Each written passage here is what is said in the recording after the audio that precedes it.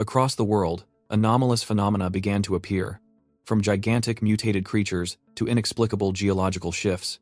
At Shenwu High School, a crowd gathered, buzzing over rumors that the school beauty, Chu Qingli, was about to break up with her boyfriend. The gossip suggested the relationship was merely an act of charity, as Chu Qingli had been accepted into a prestigious university while her boyfriend had not. Amidst the whispers, a young man with red eyes named Fang Yi calmly stepped forward to confirm his identity. Facing him, Chu Qingli began to say that she had thought things through and realized their relationship wasn't practical. She argued that puppy love must eventually face reality, and compatibility was the most important factor. Chu Qingli decisively broke up with him, secretly thinking that Fang Yi would never be able to hold on to her. Contrary to expectations, Fang Yi remained silent, leading the surrounding crowd to assume he was too shocked to cope. While Chu Qingli confidently displayed her pride, everyone continued to mock Fang Yi, deeming him unworthy of her. Unexpectedly, Fang Yi simply replied nonchalantly, "Oh, all right," stunning everyone present. His calm reaction left Chu Qingli completely dumbfounded.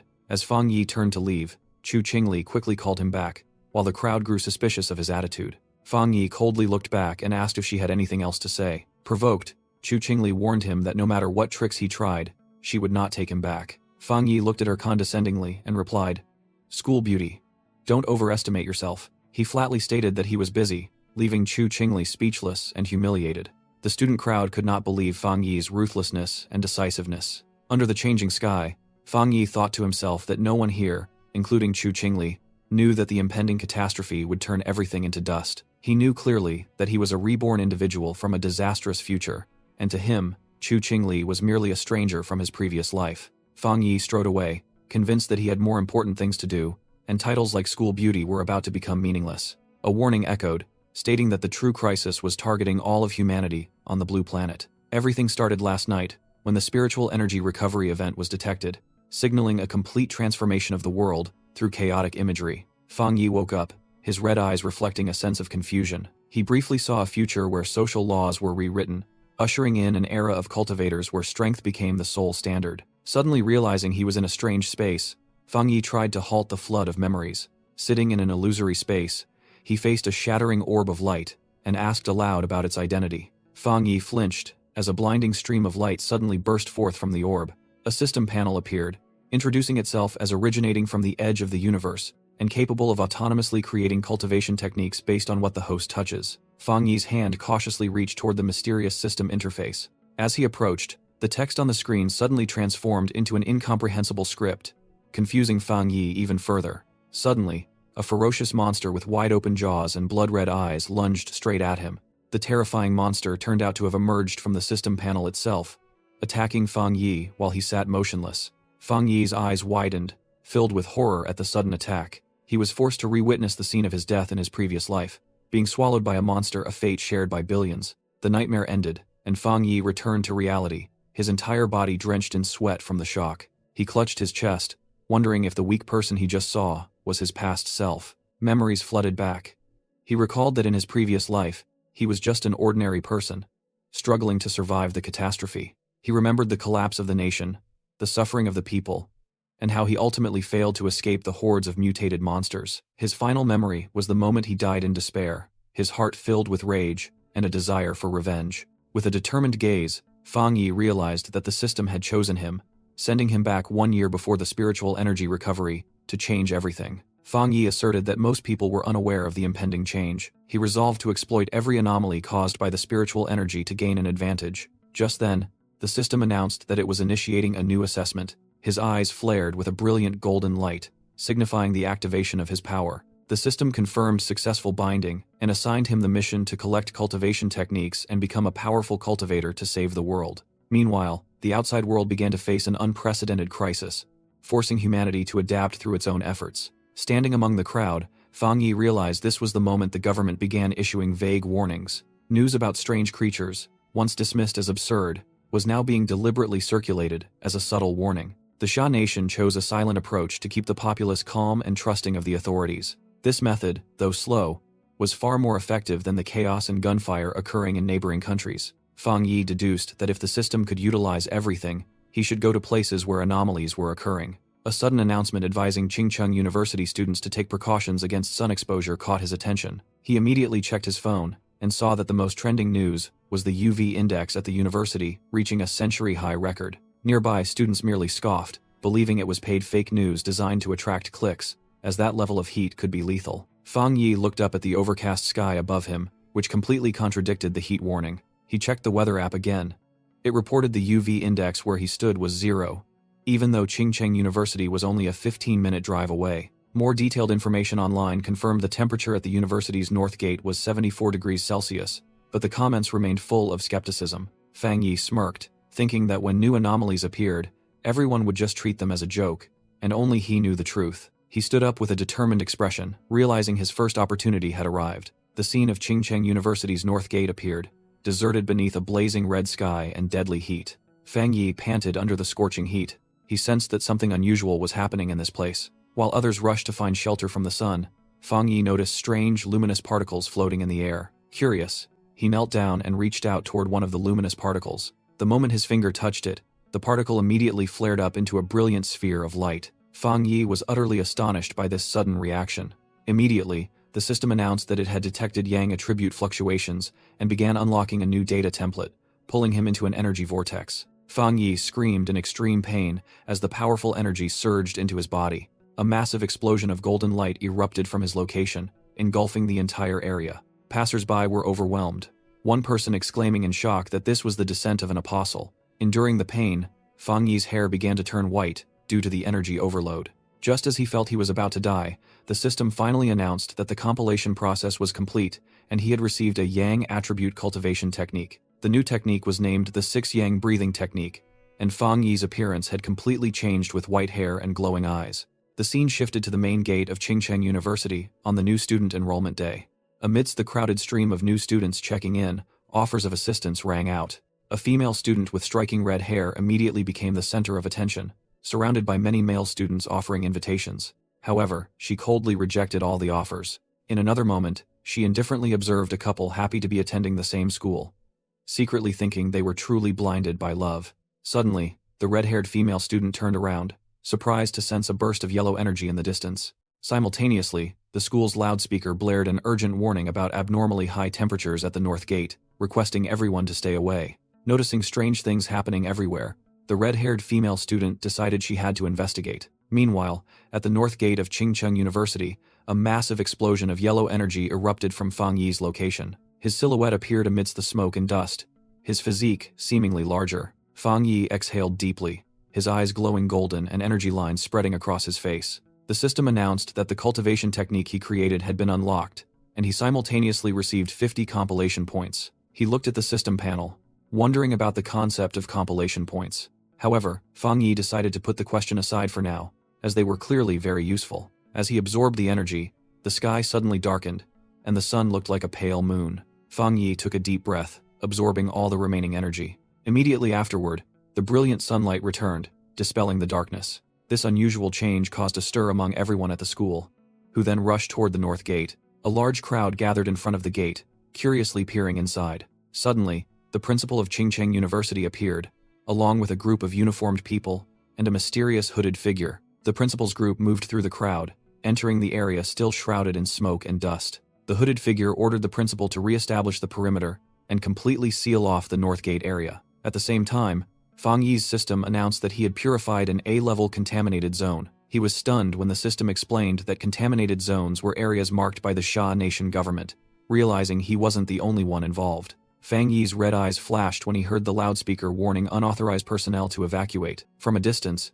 he saw the group in uniform and wondered if they were the military. Realizing the incident had caused too much commotion and attracted attention, Fang Yi decided to leave quickly. Knowing it was time to go, Fang Yi forcefully leaped off the ground, rapidly leaving the scene. Immediately afterward, a mysterious cloaked figure landed exactly in that spot, kicking up a cloud of dust. When the dust settled, the person stood up straight, clad in a blue hooded cloak, silently observing the surroundings. The person bent down, touching the ground with their hand, where scorch marks left by Fang Yi's energy were still visible. Then, this person picked up a small clod of earth for closer inspection.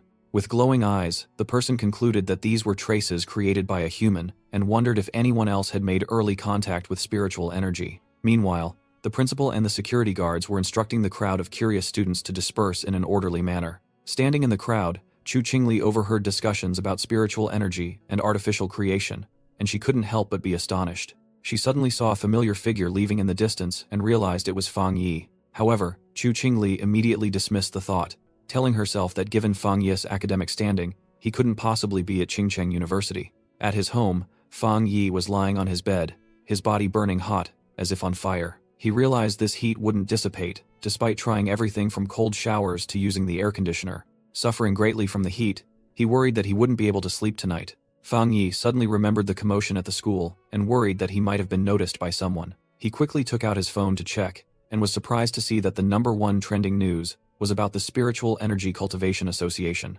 He recalled that previously, everyone considered this association's announcements to be a joke by a web novelist. But then, the image of the mysterious cloaked figure at the school flashed in his mind, making Fang Yi start to doubt. He decided to click to see the details of the trending post. The screen displayed detailed information about the cultivation realms, accompanied by the seal of the Spiritual Energy Cultivation Association. Although the comments below all claimed it was fake news, Fang Yi speculated that this announcement might have been issued by the Xia nation itself. Fang Yi recalled that in his previous life, struggling to survive as an ordinary person, he had never heard of this association. He figured this might be a signal from the government and decided to try operating the Jin-Yang breathing technique again. Fang Yi sat cross-legged, closed his eyes, and began to focus his mind on cultivation. A stream of warm, yellow energy gradually radiated from his entire body. The power of the energy stream grew stronger, lifting his entire body to hover in mid-air. The first step of the cultivation method was to forge the body into a magical artifact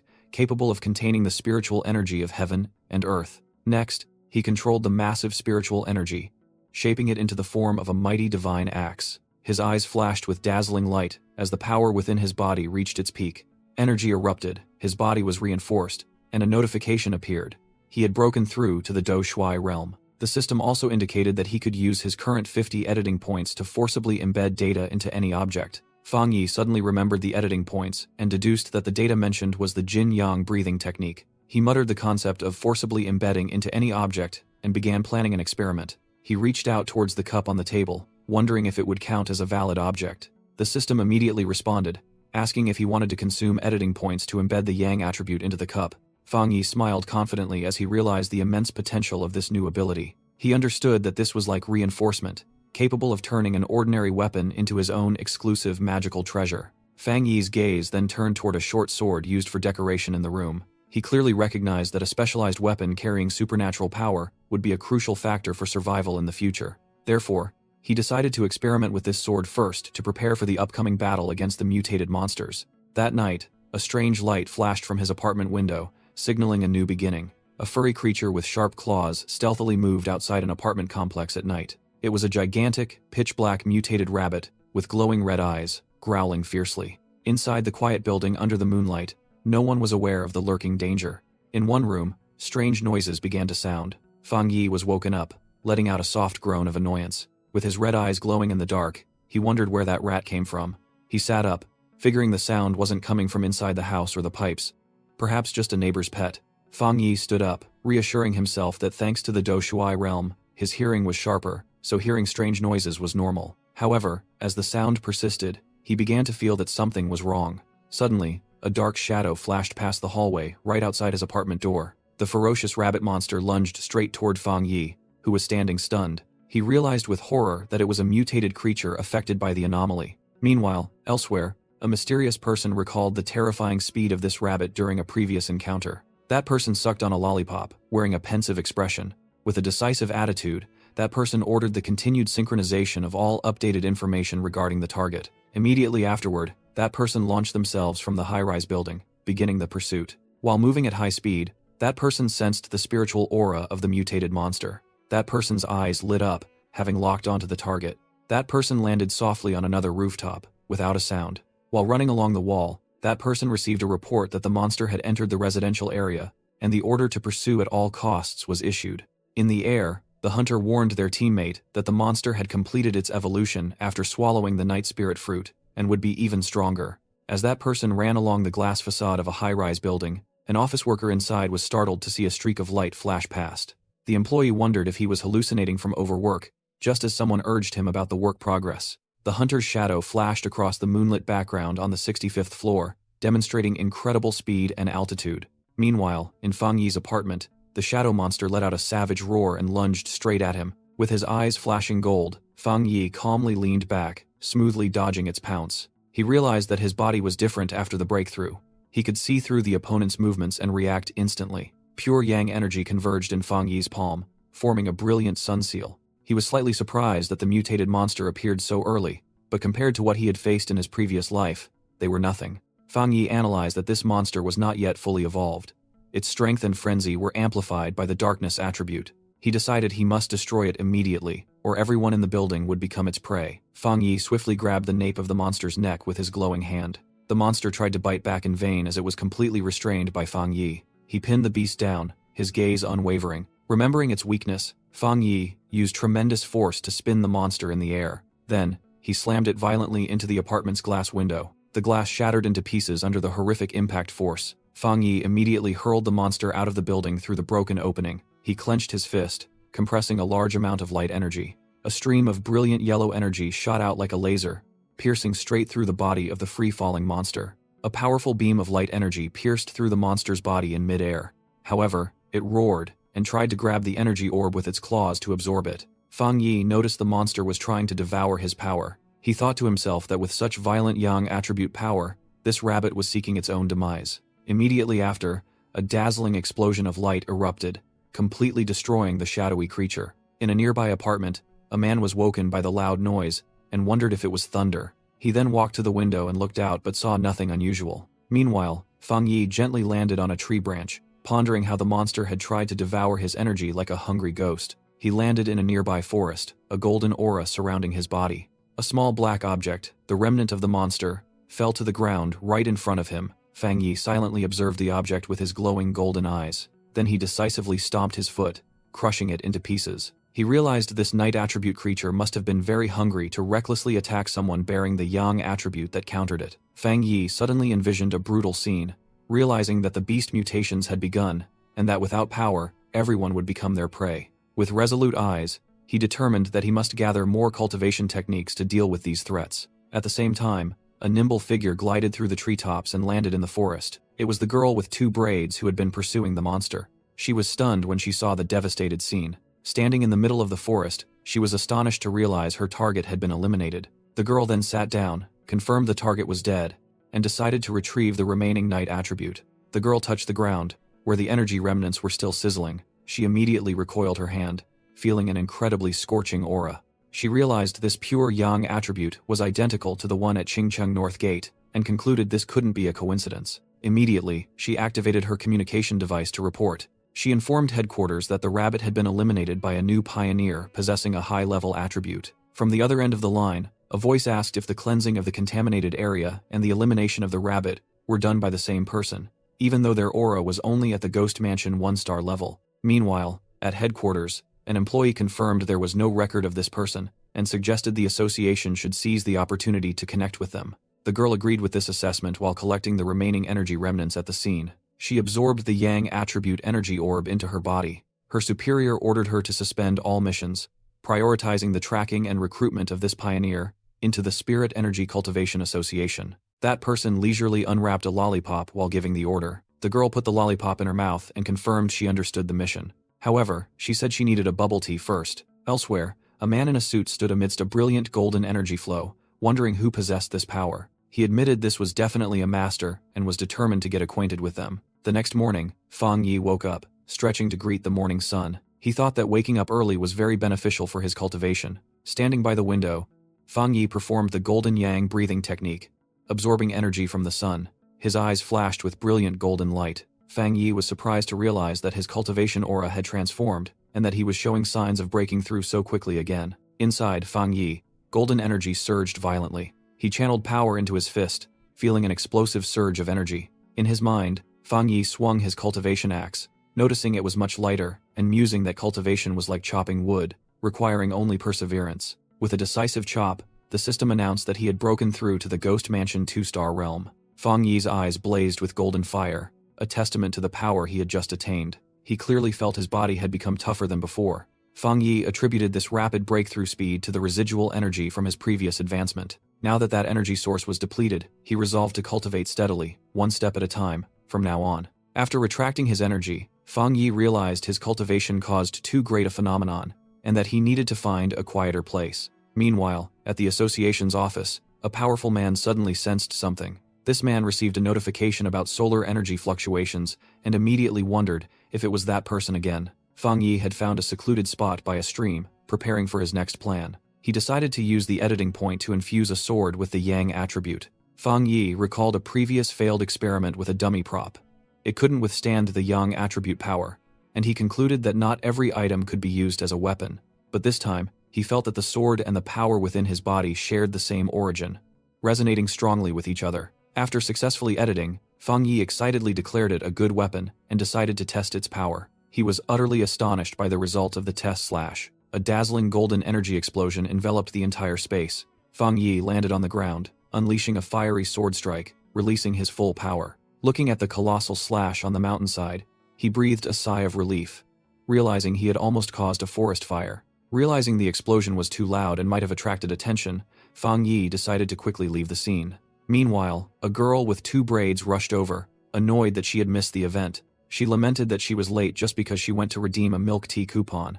Truly an unlucky day. Upon arrival, she was astonished to see that the terrible heat had turned the place into a hot spring. Seeing a destroyed Buddha statue, she sighed, wondering how to deal with this mess. She dejectedly thought that she was about to be reprimanded by the cleanup department and blamed for his appearance. Suddenly, she sensed a residual energy flow in the air. She was completely stunned, unable to believe what she had just discovered. She realized that the perpetrator not only broke through from Ghost Mansion 1-star to 2-star overnight, but also possessed a spirit artifact. She deduced that spirit artifacts were extremely rare.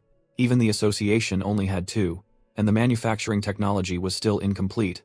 So how did this person acquire one? She fell silent, trying to sort out the unbelievable information in her mind. Finally, she dismissed her speculations, assuming it was a misunderstanding, and began the cleanup by cooling down the hot spring.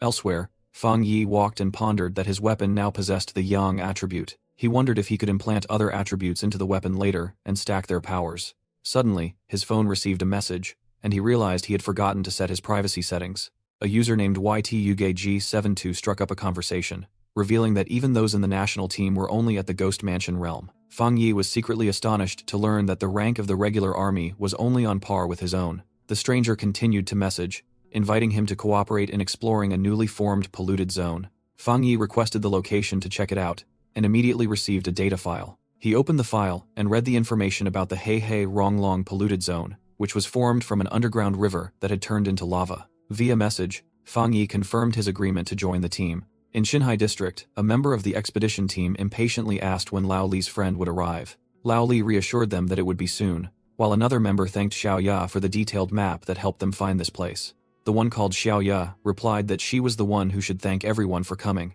and reminded the group to be careful for each other once inside. However, Zhang Xiaoya of the Spirit Energy Cultivation Association was secretly disappointed that she hadn't found any outstanding pioneers to recommend to the association. She pondered that the Cultivation Association was essentially a government agency, and becoming an official member was extremely difficult. Zhang Xiaoya sighed, worried she would have to work overtime if this trip yielded no results. When suddenly, a teammate cheered, recognizing Fang Yi's arrival. Fang Yi appeared, sword in hand, and introduced himself to everyone. Zhang Xiaoya was astonished to realize that he was young but had already reached the Ghost Mansion 2-star realm, and his aura, though powerful, was not oppressive but rather warm. After everyone had gathered, the group proceeded into a mysterious glowing portal inside the cliff. Inside the dark cave, Fang Yi offered to lead, while Zhang Xiaoya would be in charge of illumination. As they delved deeper, the group chatted about the strange things in the cave, and Fang Yi reminded everyone to prioritize safety. Fang Yi secretly appreciated the sincerity of his new teammates, then abruptly stopped. The group had arrived, astonished by a massive river of lava churning before their eyes. Suddenly, Fang Yi charged straight ahead, causing Zhang Xiaoya to frantically shout a warning not to act recklessly. Ignoring the warning, Fang Yi plunged his sword directly into the ground near the lava flow, making his teammates ask in horror if he wanted to die. A violent explosion erupted from Fang Yi's position, throwing the entire team far back in shock. At the same time, Fang Yi's system announced the detection of a world anomaly named Lianhuo, and began analyzing and encoding its power. The analysis results showed that this was Nehuo, a type of energy with extremely high temperature and explosive properties capable of terrifying destruction. The system continued to introduce a new cultivation technique, Qian Daofa, and Fang Yi gripped the hilt of his glowing sword. Fang Yi, with glowing eyes, realized this new power was perfectly compatible with his Tang Dao. Amidst the fiery vortex, Fang Yi absorbed all the lava energy into his weapon, astonishing the group as they saw him completely unharmed. His sword transformed, blazing with molten lava patterns, imbued with terrifying destructive power. As the flames subsided, Lao Li breathed a sigh of relief, assuming the incident was just a minor accident during Fang Yi's training. The group rejoiced as they felt the spirit qi in the cave had stabilized and was easier to absorb, ready to embark on their cultivation path. Zhang Xiaoya reassured everyone, saying she was only there to gather information and would stand guard for them while they cultivated. Suddenly, Zhang Xiaoya sensed new presences and looked up, realizing that other pioneers were entering. A group of 3 burly men appeared. The red-eyed leader disdainfully declared that this area now belonged to them. Worried for her cultivating teammates, Zhang Xiaoya assessed that they couldn't directly confront these powerful individuals. She stepped forward, politely explaining that her group had arrived first and offered to invite them to cultivate together. The eye-patched leader scoffed, disrespecting her rank, and growled, ordering the entire group to leave immediately. Zhang Xiaoya silently pondered the harsh rule of the new era. The weak do not deserve resources. However, as a member of the association, she was determined to act, but Fang Yi unexpectedly stepped forward to block her. Fang Yi calmly faced the leader, questioning why burly men like them would bully a girl, while his sword began to blaze. Without warning, Fang Yi unleashed a blazing slash towards the newly arrived group. The leader was utterly horrified as he felt the terrifying surge of power from the attack. He yelled, hastily retreating with his companions from the heat and might of the slash. Interrupted by the loud noise, the curly-haired young man awoke from his meditative state, bewildered by what had just happened. Fang Yi recalled the irreparable tragedies of his previous life, which stemmed from the ideology of the strong bullying the weak. He concluded that for this type of person, empty words and moralizing would never work. With a powerful warning slash, Fang Yi ordered the group of people to leave. The blindfolded leader was horrified by the second explosion, wondering what kind of monster Fang Yi was. Terrified, the entire opposing pioneer group quickly turned and fled the cave. Meanwhile, Fang Yi's teammates cheered excitedly, praising the recent slash as awesome. Fang Yi humbly replied that they had gone too far, and suggested the group leave, as they had absorbed enough spiritual energy.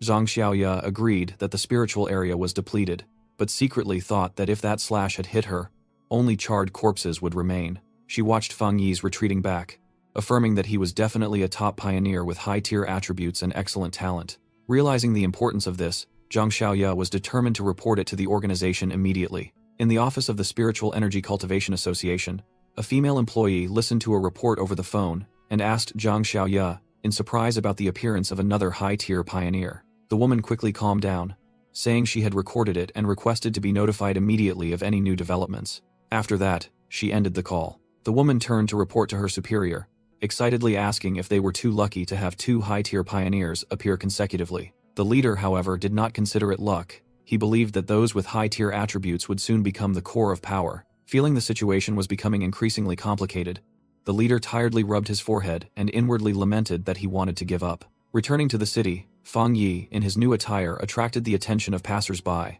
People mistook him for a cosplayer and praised his prop sword and radiant aura. Fang Yi paid no attention to his surroundings, focusing only on his phone. On the screen were numerous news reports about strange phenomena: a golden light in a cave, a dragon flying in the sky, and a mysterious man chasing people away with a saber. He realized it was all caused by his inner fire, admitting he had underestimated the power of 2,000 degrees Celsius, and believing Old Li or Zhang Xiaoya would never reveal the information. Fang Yi felt that using the Kim Yang absorption technique at this moment could help him break through. He decided to put everything aside and quickly headed towards the back mountain to cultivate. 5 minutes later, in a secluded area on the mountain behind, nearby, a garden restoration expert named Su Qingying had just finished her work and breathed a sigh of relief. Suddenly, she startled as she sensed something unusual. Su Qingying looked in astonishment towards a dazzling light source, sensing an overwhelming aura emanating from the mountain. She realized someone was preparing to break through to the third-tier ghostly mansion realm. Pushed back by the powerful energy, she couldn't believe that someone at the ghostly mansion realm could cause such a terrifying disturbance. Su Qingying decided she had to check immediately, suspecting it might be someone she knew. Meanwhile, Fang Yi was circulating his energy, drawing a massive golden energy stream from the sky. He meditated, concentrating intensely as the energy enveloped him and formed a complex hand seal around him. All the spiritual energy converged, forming the shape of a giant divine axe. Witnessing the scene, Su Qingying marveled at the other person's exquisite control of spiritual energy and wondered if they were an ancient monster who had cultivated for hundreds of years. She recalled her painful past when she herself had failed to break through to the second-tier ghostly mansion realm, suffering severe injuries and being bedridden for a week. Su Qingying was even more astonished by the power and refinement in every strand of spiritual energy of this person, likening them to a descending deity. She commented that this person was not rushing but progressing steadily, with a mindset and profound experience like an ancient hidden master. Suddenly, Su Qingying noticed the divine axe beginning to move eastward. Fang Yi stood up, his entire body erupting with energy as a notification confirmed he had successfully broken through to the second-tier ghostly mansion realm. The shockwave from the breakthrough spread, causing Su Qingying to struggle to resist and gasp for breath. Su Qingying rushed forward with incredible speed amidst the chaotic energy flow. Gasping for breath, she was disappointed to have lost track of her target after only 30 seconds and realized she had been detected. Stopping at the edge of the forest, Su Qingying called out, hoping that the senior she was pursuing had not yet left. Hidden among the bushes, Fang Yi realized this was the person who had been investigating him for the past few days. Su Qingying introduced herself as the captain of the Firefly team from the nation of Xia's Cultivator Association and one of the early pioneers, extending an invitation to Fang Yi. She explained that she had been tracking him for 2 days, hoping he would join the association, and hoped he didn't have a bad impression. Inwardly, Su Qingying worried if she had offended or bothered the other person, telling herself to choose her words carefully and speak gently. Fang Yi coldly asked a single question.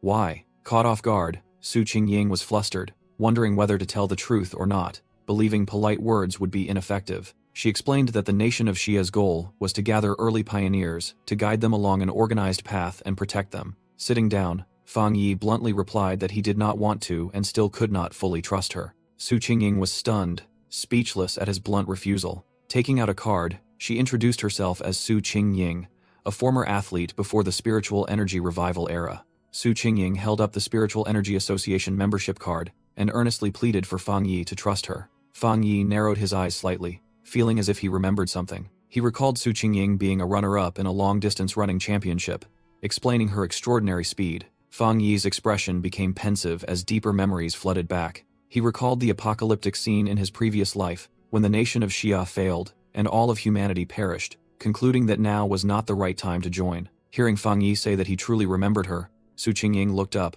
hopefully. Fang Yi announced he would consider the offer and then quickly left. He set a condition that Su Qingying must keep his location secret, inwardly realizing the association dared not offend pioneers. Fang Yi decided he would exploit this weakness of the association. Su Qingying proposed submitting a half-true, half-false report to cover for him, and Fang Yi agreed. As soon as the agreement was made, she quickly called him back, but Fang Yi had already disappeared, leaving Su Qingying alone in the forest. She was annoyed at failing to keep up with Fang Yi again, and had to painstakingly erase his tracks. A voice over the comms advised her to stop thinking and announced that anomalous entities had reappeared. Su Qingying was stunned to hear they had returned. She recalled the strange, bloodthirsty creatures she could never forget. The voice explained that they absorbed energy from polluted areas, mutated into man-eating monsters, and caused deadly disasters. They continuously created new polluted zones, threatening to engulf the entire world if not destroyed.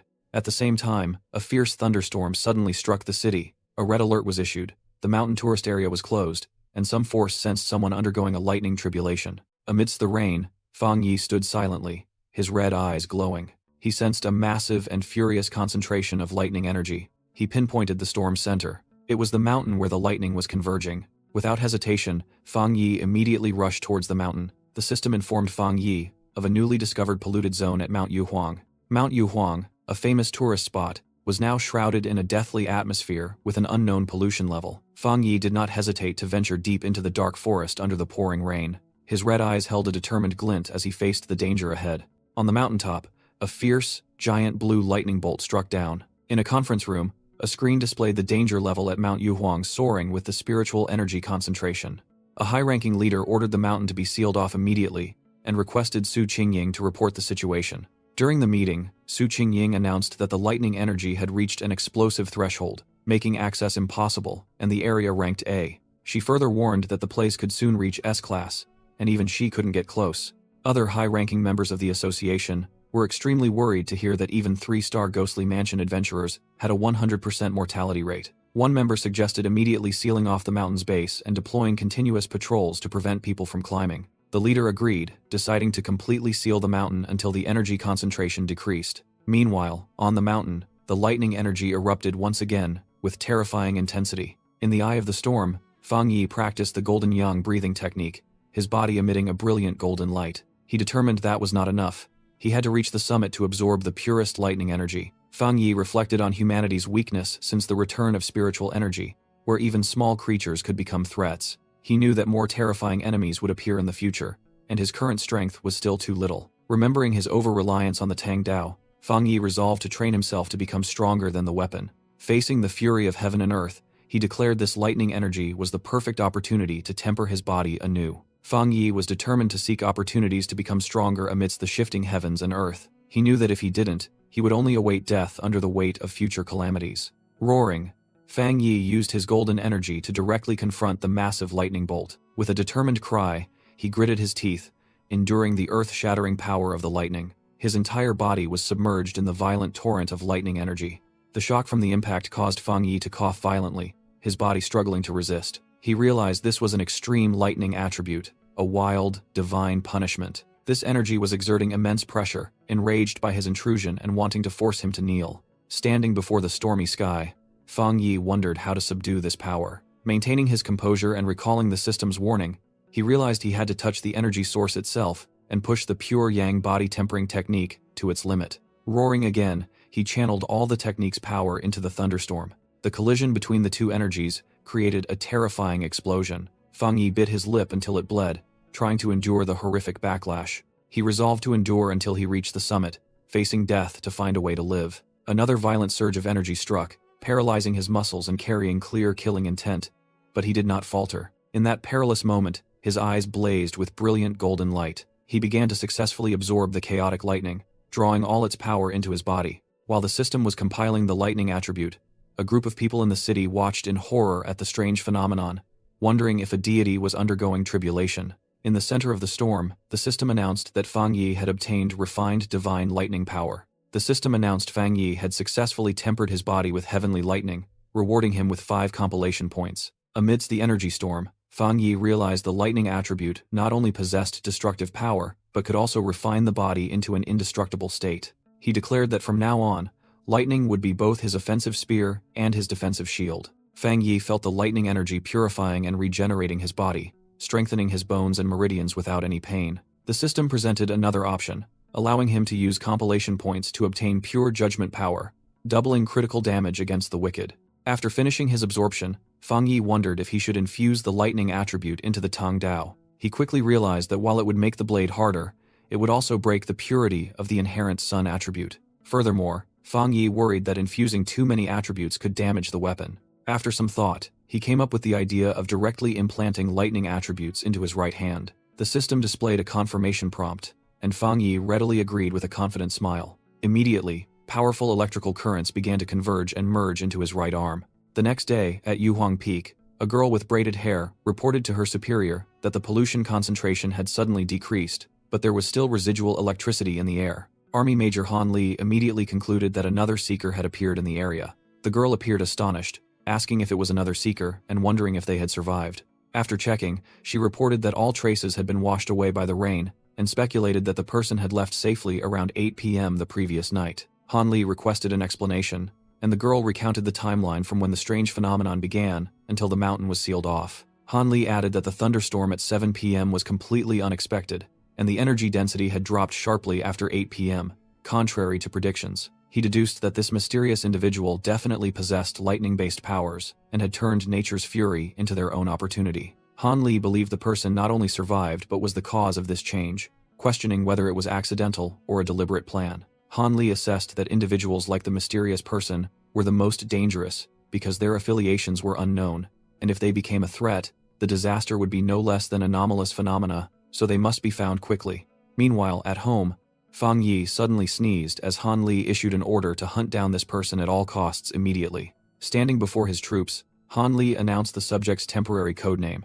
The individual would be known as the Tyrant. A high-ranking official hoped the association could recruit the Tyrant as soon as possible, while also deciding to keep the information confidential and begin an investigation. On the mountaintop, a silver-haired official informed Han Li that a high-level pioneer was attempting to establish contact, then asked Su Qingying to report. Su Qingying was startled when her name was called. She awkwardly began reporting on the pioneer who had cleared the A-level contaminated zone at the north gate of Qingcheng University, secretly worrying about not revealing any loopholes. Su Qingying fabricated a story that she had tried to make contact, but the person's movements were very strange, and based on the corpse of a mutated rabbit, she speculated the person had a yang fire attribute. She reassured herself that she had to mix truth with lies to make the story believable. Han Li pondered the information about the yang fire attribute. He thanked Su Qingying for her hard work and praised young talents like her, while she humbly replied that it was her duty. Han Li then told the official that they would issue a false signal about a natural disaster, while also expressing his disapproval of posting soul energy information online. In his home,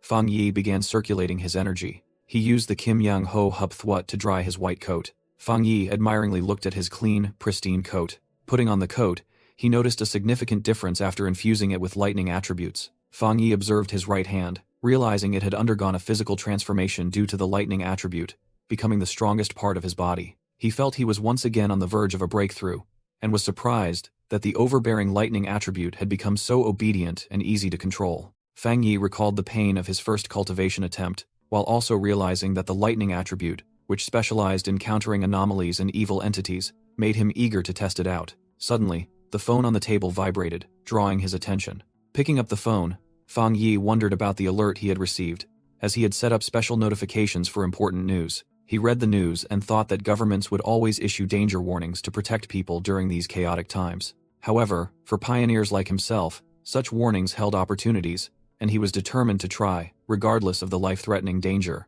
Fang Yi narrowed his eyes as he read the details of the news report on his phone. The official news announced an explosion at a chemical plant, but Fang Yi sensed something suspicious behind this large-scale event. While browsing the comments, he noticed that many local residents felt a chilling and malevolent aura. Fang Yi pondered, feeling that the malevolent aura described by everyone had a strange familiarity. He suddenly remembered. A terrifying memory of a ghastly evil entity from his past life flooded back. In his recollection, he was hiding behind rubble, fearfully watching a colossal monster hunt in the silence. As the monster growled, he realized these were the terrifying anomalous creatures. Returning to the present, Fang Yi was silent with an extremely serious expression. He remembered that these creatures, originally flora and fauna, would gain sentience and anomalous predatory abilities after mutating. Judging this threat to be 100 times greater than the mutated rabbit, Fang Yi decided he had to go out immediately that night to prevent them from evolving. His entire body enveloped in lightning, he declared it was time to test his 300% fatal blow in actual combat. Night fell, and a heavy rain began to pour down on the city. On a deserted road, the traffic light at the intersection was still signaling stop.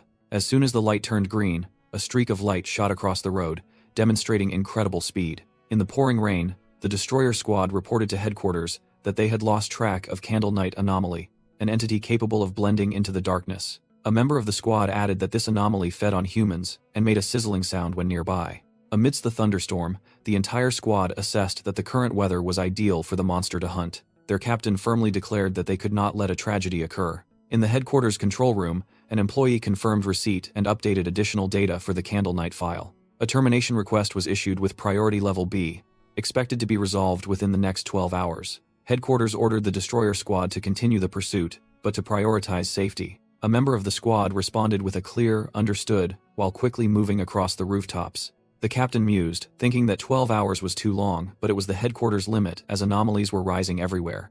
Unexpectedly, headquarters warned that the area they were approaching had the presence of agents from the Spirit Energy Cultivation Association. They were informed that Su Qingying was nearby and could be dispatched for support. The captain agreed and asked Su Qingying to come quickly, while from another location, Su Qingying wondered why she was so famous. The captain and another member suddenly looked up in astonishment. On another rooftop, Su Qingying and her team appeared, asking defiantly if they had called her in for overtime. A member of the destroyer squad tried to explain the danger of the Candle Night anomaly, but Su Qingying coldly questioned their attitude. With a sarcastic tone, Su Qingying declared that the Ying squad would withdraw, leaving her teammates both admiring and worried. The captain of the destroyer squad quickly apologized and earnestly begged for her help, emphasizing that the lives of the city's residents depended on her tracking skills. After the plea, the two teams finally stood together on the rooftop, ready to cooperate. Immediately, Su Qingying used her abilities and announced she had located the target. A vortex of energy signaled the appearance of an anomalous entity in the city. The monster was identified as File No. 7, Candle Knight, a dark-dwelling, man-eating creature. Su Qingying confirmed she understood the situation and ordered the destroyer squad to commence the operation. On top of a building, Candle Knight, with its glowing red eyes, warily surveyed the city. It soon detected the enemy and charged with terrifying speed, forcing the destroyer squad to immediately deploy their formation. A team member moved like lightning to approach the target. The person dashed past the giant monster, amazed by their own speed.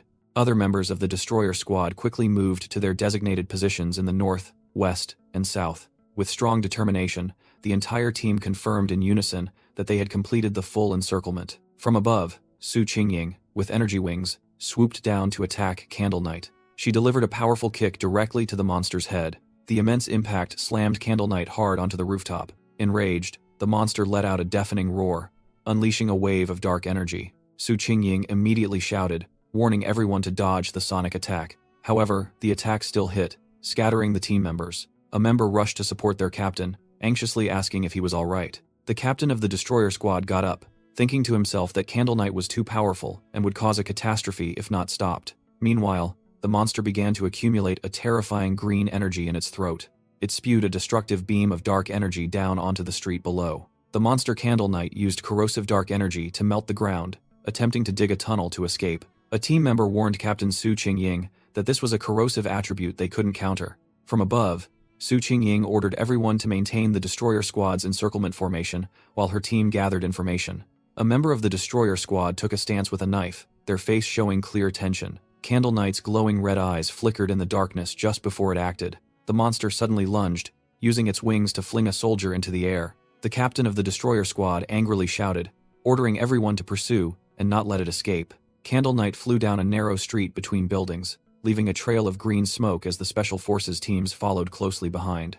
Standing on a tall building, Su Qingying sensed a surge in spiritual energy concentration and decided to follow it inside alone. Meanwhile, another team led by a girl with braided hair entered an abandoned factory, preparing to scan the energy levels there. The captain of the destroyer squad inquired about the association's new equipment, and the girl explained that Candle Knight's energy levels were originally within the safe range. Suddenly, the girl's device blared red, with the anomalous energy index skyrocketing above 80. The entire team looked up in horror, discovering another giant shadow monster lurking on the ceiling, and the girl realized there was more than one anomaly. Both the captain and the girl were stunned by the sudden appearance of the second enemy. Realizing that Candle Knight had deliberately lured them into a trap, the captain of the destroyer squad frantically ordered an immediate retreat. The braided girl immediately acted, firing a guided energy arrow towards the main entrance so the team could break through the encirclement. Elsewhere in the factory, Su Qingying suddenly cried out in pain. She collapsed to the floor, realizing all 5 of her senses had been invaded by the toxic gas from the shadow monster.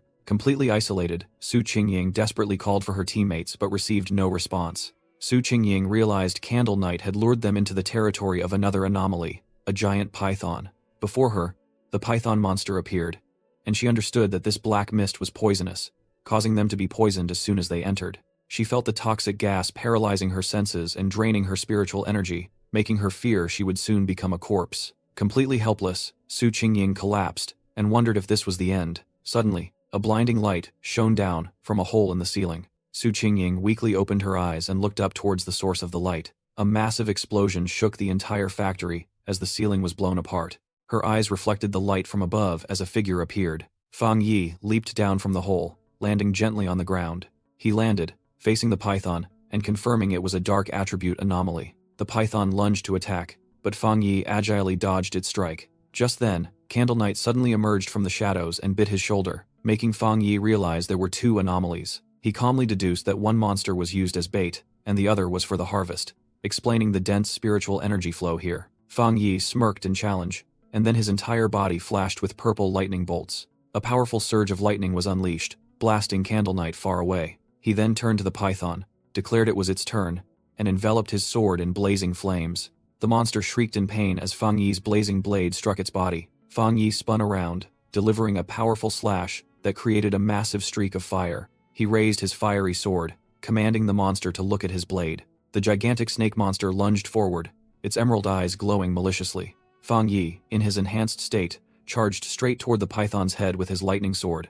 His fiery blade sliced through, causing the monster's dark body to disintegrate. After the attack, Fang Yi suddenly realized something was wrong. Astonishingly, the python's severed head was regenerating itself. It had anticipated the next attack and fully regenerated. But suddenly, a powerful bolt of lightning struck its head from the inside. The monster roared in agony as the electrical current spread throughout its body. Fang Yi merely sneered at the situation. He had sensed it beforehand, realizing that this snake's dark aura was even denser than Candle Knight's. He revealed that he had used his sword to channel the lightning power inside the snake's body. He compared Candle Knight to a weak anomaly, while this snake was completely different. Suddenly, he felt a sharp pain and was astonished to find snake scales growing on his shoulder. He assessed that this was a cunning, highly intelligent mutation capable of deadly sneak attacks. Its venom caused paralysis, silently killing victims without a trace. However, thanks to the Golden Yang Qi nurturing art, he could still feel the pain, a sign that his body was resisting. He explained that the Yang fire attribute could detoxify.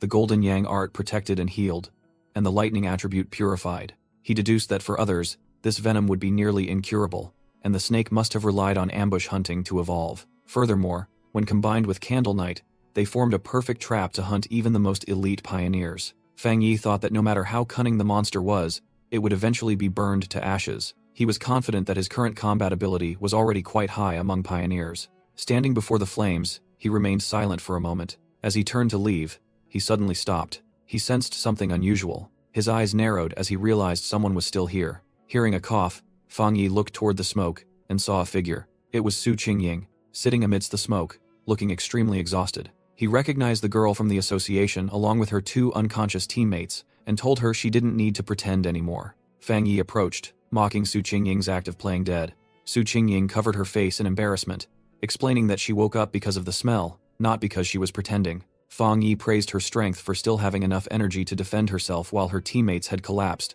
which flustered her. Su Qingying secretly admitted that she had held back some spiritual energy and was astonished that he had noticed. While still confused about how Fang Yi had defeated the two monsters, she was asked by him to promise to keep his identity a secret. Fang Yi said it was late and he would leave first, making Su Qingying realize he had become friendlier. She frantically called out to him when she saw him preparing to leave. However, Fang Yi leaped through a hole in the ceiling, saying he would leave everything to her. He quickly moved across the rooftop, leaving the scene. After leaving, Fang Yi secretly thought it was fortunate that Su Qingying hadn't tried to absorb the dark attribute and recalled its chilling, terrifying sensation. While departing, Fang Yi speculated about the failed absorption of the dark energy and decided he would revisit the matter later. At the scene, Su Qingying regretted not getting a clear look at her savior's face, while also realizing he remained wary of the association. A moment later, she woke up the unconscious destroyer squad captain. The captain slowly opened his eyes, still dazed from the battle. As soon as he woke up, he frantically shouted that the entire squad had been ambushed. However, looking around, the group only saw themselves standing on the gigantic skeleton of a monster. The captain, astonished, asked about the overwhelming Yang energy source, and Su Qingying explained that a pioneer had come to help. She secretly thought that person was the high-level target she had been assigned to monitor. Su Qingying continued to explain that she had been tracked in return by the opponent, while a team member secretly shuddered at the thought of someone defeating two anomalies alone. The captain then asked about Candle Knight's corpse and prepared to clean up the remnants for the report. He began using his ability to collect what remained on the ground. Suddenly, a fierce electrical surge from Fang Yi's residual energy erupted from the ground. The captain was pushed back by the force of the electrical surge in astonishment. He realized the intense electrical charge covering Candle Knight's skeleton and questioned Su Qingying about the other person's attributes. Standing before the electrified corpse, the captain speculated that perhaps two different high-level pioneers had intervened. Su Qingying immediately denied, stating there was only one person, and wondering in surprise if he possessed both extreme attributes. She realized a dual-attribute pioneer was almost unheard of. An image of a snake skeleton burned by a Yang fire practitioner flashed in her mind. Then came the image of Candle Knight's skeleton destroyed by a thunder tyrant, making her wonder what kind of monster Fang Yi truly was. Outside the factory, the association's support team arrived, originally dispatched to collect the bodies of Su Qingying's team. However, the members of the Ying team were overjoyed to see their captain still alive. Meanwhile, the association's scout team had changed their mission, beginning to scan the residual energy to reconstruct the battle. They carefully collected data from the colossal skeleton of the anomaly to report back to their superiors. A scout team member reported to both captains that all traces pointed to a single individual having eliminated both anomalies. The destroyer squad captain and Su Qingying were both stunned to hear the confirmation that there was a 99% chance the perpetrator was one person. The destroyer squad members were astonished, acknowledging the power of this high-level dual-attribute pioneer, realizing the immense gap in strength. Realizing that the surveillance target had appeared with new data, Su Qingying immediately made contact to report to her superiors. She reported that both assigned targets, the Tyrant Anomaly and the anomaly at Qingcheng University's North Gate, had been dealt with. On the other end of the line, a high-ranking association leader understood the situation and ordered Su Qingying to suspend her mission. The leader explained that since that person had saved her and cleared the area, he was not an enemy, and asked her to avoid contact to leave a good impression. Su Qingying agreed but still presented her hypothesis about the incident that occurred earlier on the mountain. The leader curiously asked what that hypothesis was. Su Qingying revealed that she had once sensed an extremely powerful aura and suspected that person possessed a spirit weapon, which now seemed plausible. The leader was astonished by the information, asking again if that person truly had a spirit weapon. He argued that it would be difficult without external assistance, and the scout team also found no traces of a third energy attribute. Su Qingying countered, clarifying that the spirit weapon aura she sensed carried the yang attribute. The leader suddenly realized that if the weapon's attribute came directly from that person's own yang energy, then theoretically, a cultivator at the spirit creation realm could absolutely achieve it on their own. Su Qingying was stunned upon hearing spirit creation realm, an extremely rare level worldwide. The association leader stated that, if that person possessed a third attribute, the balance within the pioneer community would be completely shattered. He explained that, according to research, different attributes would conflict within the human body, and so far, no pioneer had been confirmed to possess 3 attributes. Meanwhile, Fang Yi was showering, and the leader's thoughts echoed, hoping such a powerful pioneer would never become an enemy of humanity. After showering, Fang Yi mused that there was less than a year until the official revival of spiritual energy, while anomalies had already begun to act aggressively. He looked at his hand, radiating golden energy, knowing that many pioneers like him had begun their own cultivation paths. Recalling the pioneers he had met at the underground river, he understood that once the door between the physical body and the spiritual world was opened, humans would become more sensitive to the changes in heaven and earth. As he picked up his jacket, he speculated that most self-cultivating pioneers had already reached the 1-star Ghost Axe realm.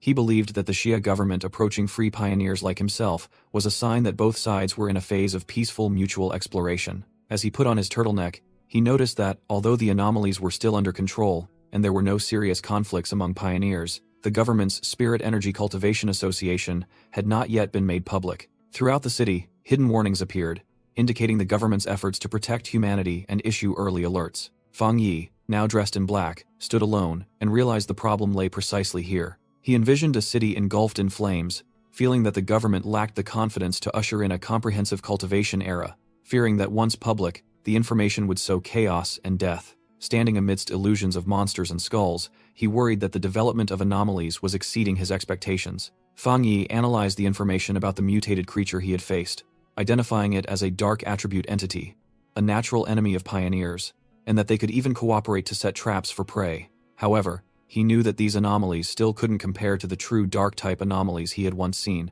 entities capable of destroying an entire nation. He recalled the recent battle, convinced that if he hadn't been watching them, Su Qingying's team would not have survived the colossal monster. He pondered the dark attribute, which the system noted as temporarily unabsorbable, wondering if it held the key to turning the tide. Fang Yi unleashed his power, confident that with the Golden Yang Earth Absorption Art, Lightning Attribute, and Scarlet Flame Blade Technique, along with his current 3-star Ghost Axe realm, very few pioneers could be his match. Yet, despite possessing immense power, he still felt it wasn't enough. His train of thought was abruptly cut short by the ringing of his phone, the screen displaying an incoming call from his aunt. Fang Yi was surprised to receive a call from his aunt. On the other end, his aunt kindly inquired about his health and asked if her daughter, his cousin, could stay with him for a few days as she was coming to the city for her studies. Fang Yi asked about his cousin in surprise, only a faint image appearing in his mind. He tried to recall and realized he only knew his cousin as someone studious.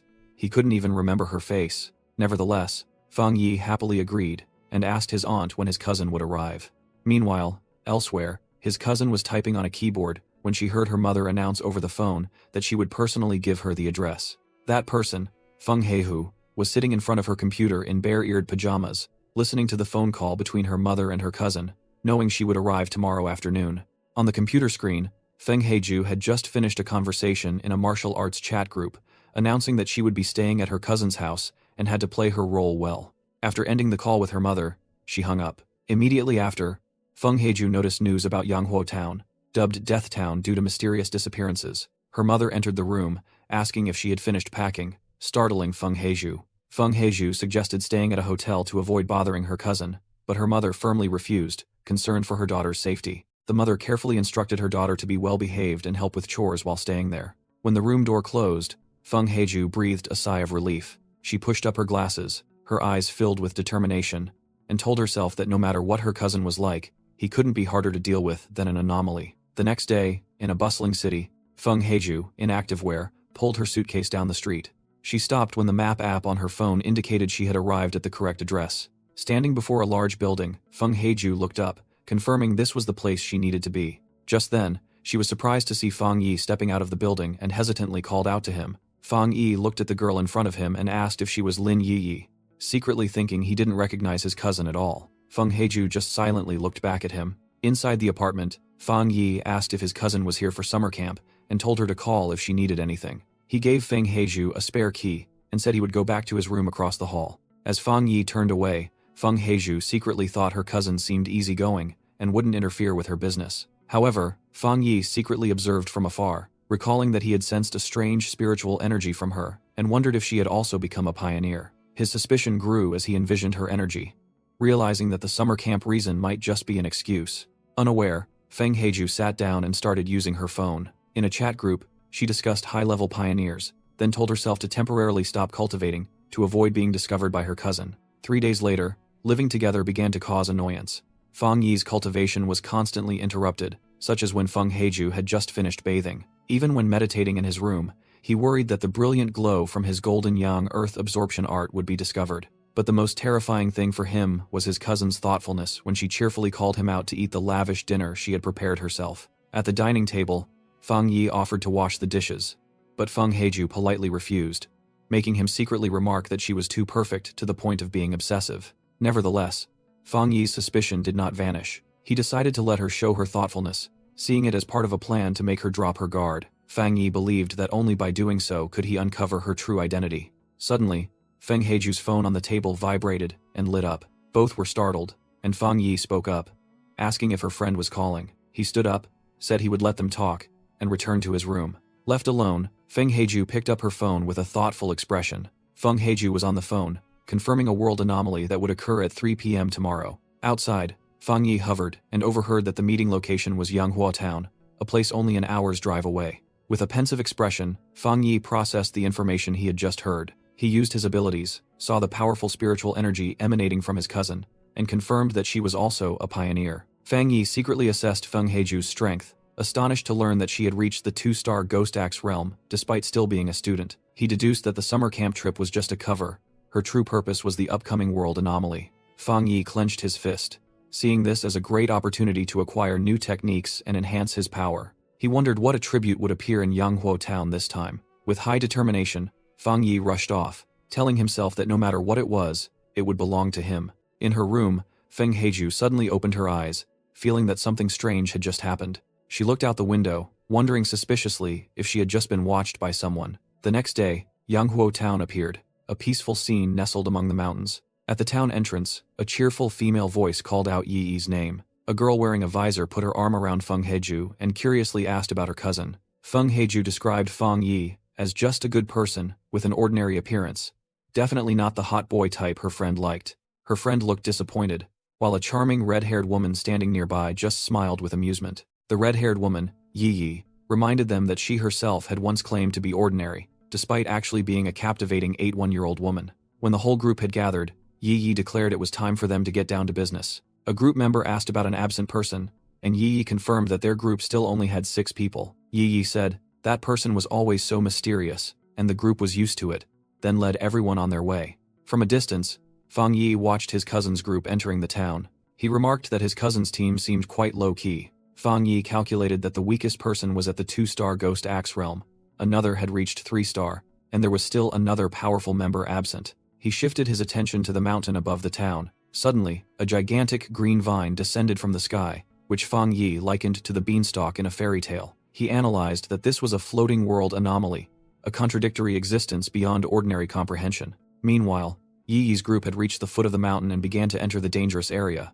Yi exclaimed in astonishment as she witnessed the colossal anomaly firsthand. Another group member also couldn't believe its grandeur. Suddenly, a girl in the group hesitated and suggested everyone stop, making Feng Heiju wonder why. That person explained that upon seeing the vine, a cold and uneasy feeling enveloped her. She asked the group about rumors on the internal forum related to this anomaly. She recounted that a pioneer team much stronger than them had tried to approach the vine during its previous appearance. But after arriving here, all of them disappeared, evidenced by the skeletons entangled in the roots. Overwhelmed with fear, she believed their entire group would meet a similar fate. A terrifying vision appeared, where they would die dismembered. She admitted her instinctive fear, realizing this was a high-level and extremely powerful anomaly. In tears, the girl declared she wasn't ready to die and wanted to retreat. Feng Heiju immediately reassured her, confirming that everyone in the group felt the danger. She explained that the uneasy feeling came from desolation, a sense as if life had withered, emanating from the vine itself. Feng Heiju grabbed her trembling friend's hand, cutting off her panicked words. With a determined expression, Feng Heiju declared that this was the path of martial arts pioneers. From a distant cliff, Fang Yi observed and sensed the heavy, suffocating death energy emanating from the giant vine anomaly. He secretly thought that the other group was truly brave to decide to cultivate in such a place. Fang Yi analyzed that despite being a plant, this vine had no life force, resembling a disguised dead object, devoid of spiritual energy. Meanwhile, Feng Heiju gathered the group, declaring they didn't have much time to hesitate, and Yi suggested they should only sense the energy in the surrounding area. Following Feng Heiju's instructions, the group spread out to meditate, advised to always stay within each other's sight. Feng Heiju believed this approach would be relatively safe for everyone. Immediately after, she sat cross-legged on a tree branch, entering a meditative state within a blue energy sphere. Witnessing this, Fang Yi nodded in approval, thinking his cousin had calculated the optimal range, neither reckless nor timid. Suddenly, the energy around Feng Heiju became intense, and blue lightning bolts began to flash. Fang Yi turned back in surprise, wondering if she was about to break through. Nearing the 3-star realm, the energy exploded violently, and Yi and Feng Heiju's friend watched in astonishment as she successfully broke through to the 3-star Ghost Axe realm. The powerful energy fluctuation awakened the anomaly, causing its giant roots to begin glowing and writhing. The disheveled-haired young man was the first to notice the change, looking back at the vine in panic. He shouted a warning that the vine was moving towards them, while Yi couldn't believe it had sensed them from such a distance. Immediately, tree roots burst from the ground, coiling around the group members amidst desperate screams. Yi realized that Feng Heiju's breakthrough had caused too great a disturbance, and warned everyone not to let themselves be entangled, or they would be corroded by the death energy. The roots lunged towards Feng Heiju, who was still immersed in her breakthrough state, and began to crack her protective energy barrier. Yi tried to pull Feng Heiju's friend away to flee, but the girl resolutely refused to abandon her friend, making Yi angrily snap that she wouldn't die for someone else's choice. The disheveled-haired young man tried to convince Yi that life and death are fated. They were just acquaintances, and shouldn't die with Feng Heiju. Immediately after, he was struck away by a root. Despite the danger, Yi angrily shouted that she wouldn't abandon her teammates. From above, Fang Yi observed the chaotic scene, secretly thinking that his cousin probably didn't even realize she was in danger. He anxiously watched the roots tighten around Feng Heiju's energy barrier, realizing that the anomaly's power was too great for his current strength, but time was running out. Recalling his promise to his aunt, Fang Yi tightened his grip on his weapon, determined that a promise made could not be broken. Meanwhile, Yi kicked and fought against the attacking roots, while the bespectacled young man had already been captured behind her. However, her efforts were futile, as she was quickly seized and tightly bound by countless other roots. A powerful root struck Feng Heiju's barrier directly, shattering it. At that very moment, Fang Yi plunged down from the cliff, the sword in his hand blazing with brilliant golden light. Feng Heiju's friend screamed Yi's name in horror, as she watched her being squeezed by the roots until she coughed up blood. A stream of golden energy in the shape of a fire phoenix shot out, heading straight for the mass of roots. The massive energy explosion engulfed the entire area, incinerating the roots. Fang Yi landed on the ground as the roots began to retreat, causing the two conscious group members to exclaim in astonishment. The pure golden light continued to spread, forcing the vine anomaly to retract. Fang Yi's shadow darted like lightning amidst the dazzling halo. The disheveled-haired young man wondered if this was another pioneer, while Yi recognized it as the purest yang attribute, the only thing that could suppress the vine. He couldn't believe his eyes, secretly thinking that he himself was an outstanding talent, having reached the 3-star Ghost Axe realm at a speed few others in the country could match. He thought Yi's talent was also on par with his, yet both were completely helpless against this anomaly. Looking up at Fang Yi's figure on the mountaintop, he felt his confidence crushed, wondering if they were merely faint stars beneath a brilliant moon. While the survivors were still astonished, Fang Yi's system detected the extreme wood attribute and began automatic compilation.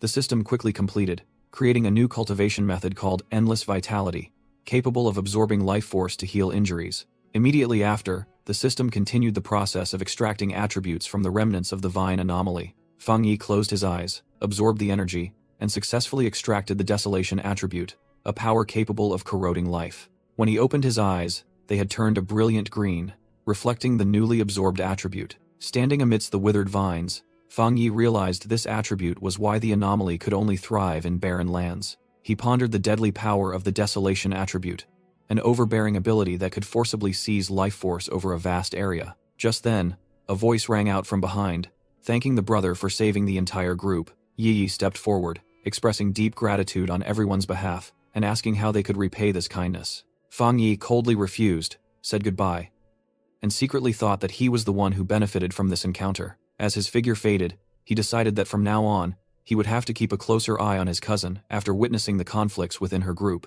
He quickly departed, inwardly assessing that such a disorganized team would hardly survive the major upheavals to come. Feng Heiju's friend was confused about what to do, then was mocked by the disheveled-haired young man for her earlier hesitation. The disheveled-haired young man thought the best option now was to stay with the group, as Yi had broken through to Tier 3. Just then, Feng Heiju's eyes, meditating within the energy sphere, suddenly opened, emitting a blue light. She immediately sprang up, causing everyone to cheer joyfully, while the disheveled-haired young man was still preoccupied with the mysterious man. Feng Heiju looked at her unconscious teammates on the ground and asked in shock what had happened. She quickly sensed the remnants of an extremely powerful yang attribute left on a tree trunk, radiating intense heat. The disheveled-haired young man offered to explain everything to her, recounting the events of the recent battle. After listening, Feng Heiju was completely shocked, unable to believe that someone as monstrously strong truly existed. The disheveled-haired young man recounted that the vine, which they couldn't do anything about, was repelled by that person with just a single slash. He added that the vine had now completely retracted into the sky, no longer daring to approach them. Arriving back at the apartment, Feng Heiju opened the door, thinking about that person's intimidating presence, which kept the anomaly docile even after he had left. She was surprised to find Fang Yi already inside, and he asked why she was back. Fang Yi remarked that she looked pale. Feng Heiju quickly made an excuse, saying she was just a little tired from studying. Fang Yi told her to rest and offered to order takeout, which she agreed to before heading to her room. As soon as she entered her room, Feng Heiju felt utterly exhausted, thinking to herself that breaking through was more tiring than staying awake for a month. Lying stretched out on her bed, she pondered the fate of the pioneers and the changing world. Meanwhile, Fang Yi walked alone, knowing that a normal life was no longer for him. Back in her room, Feng Heiju was surprised to see a new message in the group chat. Someone named Garan spoke up for the first time, asking everyone to report any further traces of that powerful individual. Garan's message was clearly displayed on the phone screen. Feng Heiju immediately messaged back, asking Garan if the person who saved them was the famous figure from the Hei Hei Ronglong event. An image appeared, depicting a high-level Yang attribute powerhouse, whom no pioneer of the same rank dared to confront. That night, Fang Yi rode his bike alone, thinking that leaving Xiaolu at the hospital was also a good option. He continued cycling on the deserted road, contemplating the next evolutionary direction for the Desolation attribute related to plants. He realized its essence was corrosion, an evil attribute that could lead to dire consequences if used by himself. Furthermore, it could conflict with the lightning attribute he currently possessed. Fang Yi concluded that the best way was to find a host similar to the demonic vine, and he smiled, knowing where to go. Under the moonlight, Fang Yi cycled alone on a deserted mountain road. He stopped at the entrance of the city forest park, preparing for his plan. Amidst a bed of flowers, Fang Yi thought that he needed to find a plant species that could resonate most strongly with spiritual energy to serve as a host. He closed his eyes, concentrating on releasing his energy into the surroundings. A stream of green spiritual energy spread throughout the forest, and he realized this was the plant's reaction. Feeling it wasn't enough, Fang Yi decided to release an even greater amount of spiritual energy. Suddenly, he sensed a peculiar reaction and opened his eyes in surprise. He discovered a tiny wildflower glowing brightly and wondered if this was what he was looking for. Fang Yi curiously brought his finger closer to that special flower. As his finger touched it, the flower immediately closed, seemingly absorbing energy. Immediately after, it bloomed radiantly again, full of vitality. He remarked that even though it was just a wildflower, it was highly spiritual, acting like a puppy when exposed to spiritual energy. The flower affectionately rubbed against his hand, showing intimacy. Smiling with satisfaction, Fang Yi decided that this strong reaction made it the perfect host for implanting the Desolation attribute. He declared that he had chosen it, and prepared to begin the process, causing a vortex of energy to envelop them both. A system notification appeared, and Fang Yi confirmed the forced implantation of the attribute into the flower. Instantly, a colossal pillar of energy descended from the sky, aimed directly at the flower. Fang Yi seriously observed the transformation process unfolding. The wildflower began to change its form, transforming into a new blossom that resembled a lotus. The process complete,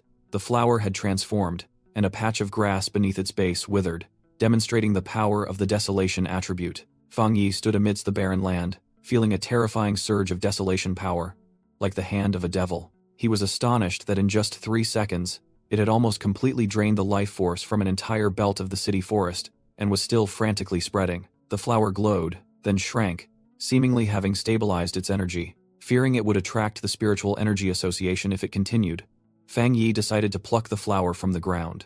On his way, he realized he was in the city center, and the association would surely notice, also recalling seeing more surveillance cameras and the park being strangely deserted. Fang Yi was surprised to see the flower still absorbing energy, even after being uprooted. He smiled, remarking that the absorption rate had slowed, and it was astonishing that its spirituality hadn't weakened at all, despite having been just an ordinary wildflower before. He speculated that being granted the attribute had broken some evolutionary shackles, but then a warning light flashed in the distance. Realizing he might have activated the surveillance system, Fang Yi decided it was time to leave and quickly leaped away. Meanwhile, at the Bureau of Spiritual Plant Restoration Research, blaring alarms sounded about abnormal values exceeding limits, causing the staff to panic. An order was issued, requiring everyone to wear armbands, enter the park, and immediately cordon it off, preventing outsiders from entering. A wearable device displayed the number 30 inches glowing red, signaling the level of danger. An investigation team in protective gear entered the forest, and a member remarked that this index of 30 was truly terrifying compared to previous anomalies. Another person used a scanner and added that when spiritual energy anomalies exceeded 10, the military would take over, and this park had never surpassed that threshold. An investigation team member reported that humidity, ground temperature, and sunlight were all normal, but it seemed all the plants had been drained of life in mere seconds. Another member wondered what kind of attribute could cause this, and suggested proceeding to the center to investigate. The elderly team leader suddenly shouted, ordering them not to get any closer. He sternly warned them not to touch anything, as this was precisely the desolation attribute. The team leader asked if they remembered the vine that descended from the sky. The 2 remaining members realized in shock that it was the demonic vine, which had been classified as a Class A mutation. The captain explained that the demonic vine was ranked A because it possessed the desolation attribute, capable of draining the life force from everything around it. A team member realized in horror that they had just narrowly escaped death. This person asked again, and the captain confirmed that anything that entered the dead zone created by desolation plants would have its life force devoured. He also recounted a giant, decaying desolation tree in Xia country that had polluted an entire forest. The captain concluded that the desolation attribute was the strongest type, and now a new source had appeared. Suddenly, a hand was placed on his shoulder, and a voice stated that the situation was understood. Major Han Li, along with a light blue braided girl, unexpectedly appeared, astonishing the investigation team. Immediately after, Han Li ordered all researchers to put on protective gear and follow his team into the contaminated zone. The young researchers hastily prepared their equipment with worried expressions. A military boot stomped heavily onto the barren ground, signaling the start of the investigation. The mixed team entered the dead forest, and the researchers reported that no desolation source was detected, and the aura concentration was rapidly decreasing. Han Li ordered an investigation, and the braided-haired girl immediately complied. Both simultaneously channeled their power, punched the ground, and unleashed powerful energy currents. Their energy spread across the ground, converging at a single point. Both Han Li and the girl were stunned to realize that the anomaly's source had been dug up by someone. The investigation captain couldn't believe it, while Han Li remarked that whoever could do this had a very suspicious identity. The girl reported that there were no traces of high-level spiritual energy, but big data had pointed to a suspect whose actions matched both incidents. On the tablet screen, the person's profile appeared, named Fang Yi. Han Li listened thoughtfully, as he was informed that Fang Yi was very likely the pioneer they had encountered before, and how to handle it would be up to the association. The braided-haired girl stood alone in the desolate forest, confirming she understood the order. 2 hours later, Fang Yi brought the anomalous flower home. He happily placed it in a pot, seeing it as a powerful new assistant with the desolation attribute capable of self-cultivation. Fang Yi believed that the flower's special power would be useful in combat, and its ordinary appearance was the most perfect camouflage. He told himself that possessing hidden trump cards was even more important than pure strength. Suddenly, his phone rang, showing the caller as Next Door Old Wang. Fang Yi was surprised to realize it was his childhood friend who had joined the army 3 years ago. He recalled Wang Liang, his deskmate and neighbor, who had suddenly left to join the army instead of continuing high school. Fang Yi answered the call and immediately invited his friend out for a drink. On the other end, Wang Liang happily agreed, arranging to meet at their old usual spot. He also excitedly said that he had a shocking secret to tell Fang Yi. After hanging up, Wang Liang placed his phone on the table. It turned out, he was reporting to a red-haired female officer, with the braided-haired girl beside her. Wang Liang requested that Fang Yi's safety be ensured if he wasn't the target. The female officer showed her authority by pressing her hand firmly onto the table, causing it to crack slightly. She coldly ordered Wang Liang to simply complete his mission, and said that if Fang Yi was innocent, she would give him some advice. Later, at a bar, Fang Yi and Wang Liang clinked glasses. Fang Yi secretly thought that the army had made his once foolish friend much more mature. Wang Liang confided about his experiences during 3 years in the military, while Fang Yi recounted that he had entered a vocational college. Fang Yi suddenly realized that in his previous life, he had never had the chance to meet Wang Liang again amidst the chaotic times. He believed that Wang Liang, as a soldier, had probably sacrificed himself in an unknown battle, and wondered if this time he could change his friend's future. The conversation suddenly turned serious when Wang Liang directly asked Fang Yi if he had encountered anything strange recently, like monsters or zombies. Fang Yi secretly analyzed, suspecting that Wang Liang's questioning was a test. He then directly asked his friend what he really meant. Wang Liang seriously warned that in the near future, all values like diplomas and wealth would become meaningless when the world order was overturned. Fang Yi listened in silence, processing the shocking information. He quickly deduced that he was already on the military's watch list, and Wang Liang had been sent to probe him. Wang Liang instructed Fang Yi to keep what he had just said a secret to ensure his safety. Fang Yi realized that even while on a mission, Wang Liang still risked violating discipline to warn him about the anomalies. Suddenly, Wang Liang's phone rang loudly. He received an urgent summons and had to be at the target location within 10 minutes. Wang Liang hastily apologized and ran off, saying the mission was urgent and he couldn't see his friend off. Fang Yi immediately called out to him, frankly asking if the mission was related to spiritual energy recovery, and offered to go along. Wang Liang turned back, stunned by Fang Yi's words. Fang Yi grabbed his friend's collar, asserting that he knew this meeting had been arranged, and he trusted Wang Liang wouldn't harm him. He declared he wanted to witness firsthand how the military dealt with the changes in heaven and earth. Both arrived at a gigantic military base, where Wang Liang was astonished to sense an unusually dense concentration of spiritual energy. Upon reporting their presence, Wang Liang remarked that the energy level here far surpassed even a contaminated zone. After verifying their identities, they were allowed to proceed inside through a strictly guarded corridor. As soon as they entered, a powerful surge of energy from the battle ahead rushed towards them. Before their eyes was the sight of dozens of soldiers struggling to control a gigantic anomalous monster with energy whips. Standing next to the red-haired female officer, Fang Yi was astonished to realize that the monster's power was a fusion attribute. Female officer Jilan confirmed the monster was a product of an anomalous fusion of darkness and fire, making it extremely violent and having severely injured many soldiers. Then she called Wang Liang. Jilan angrily questioned Wang Liang for bringing unauthorized personnel into the restricted area. Ignoring that due to the emergency, she ordered Wang Liang to take his combat position immediately. Jilan glanced at Fang Yi, mentally assessing his spiritual energy as unremarkable and temporarily setting aside her doubts. She turned to warn Fang Yi that once inside, survival was their own responsibility and everything must be kept secret, which he calmly accepted. Jilan slung her heavy weapon over her shoulder, loudly calling out the names of 2 soldiers, Zhang Mi and Li Yu, to their positions. Immediately, Zhang Mi and Li Yu charged forward, launching a coordinated attack on the anomalous monster. Jilan also fired her energy cannon, unleashing a beam of bright projectiles towards the beast. Hit by the attack, the monster roared to the heavens, showing no signs of weakening. It began to mutate more violently, causing a soldier to cry out in fear that the mutation had worsened. The monster, with its glowing red spikes, swung its claws at Li Yu, prompting Zhang Mi to shout a warning. Li Yu managed to raise his arm to block the attack just in time but was still overwhelmed by the monster's power. Jilan ordered the soldiers to maintain distance and to finish the monster before it completed its evolution. Meanwhile, Fang Yi observed quietly, silently admiring the disciplined coordination and overall strength of this well-trained army. Suddenly, Fang Yi's eyes widened in shock as he realized something terrible. He shouted in panic, warning everyone to run because they were no match for it. As soon as the warning ended, the monster unleashed a massive purple energy blast, sending both Zhang Mi and Li Yu flying. Jilan gritted her teeth and ordered the alert level raised, increasing the area's mutation level and forbidding any retreat. The monster had completed its evolution, becoming colossal with a dark coat and a fiery mane. Having fully merged with the dark attribute, its glowing red eyes locked onto Wang Liang, causing him extreme pain and terror. Jilan screamed Wang Liang's name in horror, while Fang Yi's eyes flashed with lightning as he realized the dire situation. Immediately after, Wang Liang was violently sent flying by the evolved anomalous monster. Jilan immediately ordered the entire unit, announcing that the monster had mutated to B-class, and the combat plan needed to be updated.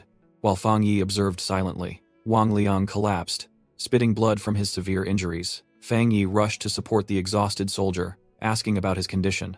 Wang Liang explained that he suffered backlash after channeling spiritual energy into the monster's control collar, revealing an arm covered in bulging veins. Despite still bleeding from the mouth, Wang Liang tried to reassure them that the officers and soldiers of Zone 19 could handle it. Fang Yi listened with a cold expression, his red eyes reflecting skepticism. Meanwhile, Jilan decisively slammed her heavy weapon onto the ground, preparing to lead the charge. Standing between soldiers Li Yu and Zhang Mi, Jilan declared they must use every tactic and method possible. Facing the colossal monster, she continued her order, stating they must fight even if it meant sacrificing their lives. Suddenly, Fang Yi grabbed Jilan's shoulder just as she finished speaking, determined not to let the B-class monster escape the restricted zone. Jilan turned back in surprise, questioning Fang Yi's actions as he gathered a ball of lightning energy in his hand. Fang Yi displayed his arrogance, enveloping his body in a powerful aura of lightning. He charged directly at the anomalous monster, confronting it head-on as it swung its claws. Fang Yi agilely dodged the attack,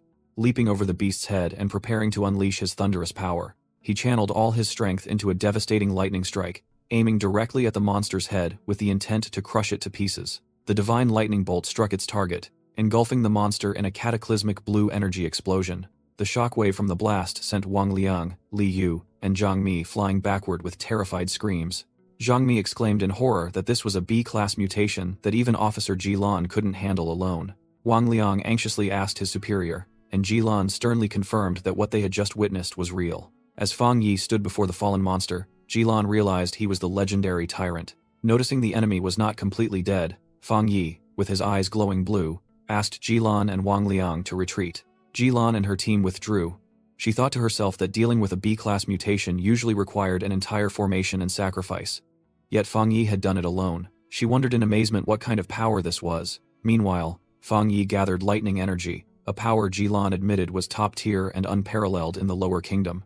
Jilan watched in stunned silence as Fang Yi raised his hand, crackling lightning enveloping him. In the sky, a massive energy vortex formed, making Jilan wonder how terrifyingly Fang Yi could evolve. He stomped his foot on the ground, preparing for the finishing blow. A colossal pillar of lightning erupted from the ground, proving Fang Yi was truly worthy of the title Tyrant. His eyes flashed with powerful blue light as the attack was unleashed. From afar, Li Yu felt a chill down his spine, while Zhang Mi fearfully wondered why this lightning attribute was more terrifying than the dark attribute. When it was all over, Fang Yi signaled to Wang Liang that everything was fine, causing his approaching friend to shout in sheer fear. Wang Liang happily clapped Fang Yi on the shoulder, saying he never expected his brother to be so formidable. Afterward, Wang Liang sincerely apologized for doubting Fang Yi was a pioneer due to military orders, but Fang Yi affirmed he had always recognized his friend. Fang Yi turned to face Jilan, his eyes having returned to their usual red hue. Jilan formally extended her hand and thanked Fang Yi for his assistance. Fang Yi simply replied with a slight smile. Fang Yi took Jilan's hand, humbly stating there was no need for thanks. It was just saving a friend.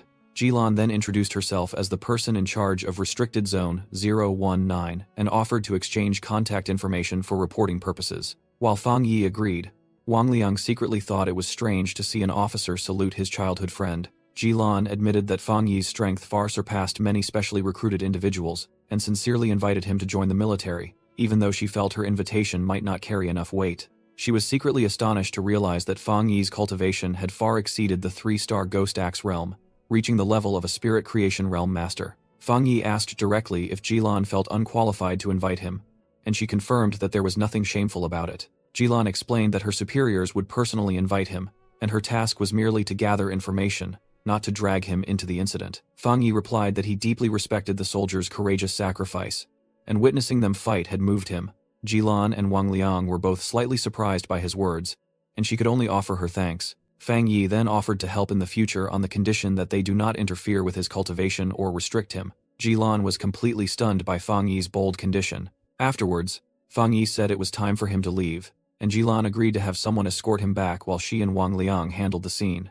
As he turned and walked away, Fang Yi secretly thought that he finally understood the true role of the military. He realized they were stationed in spirit energy-rich but dangerous lands, both for cultivation and to create a defensive line protecting civilians. Watching Fang Yi's retreating figure, Jilan told Wang Liang that his friend was far from simple, and the power displayed today was just the tip of the iceberg. She continued to muse that even that much was enough to leave them far behind, and to grow strong so quickly, Fang Yi must possess extraordinary perception, destiny, courage, and ability. Wang Liang immediately suggested increasing the recruitment offer, and if Jilan felt it was inappropriate, to let him, Fang Yi's childhood friend, step forward to persuade him. Jilan immediately tapped Wang Liang on the head, telling him to stop talking nonsense and to help her clean up the scene. Returning home at night, Fang Yi considered that although his identity had been exposed, he had not revealed any powers other than the thunder attribute. While meditating, Fang Yi thought that the military's attitude towards him might not be a bad thing. He realized his rare thunder attribute was highly valued by the military because it countered the dark attribute. Fang Yi deduced that they would use their influence to draw him in, which was the fastest way for him to gain strength and intelligence. He also understood the roles of the two major forces. The military served as the nation's secret shield, while the Spiritual Energy Cultivation Association cleaned up threats within the city. He observed that the government was employing a two-pronged strategy, both protecting civilians with restricted zones and buying time for them to adapt to the resurgence of spiritual energy. Meanwhile, a brilliant golden energy sphere began to converge in his dantian. Fang Yi told himself that even though he had absorbed the desolation attribute in the spirit energy-rich restricted zone, he still hadn't felt any signs of a breakthrough. But just a moment later, the spiritual energy inside him surged, signaling an imminent breakthrough. At the same time, his cousin, Feng Heihu, was walking home and wondering if he had returned yet. She thought about letting Fang Yi taste her improved cooking skills. Suddenly, a gigantic golden pillar of light shot up into the sky from a nearby building, causing her to stop in astonishment. Feng Heiju was stunned, trying to comprehend the phenomenon unfolding before her eyes. Initially, she thought it was a breakthrough to the Ghost Axe realm, but quickly realized this terrifying aura far surpassed that. The massive energy pillar made her wonder if a pioneer was breaking through to the spirit creation realm. As the energy transformed, she became even more certain that this power did not belong to the Ghost Soldier realm. A gigantic energy hand formed in the sky, terrifying her as she realized such a powerful pioneer was right next to her. Feng Heiju looked up, completely overwhelmed by the magnificent sight. At a command center, alarms blared as the anomaly value reached 99, pinpointing an extremely strong spiritual energy fluctuation in the southeast of the city. A panicked officer ordered all units to the target area, while a blue-haired female investigator worried that an anomaly strong enough to destroy an entire city had not been detected sooner. In the control room, staff members stared in horror at the energy anomaly, wondering if this was the birth of a new powerhouse or the omen of a disaster. Han Li immediately yelled into the radio, requesting support from headquarters and deploying all cutting-edge equipment to the scene. However, a subordinate rushed in to report that the alarm had been lifted because it was merely a pioneer's breakthrough. In his apartment, Fang Yi breathed a sigh of relief. After completing the breakthrough process, he realized he had reached the one-star spirit creation realm, feeling lighter but without many obvious changes. Just then, his phone received a new message. It was a message from Wang Liang, reporting an anomalous fire at Qingcheng University, and warning that Fang Yi was already too strong, to the point where even his superior could no longer cover for him. Fang Yi pondered, admitting his friend's warning was correct, which was why he always concealed his true strength to avoid the attention of the military and the association. He messaged back, reassuring Wang Liang that he would be careful and still had many unused trump cards. The room door opened, and his cousin Feng Heiju announced that she was home. Feng Heiju brought food in for her cousin, but Fang Yi remained glued to his phone and told her to just leave it. She secretly sighed, thinking her cousin was a good person but far too lazy. In her eyes, he was just someone who didn't attend school, stayed home all day, and was glued to his phone. Feng Heiju found it ironic that pioneers like her had to struggle everywhere while her cousin lived a carefree life. Lying on her bed, she thought about the Spirit Creation Realm Master who had just appeared and resolved to protect her cousin in return for his kindness. Meanwhile, Fang Yi was analyzing a video of the fire, realizing it was another Yang attribute anomaly with rapidly spreading flames. His phone screen displayed people's astonished comments about the scale of the fire and the presence of special forces. He felt this incident was even more serious than the anomaly at the North Gate, and decided he needed to contact Jilan to investigate. The next morning, the gate of Qingcheng University was sealed off by the military, while a crowd gathered outside, buzzing about rumors of the fire. As Fang Yi and a red-haired woman walked by, the crowd whispered about the undisclosed incident. When the two approached the sealed school gate, the guards immediately opened the way for them, making the crowd even more curious. Leaving the surprised stares behind, Fang Yi and the woman named Jilan confidently walked inside. Looking at the devastated scene, Jilan confirmed the cause was a phenomenon known as heavenly fire. She explained that heavenly fire is an unquenchable flame that only stops once it has burned everything it desires, illustrating this with the image of a valley engulfed in fire. Jilan said she needed to go to the principal's office, and Fang Yi decided to stay at the scene to investigate himself. Alone, Fang Yi began walking along the devastated area that had been cordoned off. He knelt down to examine the scorched earth, realizing it had cooled and contained no residual energy, foiling his collection plan. Suddenly, a familiar voice called out Fang Yi's name from behind. He turned around and was surprised to see Chu Qingli, his ex-girlfriend, standing there with a friend in school uniforms. Chu Qingli's friend immediately recognized Fang Yi and whispered if he was the ex-boyfriend who only managed to get into a vocational college, which Chu Qingli reluctantly admitted.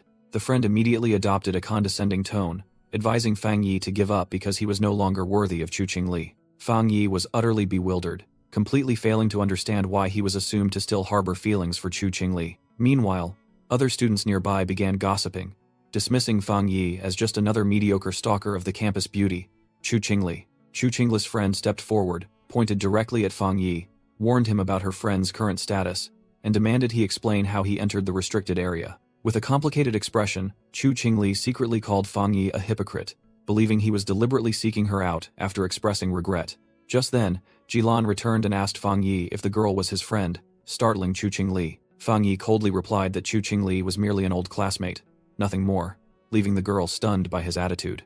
Jilan smirked meaningfully, observing the situation with amusement. Chu Qingli and her friend were overwhelmed by Jilan's powerful aura, wondering why this woman knew Fang Yi. Jilan announced that the Skyfire situation was more serious than expected, and requested Fang Yi, in his capacity as the special consultant designated by the military, to accompany her to inspect the ignition point. Meanwhile, the school security forces quickly cordoned off the sports field, instructing everyone to keep away. Chu Qingli exclaimed in astonishment upon realizing the principal had arrived. The principal of Qingcheng University, a man known for his strictness and rare appearances, was personally present, leading students to secretly guess he was there because of Fang Yi and Jilan.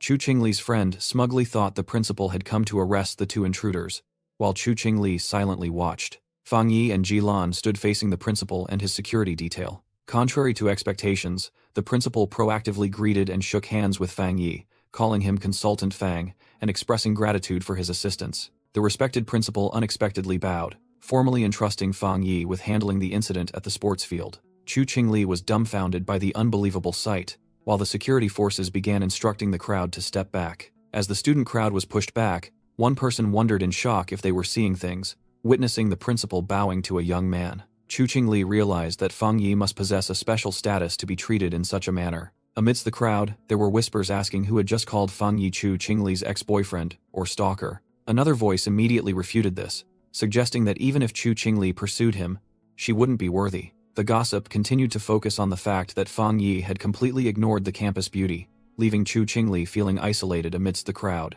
At Qingcheng University, the principal began explaining the chain of anomalous events. He recounted that after the Golden Sun anomaly dissipated, an inextinguishable fire erupted on Court 1, which they fortunately managed to cordon off in time. Afterward, strange incidents continued on Courts 2 and 3, culminating when he personally witnessed crimson flames inexplicably falling from the air. Jilan added that fortunately, the fires on the other courts had been extinguished, leaving only this area remaining. Fang Yi stood before the devastated basketball court, commenting on the strong smell of burning in the air. The principal pointed to the burning basketball hoop and confirmed it was the ignition point of the inextinguishable fire.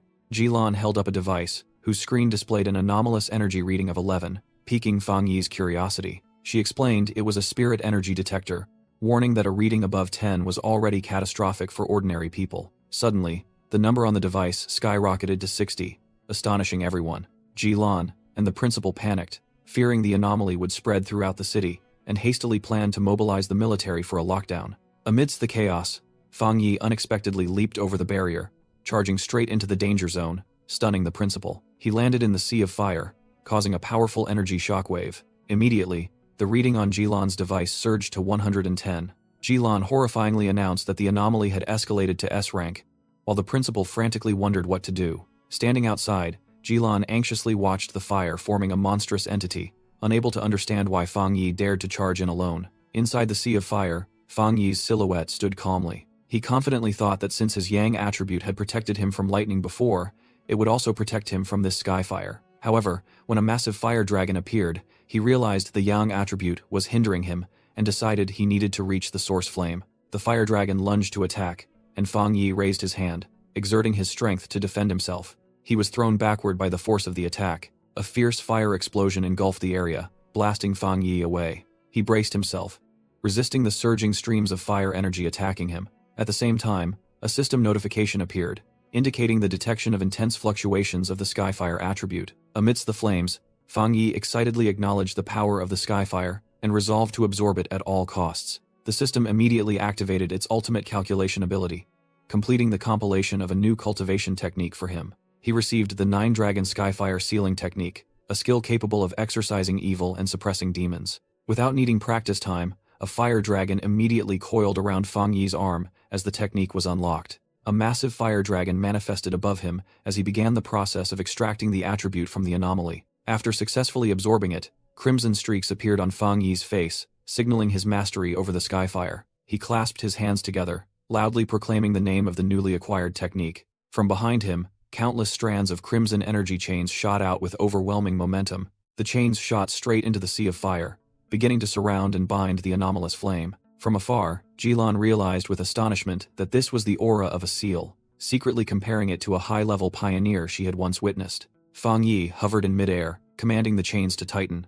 Immediately, they contracted, compressing the entire flame into a single point. The sealing process was complete, trapping the fireball within a dense network of chains. Fang Yi gently extended his hand, controlling the sealed fireball to hover before him. He landed, explaining to the principal that the heavenly fire had been temporarily sealed and the area must be quarantined. Jilan observed silently, her sharp eyes full of contemplation behind her sunglasses. As the principal was making small talk, Jilan interrupted, requesting to speak with Fang Yi privately. The principal happily agreed, leaving the two of them space to converse. Jilan looked straight at Fang Yi, remarking that he was very good at hiding his true strength, but he humbly replied that the heavenly fire was not easy to deal with. Jilan looked straight at Fang Yi, stating that she knew he was concealing his talent and cultivation level. Fang Yi replied that it was normal for powerful pioneers to keep secrets, then suggested Jilan listen to his thoughts. He explained that during this turbulent period, the nation desperately needed top talents, analogizing that when the spiritual energy fully revived, someone like him would be equivalent to a nuclear deterrent. Fang Yi asserted that whether it was the military zones or the Spiritual Energy Association, all would scramble to recruit him, and even foreign powers would make generous offers. Jilan admitted she had her own motives. His joining would be a huge advantage for her sector, so she advised him to start considering it now. After a moment of silence, Fang Yi wondered why she and Wang Liang had never tried to recruit him into their sector, as if he wasn't qualified. Jilan explained that the legendary military zone they belonged to was extremely powerful, and she thought he might be more interested in them. Fang Yi smirked, asking again if it was a top-tier organization. Jilan confirmed it, adding that although she had never seen them in action, she heard that the nation's most elite unit had been extremely busy lately, to the point that officers in other sectors had caught wind of it. Afterwards, Jilan suggested putting the matter aside to go to the cafeteria as invited by the principal, but she muttered that it seemed they were also facing serious trouble. In Fang Yi's mind, a scene appeared of powerful pioneers battling terrifying anomalies, far exceeding the strength of current pioneers. He deduced from Jilan's tone that those pioneers must be at the spirit creation realm or higher, and felt anxious because the day of the spiritual energy revival was approaching, and he was still not fully prepared. Amidst the sea of fire, Fang Yi pondered the best way to utilize the newly acquired heavenly fire attribute, noting its wild nature was perfect for dealing with incessantly multiplying anomalies. Suddenly, a flash of light appeared in his eyes as an idea struck him. He realized that the heavenly fire was a perfect match for his crimson flame saber technique, and thought of adding other enhancements. Upon arriving at the back mountain area, Fang Yi was slightly surprised by the scene. He entered the forest, already wearing a suit and carrying his sword, sensing something unusual. Fang Yi approached a danger warning sign and deduced that only the Spiritual Energy Association, who knew his schedule, could have sealed off this area so quickly. He smiled, realizing the association seemed to have tacitly given him this land for free experimentation, and he decided he would happily accept. As soon as he stepped into the back mountain, Fang Yi sensed another presence. He annoyedly wondered why even trash could sneak into this area. Suddenly, he recognized a familiar aura, identical to the one at the factory but less intense, emanating from a dark shadow. On a branch, a monkey-like anomalous monster with glowing red eyes was growling and observing him. Noticing the monster assessing his strength, Fang Yi smiled and drew his sword, challenging it to watch closely. A system panel appeared, suggesting infusing the heavenly fire attribute into the Tong saber, and he decisively accepted. As the saber burst into brilliant flames, Fang Yi eagerly wondered what effect the combination of heavenly fire and the crimson fire saber would create. With his eyes turning brilliant gold, he faced the snarling monster head-on. Fang Yi charged to attack, declaring he would use the monster to test his new saber. The monster was stunned by the massive surge of flame rushing toward it. It only managed to let out a miserable shriek as it was completely engulfed by the flames. Fang Yi remarked with satisfaction that this firepower was twice as strong, even surpassing the original Crimson Fire Saber technique. Furthermore, this powerful energy had absolutely no effect on him.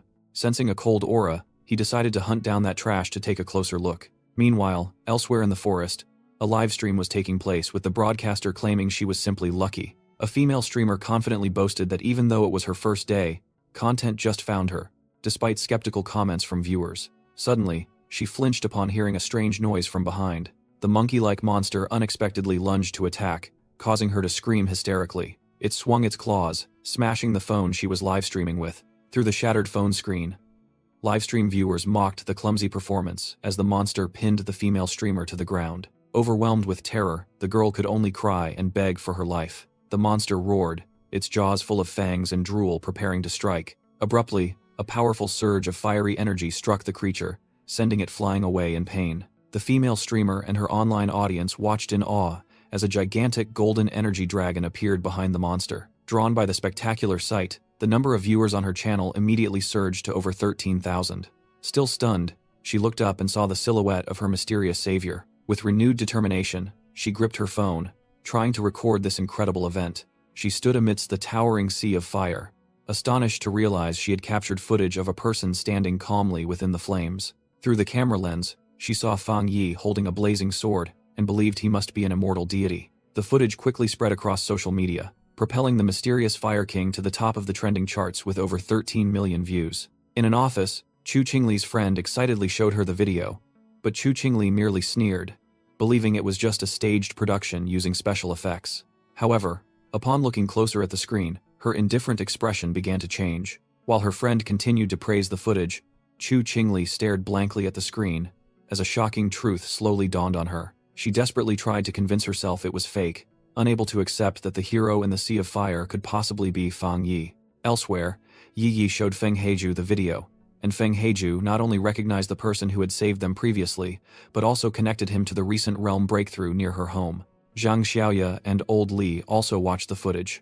Old Li recognized the familiar sword-swinging technique and understood the true stature of their new ally. In a towering headquarters building, an unnamed official lamented the city's impending crisis and the severe shortage of talented pioneers. During a high-level meeting, an association leader informed Su Qingying about the military's discussions with Fang Yi, and she confidently replied that she believed he would help them. At a military meeting, Jilan commented on Fang Yi's terrifying power and limitless potential, stating that recruiting him was the only option. Han Li wondered if the higher-ups would personally approach Fang Yi, but Jilan revealed that they were still hesitant because, historically, the top pioneers had always originated from the military. Han Li decided to provide Fang Yi with weapon prototypes and training environments, while also ordering the thorough removal of the circulating videos about him. Jilan secretly thought that the entire cultivation world of the nation was focusing its attention on Fang Yi, a person whose next actions she greatly anticipated. In a hospital room, a purple-haired woman looked at the heart monitor, telling her comatose teacher that the Xia nation had found a new hope. She believed that with the appearance of such a powerful individual, her teacher's chance of waking up had increased. One day later, at his apartment, Fang Yi ate breakfast while thinking about the commotion caused by a reckless streamer yesterday. He realized that the videos and live streams had been completely removed, guessing this was the work of the military or the Spirit Energy Association. His red eyes flashed with sharpness. Suddenly, Fang Yi realized that Lin Yi had not returned all night and had not sent any message beforehand. Sensing something was wrong, he immediately called her, but the operator reported that the number was out of service area. With a determined expression, Fang Yi concluded the situation was serious and decided he must go look for her. In a gloomy forest, Feng Heiju asked Yi how long they had been trapped there. Yi tiredly replied that it had been about 10 hours, while Feng Heiju blamed herself for dragging her into danger by misjudging the enemy. Yi let out a groan, clutching her side, which appeared to be injured.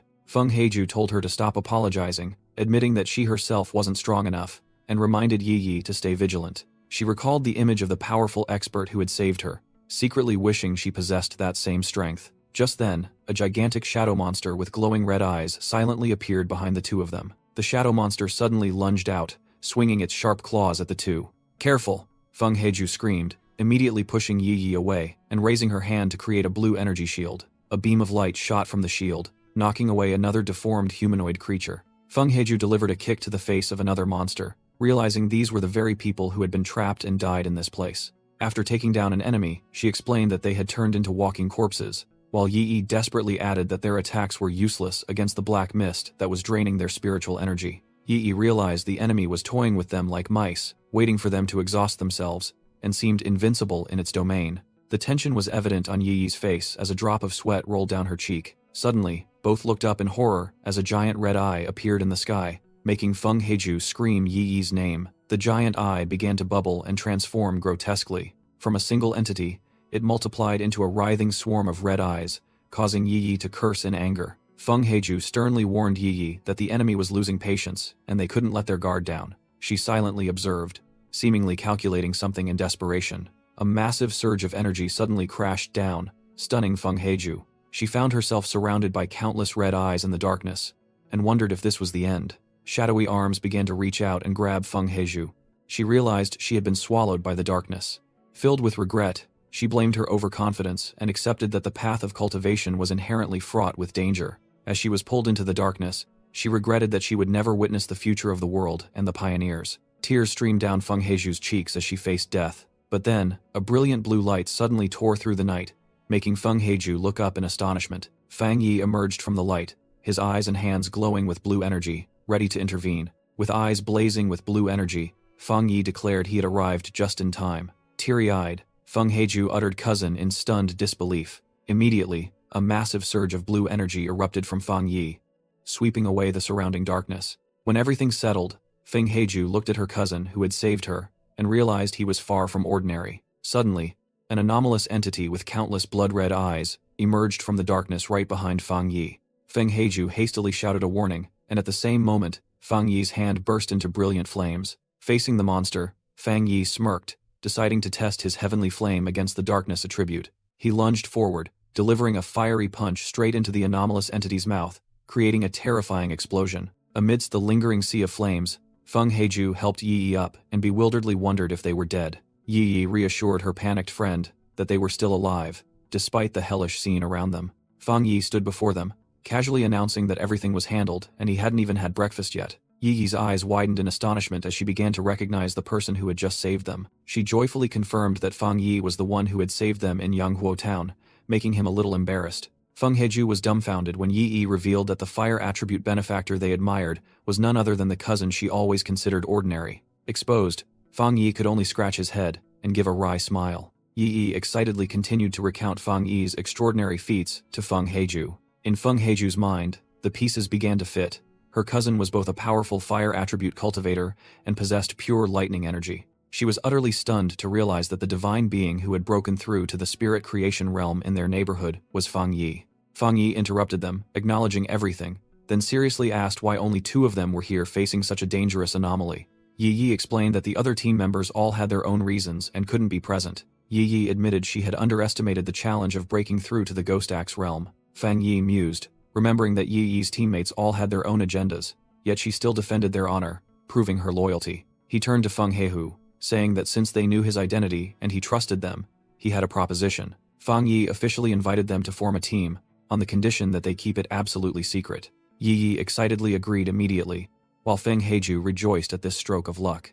Feng Heiju blushed, secretly thinking that her powerful cousin must have known she was a pioneer for a long time and had always secretly protected her. She realized that on the lonely path of cultivation, having a trustworthy relative was an immense blessing. Tears welling up, Feng Heiju thanked her cousin and promised to fry him 2 extra eggs for dinner. Suddenly, Yi announced that someone named Ji Lan had just posted a new mission. The phone screen displayed a notification about a mission in the extreme shadow zone, accompanied by a warning to think carefully. Feng Yi asked about the place, and Feng Heiju explained it was an absolutely forbidden area where the power of darkness was overwhelming. She added that most of the anomalies in the city leaked from here, and the authorities had encountered serious accidents when attempting to explore it. Yi suggested asking for more details, but Feng Heiju believed Jilan was very mysterious and wouldn't answer. Feng Yi deduced that Jilan's ability to assign a mission in such a dangerous place indicated her very special status, possibly military or a high-ranking member of the association. He believed the second hypothesis was more likely.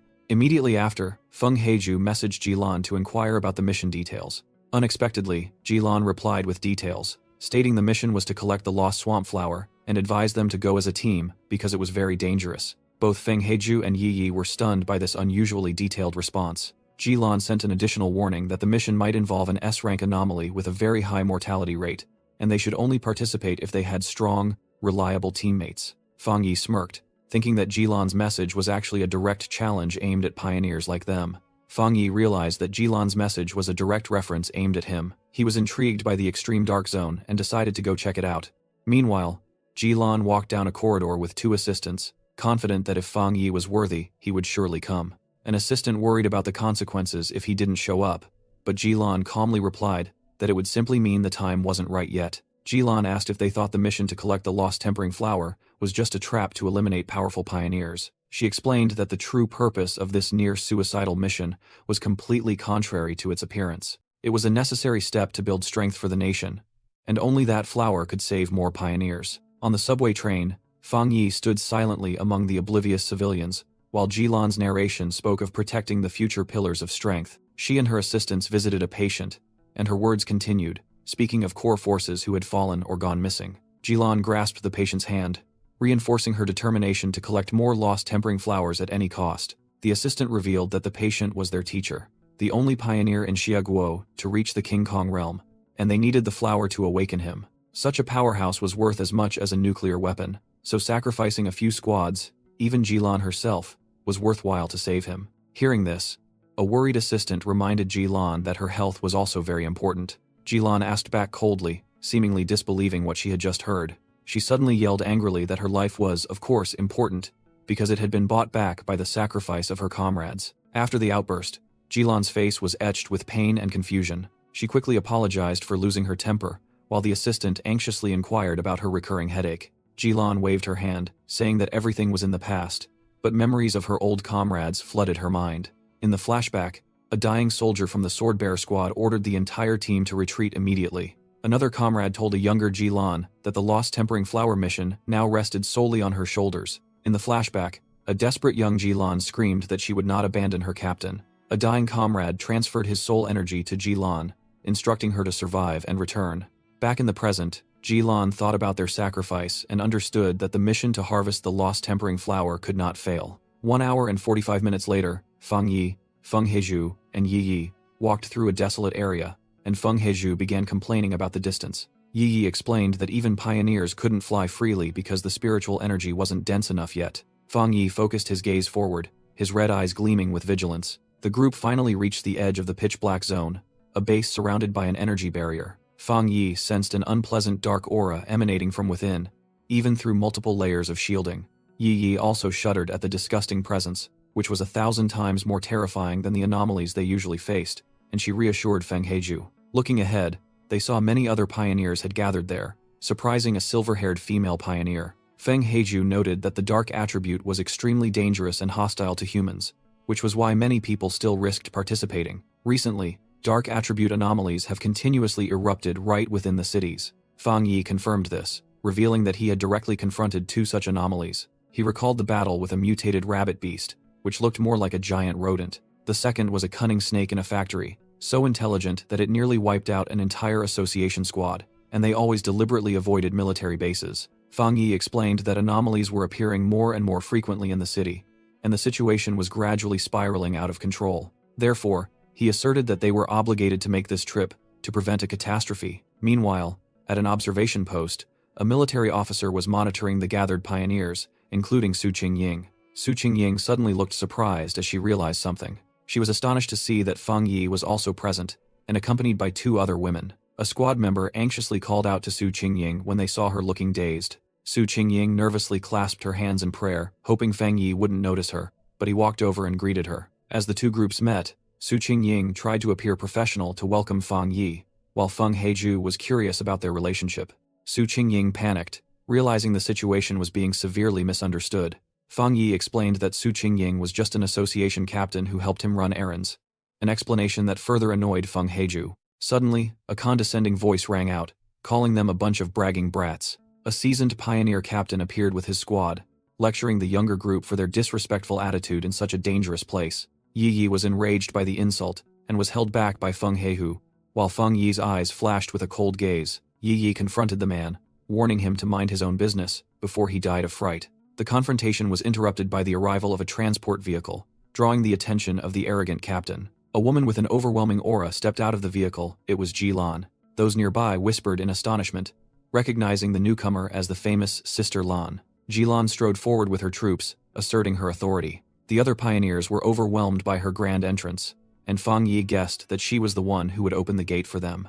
Ji-lan began exerting her power, concentrating a massive stream of blue electrical energy. Standing between two large metal structures, she generated a gigantic sphere of lightning. Ji-lan used a glowing object inscribed with ancient runes to control the terrifying energy source. Under Fang Yi's focused gaze, she unleashed her full power, opening a lightning gate in midair. The gate opened, revealing a dark, chaotic space filled with malicious red energy currents. Ji-lan announced that everyone could enter, while also reminding them of a special condition. The lost tempering flower must be collected intact, and must not be stained with human blood. A pioneer complained about the commander's attitude, pushing them toward death without any compensation. As the pioneer teams began entering the gate, another person advised Old Dung to shut up, because if they died, they would only be reported as missing. A young pioneer wearing glasses bitterly remarked that the government compensating their families was no different from admitting they had killed them. Meanwhile, Su Qingying analyzed for Fang Yi that among the teams, there was a middle-aged man who had reached the one-star spirit creation realm, along with many other masters who had concealed their true strength. Fang Yi secretly thought that this mission was truly difficult, gathering so many elite teams, while also doubting the man's not-so-powerful aura. In the control room, an assistant reported to Ji-lan that the exploration force consisted of cultivators ranging from the Ghost Axe realm to the Spirit Creation realm, facing anomalies ranked B to S. Inside the gate was a desolate, dead land beneath a gloomy sky. The moment Fang Yi's group stepped inside, Su Qingying felt unwell. Yi Yi also started feeling nauseous, forcing Fang Yi to remind everyone to stay close together so they wouldn't get lost in the darkness. Su Qingying reassured Yi Yi that it was just the stench of corpses and brain fluid, a very normal reaction. She pointed ahead, where other pioneers were also suffering and vomiting, unable to withstand the foul smell. Su Qingying explained that the dark attribute here acted like a type of pollution that suppressed pioneers, and it was where the anomalies were most active. Fang Yi continued, classifying anomalies from rank B as equivalent to the Ghost Axe realm and manageable. He further explained that rank A anomalies were on par with the Spirit Creation realm. Rank S had catastrophic destructive power, and here, their strength was boosted by at least one level. Yi Yi and Feng Heiju surprisingly asked Su Qingying why she wasn't being polluted by this environment. A blonde-haired member of the group explained that Su Qingying's team was used to this, and revealed that she had broken through to 3-star Ghost Axe and mutated her attribute to ice. The blonde young man asked Fang Yi if he felt the suppression, while Fang Yi secretly realized that his aura had diminished even more severely than during the previous mission. The group advanced deeper, and Fang Yi instructed everyone to conserve energy and focus their aura to resist the black mist. Fang Yi realized his body was completely unaffected, perhaps because his yang and thunder attributes countered the darkness, or because the Spirit Creation realm had strengthened his aura. Elsewhere, Old Deng faced a shadow monster alone, and scoffed that the anomalies here were nothing special. In another area, Old Deng led 2 teammates, shouting to charge forward to seize the lost tempering flower and show the others their true strength. Meanwhile, Yi Yi in Fang Yi's group started coughing dryly due to the toxic air, causing Feng Heiju to anxiously call her name. Seeing that scene, Fang Yi secretly thought that even though Yi Yi was older, she still reacted like a child. He gently placed his hand on the head of his bewildered cousin, Feng Heiju. Immediately, a warm halo radiated from Fang Yi, dispelling the nausea and coldness for the entire group, making Feng Heiju realize in astonishment that this was the power of the Spirit Creation realm. Feng Heiju secretly compared it, noticing that this fire attribute was distinctly warmer and more advanced, while also thinking about her own wood, grass attribute, and Su Qingying's mutated ice attribute. Fang Yi corrected her, stating that it wasn't the fire attribute but the yang attribute, and admitted that he was the one who suppressed the anomaly at Qingcheng University. He further explained that the yang attribute and heavenly fire were slightly different, shocking Yi Yi, when she learned he possessed 3 types of rare, high-level attributes. Fang Yi secretly decided to hide his desolation attribute, only mentioning it vaguely before bringing up the ice attribute. Feeling cold, Yi immediately flattered Fang Yi, calling him the omnipotent cousin, and asking him to warm her up. Fang Yi agreed, placing his hand on Yi's shoulder and transmitting a pleasant warmth to her. 2 members of Su Qingying's team approached, curiously asking what Yi was doing with Fang Yi. Fang Yi immediately invited Su Qingying's entire team to try it, and she agreed that the feeling wasn't bad, while the other members eagerly pleaded for warmth. The entire Ying squad happily enjoyed the warmth from Fang Yi's energy. Suddenly, a giant monster foot with sharp claws stomped heavily onto the ground nearby. Fang Yi immediately sensed danger and warned mentally that an anomaly was approaching. Su Qingying reacted extremely fast, rushing forward to attack the monster, while Feng Heiju screamed a warning that Yi was in danger. A giant, bear-like shadow monster appeared right in front of Yi, causing her to cry out in terror. The rank A anomaly let out a deafening roar, its entire body erupting with dark energy. Immediately, Su Qingying rushed forward to shield them from the monster, creating an icy structure and declaring that she would handle it. Su Qingying launched an icy strike directly at the shadow monster. However, she realized that the difficulty level of this opponent was far from simple. The monster suddenly vanished, and Fang Yi sensed another threat as an army of red-eyed corpses appeared. The entire group was immediately surrounded by the anomalies, screaming in despair. Fang Yi stepped forward, ordering everyone to retreat, and warning them to be careful. His eyes flared with brilliant yellow flames. Immediately afterward, a massive pillar of fire erupted from Fang Yi, engulfing the entire horde of corpses. The anomalous creatures shrieked in the sea of fire as they were completely incinerated. Fang Yi stood amidst the flames, declaring that this wave of anomalies had dissipated, and warning them not to be fooled, as there were actually only 2 entities. Su Qingying wondered in astonishment how they could imitate human voices, and Fang Yi suggested that perhaps they learned after eating too many people. From afar, a female pioneer wearing a mask secretly thought that with just 1 strike, Fang Yi had crushed 2 rank A illusionary beasts. The masked woman admitted that even she would need at least a few moves to deal with them. Feng Heiju worriedly said that if what Su Qingying said was true, they needed to stick even closer together, guarding against anomalies infiltrating their ranks. Meanwhile, Yi collapsed onto the ground, feeling suffocated by Fang Yi's overwhelming aura, which was even more terrifying than cat demons or zombies. Fang Yi suddenly turned his head, seemingly having sensed something. Feng Heiju asked if he also heard a sound like ocean waves coming from ahead. The ground suddenly shook violently, causing the entire group to lose their balance. Fang Yi quickly stabilized himself on the ground. Elsewhere, 2 pioneers were fleeing in panic, shouting that what they were facing was too sinister. They screamed for help in despair, believing it was a ghost, while Fang Yi, Su Qingying, and Feng Heiju stood there with serious expressions. A pioneer in red armor realized that the surging black energy wave was the terrifying dark tide. While other pioneers were swept away and desperately cried for help, one remained confident that he could handle it. The pioneer in red armor unleashed green energy from his sword, arrogantly declaring that everything here belonged to him. He bravely charged straight into the center of the dark tide. However, he was quickly seized by the dark tentacles and realized something was wrong with these anomalies. Before being completely swallowed by the darkness, he realized in horror that their power far exceeded even S rank. The other pioneers shared the same fate, screaming tragically as they were submerged by the darkness. Witnessing the scene, Fang Yi turned to ask Su Qingying about the nature of the dark tide. Su Qingying explained that it was the pinnacle of dark attribute power, a corrosive force that could devour everything, making Fang Yi worry about the fate of the pioneers who went ahead. Feng Heiju frantically suggested retreating, realizing this power could wipe out an entire city-state.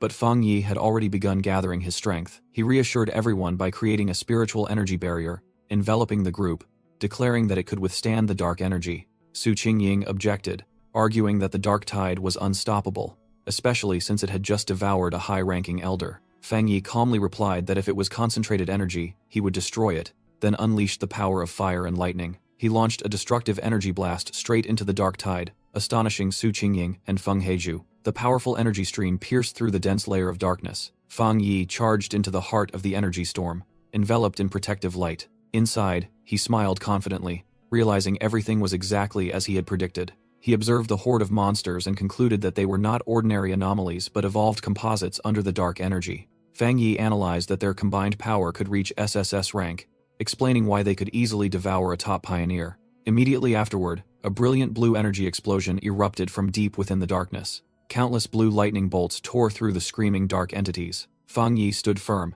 his red eyes confronting the growling anomaly. He recalled the sight of the A-rank pioneer being instantly swallowed, a power far beyond the norm. Staring intently at the dark vortex, Fang Yi noticed something unusual. He recognized the familiar figure of the pioneer from earlier and called out to see if the person was still alive. Inside, the pioneer was being corroded, but Fang Yi noticed that his spiritual energy had not been completely extinguished. There was still a glimmer of hope.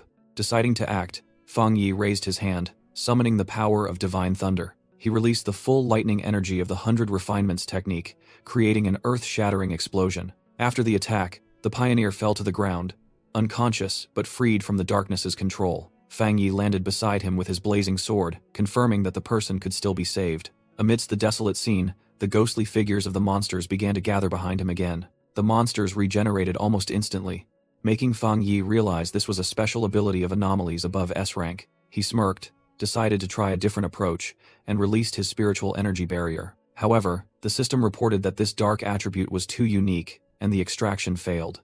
Even at the spirit creation realm, Fang Yi could not absorb this energy source, confirming it was more anomalous than anything he had encountered. Nevertheless, he just smiled confidently. Fang Yi concluded that if he couldn't eradicate or absorb it, he would have to find another way. He briefly regretted not bringing the small white flower with the power of desolation, then wondered what else he could use. Suddenly, an idea flashed through his mind, as he realized the answer was right in front of him. Fang Yi contacted Su Qingying's group, who were safe inside the barrier, and asked if she had ever seen this phenomenon, but she admitted she had never known of it. Fang Yi used the energy barrier to block the dark tide, surprised that it was effective. Meanwhile, Feng Heiju stood inside the protective barrier, worried that this uneasy feeling was worse than facing the ghostly vines. Su Qingying reassured Feng Heiju, suggesting they use their spiritual energy to reinforce Fang Yi's barrier. She analyzed that Fang Yi's power already far surpassed theirs, and those in the Ghost Axe realm could not possibly intervene. Hearing this, Feng Heiju laughed, teasing that Captain Su's humor was deadly. Replying from afar, Fang Yi said his teammates thought so too, then unleashed a massive surge of firepower. He executed the 9 Dragons Heavenly Fire Seal technique, creating a blazing dragon-shaped seal. Hovering in midair, Fang Yi shouted, commanding the fire dragons to rise. Yi Yi excitedly pointed out her cousin's power to Feng Heiju, while Su Qingying was stunned by the technique. The whole group was overwhelmed by the sight of the surging fire dragons, thinking to themselves that it was too mighty. From afar, a masked female pioneer also recognized this as heavenly fire with sealing power. She fearfully wondered if Fang Yi had truly just sealed the dark tide. Fang Yi continued to channel his power, injecting streams of blue lightning into the sealing orb. He named the next part of the technique 9 Dragons Edict, concentrating all his energy. He plunged down, driving the fire and lightning energy orb deep into the ground. With a decisive shout, Fang Yi completed the sealing of the dark tide. The energy vortex violently surged before contracting. Finally, the fire and lightning orb stabilized, completely imprisoning the darkness within.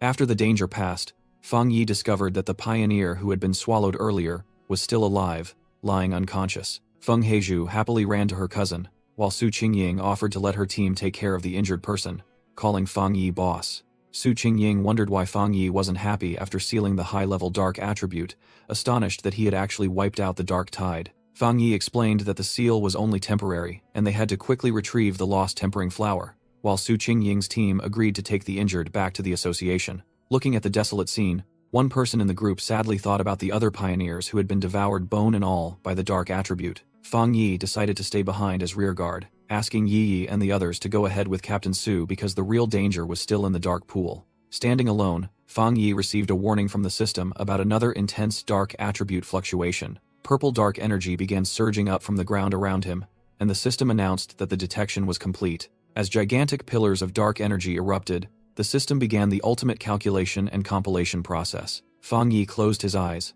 allowing the swirling streams of purple dark energy to coil around his body. After the compilation process succeeded, Fang Yi's eyes opened, glowing brightly with dark energy. He had received a new dark attribute cultivation technique named the Boundless Dark Abyss, a special type of domain. Fang Yi realized this technique could erode spiritual power and cut off the opponent's energy source, helping him deal with even stranger anomalies. Suddenly, Su Qingying called out, asking Fang Yi if he felt the black mist reforming. She was horrified as she realized what was happening. Su Qingying was stunned watching Fang Yi's spiritual power fluctuation, realizing he was breaking through again even without any external influence. She couldn't believe her eyes, wondering if Fang Yi had absorbed the boundless power of the S-rank dark tide. Su Qingying recalled that the dark attribute, born from negative emotions, was the most terrifying thing, and strictly forbidden by the authorities to absorb. Past research efforts to purify it had come at a catastrophic cost. Even a D-rank anomaly was enough to torment a pioneer, let alone an S-rank dark tide that could swallow dozens of powerhouses. She recalled a case where a 3-star Ghost Realm pioneer, who absorbed just a trace of C-rank residue, went mad and decayed, having to live in an asylum ever since. Meanwhile, Fang Yi let out a sigh of relief, the last wisps of dark aura dissipating from his palm. Having just finished dealing with the dark energy, Fang Yi immediately spoke up, demanding that the person who had been following them for a long time show themselves. A mysterious woman appeared, recognizing Fang Yi as the one who had sealed the dark tide. Su Qingying gasped, calling the person Garen. While Garen questioned Fang Yi about having just absorbed the dark attribute, Fang Yi casually admitted it, further shocking Su Qingying with his recklessness. Instantly, Garen lunged forward with astonishing speed. She drew a gun and aimed it directly at Fang Yi, making the atmosphere tense. Yi Yi and Feng Heiju panicked, Yi Yi shouting and asking Garen what she was doing. Su Qingying immediately shielded Fang Yi, pointing her gun at Garan and sharply demanding her purpose, reminding her that both the military and the association wanted to recruit Fang Yi. Fang Yi, in turn, mocked Su Qingying, saying their mission was to find the flower. But she seemed disappointed that the entire team hadn't died here. Garen remained silent, the barrel of her gun beginning to glow. Yi Yi angrily challenged Garen, saying that without Fang Yi, they would all have been annihilated, yet she just stood by and now challenges him. Garen smiled, saying that his teammates seemed very fond of Fang Yi, and then congratulated him on passing the test. The whole group was bewildered, Yi Yi asking what test he had passed, and Su Qingying sharing the same confusion. Fang Yi looked directly at Garan, asking if she had only come here to test him. Garen explained that given Fang Yi's talent, she didn't want to rely solely on reports, but wanted to see for herself what kind of person he was. She also said that this was the answer to why she hadn't intervened, leaving Su Qingying and Yi Yi stunned. Releasing powerful purple spiritual energy, Garen declared that pioneers must adhere to the world's law of survival, where fate can change in an instant. She said the team was lucky to have a strong person protecting them, and revealed that nothing had attacked them because the creatures were genuinely terrified that Fang Yi had sealed the dark tide. Fang Yi calmly concluded that the dark tide itself was like a bully, only afraid of the strong and oppressing the weak. Garen turned away, offering to lead them to the lost tempering flower, because she knew the place better than anyone. While observing, Fang Yi secretly thought that the woman leading the way seemed unstable. Recalling that she was the only survivor after her team faced the dark tide, he deduced that her absolute adherence to rules, coupled with the sacrifice of her teammates, had pushed Garen to the brink, forming a self-destructive tendency. However, Fang Yi decided to let it go, telling Yi Yi and Su Qingying to be understanding towards Garen. Yi Yi wondered if Garan was injured, and Fang Yi confirmed that her spiritual power barrier was severely damaged, dropping at least 2 tiers from the 2-star spirit creation realm. That meant Garen was very seriously injured. Garen stumbled slightly, showing she was trying to endure her injury. She offered a brief thank you, but secretly thought that her injury didn't matter. The group entered a new area, the Extreme Dark Zone, a vast graveyard. Garen led the procession, including Fang Yi's group and other pioneers, across the desolate land. Fang Yi maintained a serious expression, vigilant of everything around him. He suddenly noticed the skeleton of a fallen warrior along the way. Garen announced that they had arrived, specifically at the graveyard. In the distance, the lost tempering flower was radiating a brilliant light. Both Fang Yi and Garan stood silently, looking at their target. Suddenly, countless shadowy creatures with blood-red eyes emerged from the ground, surrounding the flower. Garen looked at the flower with a frenzied gaze, whispering that she had finally found it again. Fang Yi immediately sensed that something was wrong with Garen's behavior. A mysterious figure with blazing hands suddenly appeared and shouted loudly. The entity threw a fireball directly at Garen, yelling for her to wake up. When the fireball exploded, Garen was astonished to realize this was the power of the extremely rare Yang attribute. Garen struggled to defend herself as the Yang attribute fireball exploded right in front of her. She was stunned to realize the attacker was Fang Yi, standing there with his sword radiating energy. Garen wondered in disappointment if her preparations were still too inadequate. Feng Heiju and Su Qingying rushed over, with Su Qingying warning that Garen had been invaded by the dark attribute. Fang Yi declared that he alone was sufficient to handle the lost bloom. He confidently advanced deeper into the desolate region alone. Fang Yi stopped before the lost tempering flower, which was emitting a mystical blue light. Amidst the gloomy scenery and the beginning rain, he remained vigilant. Suddenly, a giant fox-like dark monster lunged out of the darkness to attack him. The fox daemon roared, revealing countless suffering souls imprisoned within its mouth. Fang Yi remained calm, summoning divine thunder with a blazing blue flame in his hand. He unleashed a rain of lightning bolts that struck the colossal monster directly. Struck by the blow, the fox daemon screamed in agony, leading Fang Yi to realize this was another S-rank anomaly. Determined to end the battle quickly, Fang Yi prepared a new skill and challenged the still undefeated monster. He deployed the Boundless Dark Abyss, an explosive purple energy domain that enveloped the fox daemon. The S-rank monster was completely trapped inside the dark energy sphere. The power of the domain began to erode and disintegrate the fox daemon's body. The monster could only let out a weak groan as its power rapidly diminished.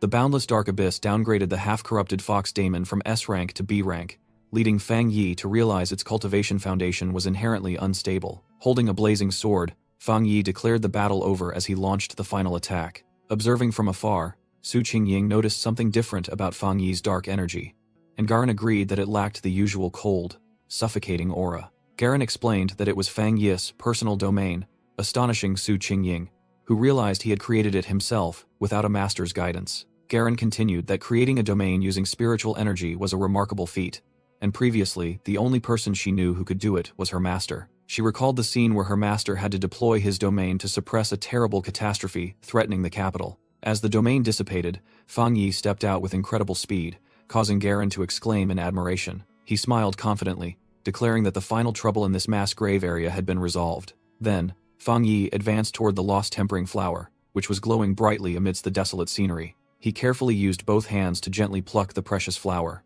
Holding the item, he confirmed that this was exactly what they were looking for. Garen watched him with a tense, expectant expression. Fang Yi handed the flower to Garen, declared the mission complete, and urged everyone to retreat immediately. He glanced behind him and said they still had a tail, referring to Lao Deng's group secretly following them.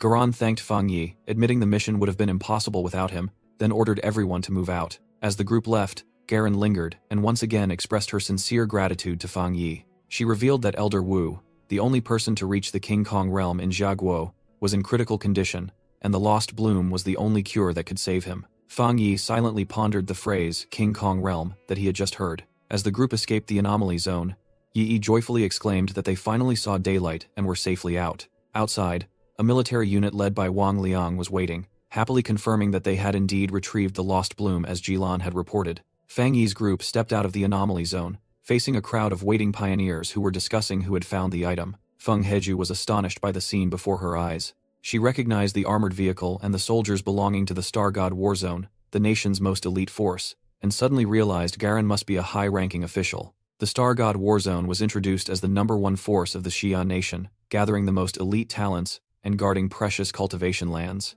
Fang Yi handed over the lost tempering flower, preserved in a special container, to an officer. The high-ranking officer of the Star God War Zone received the flower with a solemn expression. At the officer's command, all the soldiers simultaneously raised their hands in a respectful salute to Fang Yi. The officer assured Garen that he would immediately transport the flower to the hospital, and Garen stated she would follow shortly. Garen stood watching the armored vehicle carrying the lost bloom drive away. Garen turned to Fang Yi, admitting that his strength and achievements had likely spread throughout their war zone. She stated frankly that Fang Yi's strength alone was enough to overwhelm their most elite troops. Garen invited Fang Yi to join, promising the best cultivation resources and generous rewards, but he refused, wanting to follow his own path. Garen explained that the biggest threat currently was the rapidly increasing dark attribute anomalies. She emphasized that their sphere of influence was spreading like a tumor, forcing them to establish restricted zones to contain them. Garen clarified that she had no intention of pressuring him, but simply felt that an outstanding pioneer like Fang Yi deserved to know the truth. Fang Yi understood and assured her that he would not ignore an anomaly if he encountered one, even if it involved strangers. Garen smiled, satisfied with his answer. She said she was happy to meet Fang Yi, and gave him a card as a token. Garen explained that this card allowed him free access to any restricted zone for cultivation, and then asked if he would like to meet Elder Wu. Fang Yi was surprised to learn that the person Garen wanted to introduce was the venerable King Kong realm expert, while Garen confirmed it was her master and offered to be friends. Hearing this, Fang Yi put the card into his pants pocket. He agreed to go with Garen, reasoning that having more friends meant more options, and then summoned a stream of blue lightning in his hand as a reciprocal gift. Fang Yi unexpectedly placed his hand on Garen, releasing a surge of lightning energy, and declaring that he could purify the remaining dark attribute toxins in her body. Garen was astonished as she felt the lightning attribute healing her, a warm, tingling sensation spreading throughout her body, dispelling discomfort and pain. She clearly felt the wounds caused by the corrosive dark energy healing, and the meridians and blood vessels in her body being purified. With tears streaming down her face, Garen felt reborn as all the toxins were completely eliminated by the rare lightning attribute. As the energy dissipated, Fang Yi inquired about her condition,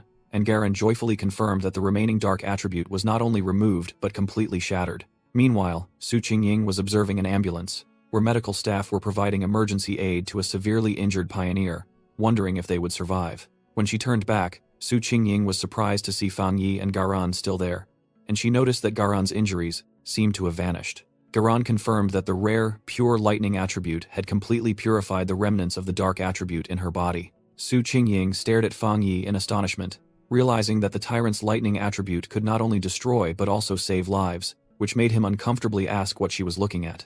Immediately, Su Qingying turned and called over the medical staff near the ambulance. She excitedly proposed collaborating with Fang Yi, believing that combining his spiritual energy with medical equipment could save many pioneers tormented by the dark attribute. Faced with Fang Yi's silence, Su Qingying bowed deeply, earnestly pleading for him to demonstrate his power once more. Fang Yi sighed, then released a massive vortex of lightning energy, asking if that was enough.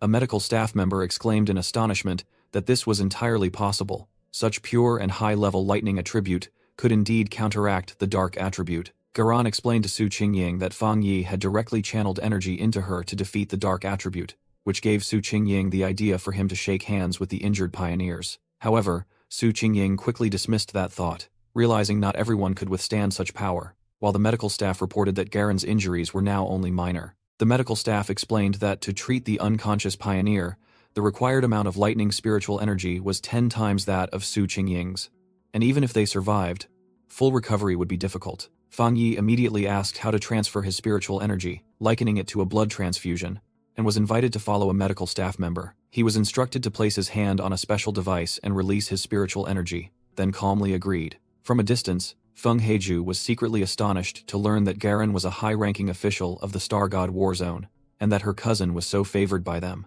She was even more surprised to see the usually aloof Garen actively making acquaintance and even giving a token to her cousin. Fang Yi turned to look, seemingly sensing his cousin's gaze. He asked Yi and Feng Heiju how they were, and Feng Heiju replied that they had stabilized. Feng Heiju then declared that she and Yi would go on missions by themselves to train, as they couldn't always rely on him, and were determined not to become a burden. Feng Yi smiled, instructing both of them to be careful while releasing energy into the device. He secretly thought to himself that these children were truly growing up.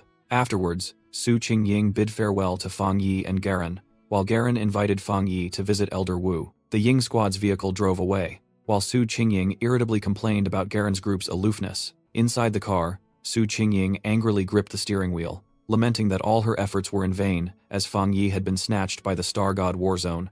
While her team members tried to calm her down, she bitterly reflected on the chaotic structure of the Spirit Association, where those in power were even more arrogant than the military. Su Qingying thought that the top elite squads were all a mess, and it was a great stroke of luck that they hadn't come to cause trouble for Fang Yi. Meanwhile, Garen and Fang Yi arrived at the Star God War Zone's medical base, home to its highest-level treatment area. Both entered the sick room, and Garen remarked how strange it was that a powerhouse of the King Kong realm was now just a withered old man. Garen explained that Elder Wu's condition was even worse before, looking like a zombie, and he hadn't woken up since using the Lost Bloom. Fang Yi looked at Elder Wu lying on the sickbed with a serious expression, wondering what he had endured. Garen began recounting the past, when a dark attribute catastrophe struck the capital, and her teacher, Elder Wu, used his own body to seal the rift in the sky.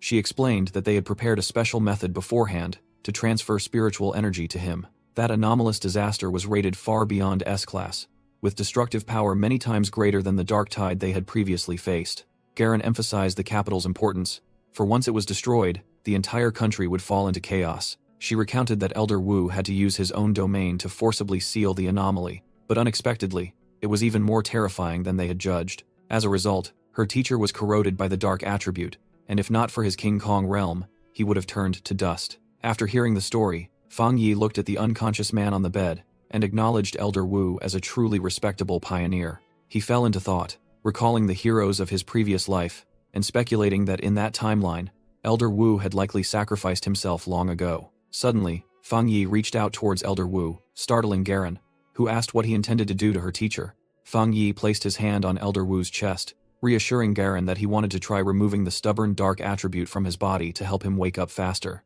Garen was astonished as Fang Yi channeled a blue stream of energy into Elder Wu's body, and she frantically reminded him that this was a lingering effect from an S-class disaster. For a moment, Garen recalled the image of Fang Yi holding the lost bloom. Finally, she decided to trust him and allowed him to try, whereupon Fang Yi poured all his energy into it. Garen secretly hoped Fang Yi could be a miracle, but still warned him to be careful because this dark attribute was even more terrifying than the dark tide. Fang Yi asserted that he knew, he could feel the power of darkness within Elder Wu's body. He remarked that even though it had been suppressed by the purifying power of the lost bloom, it still exuded immense pressure. Garen watched, holding her breath, with a tense and worried expression.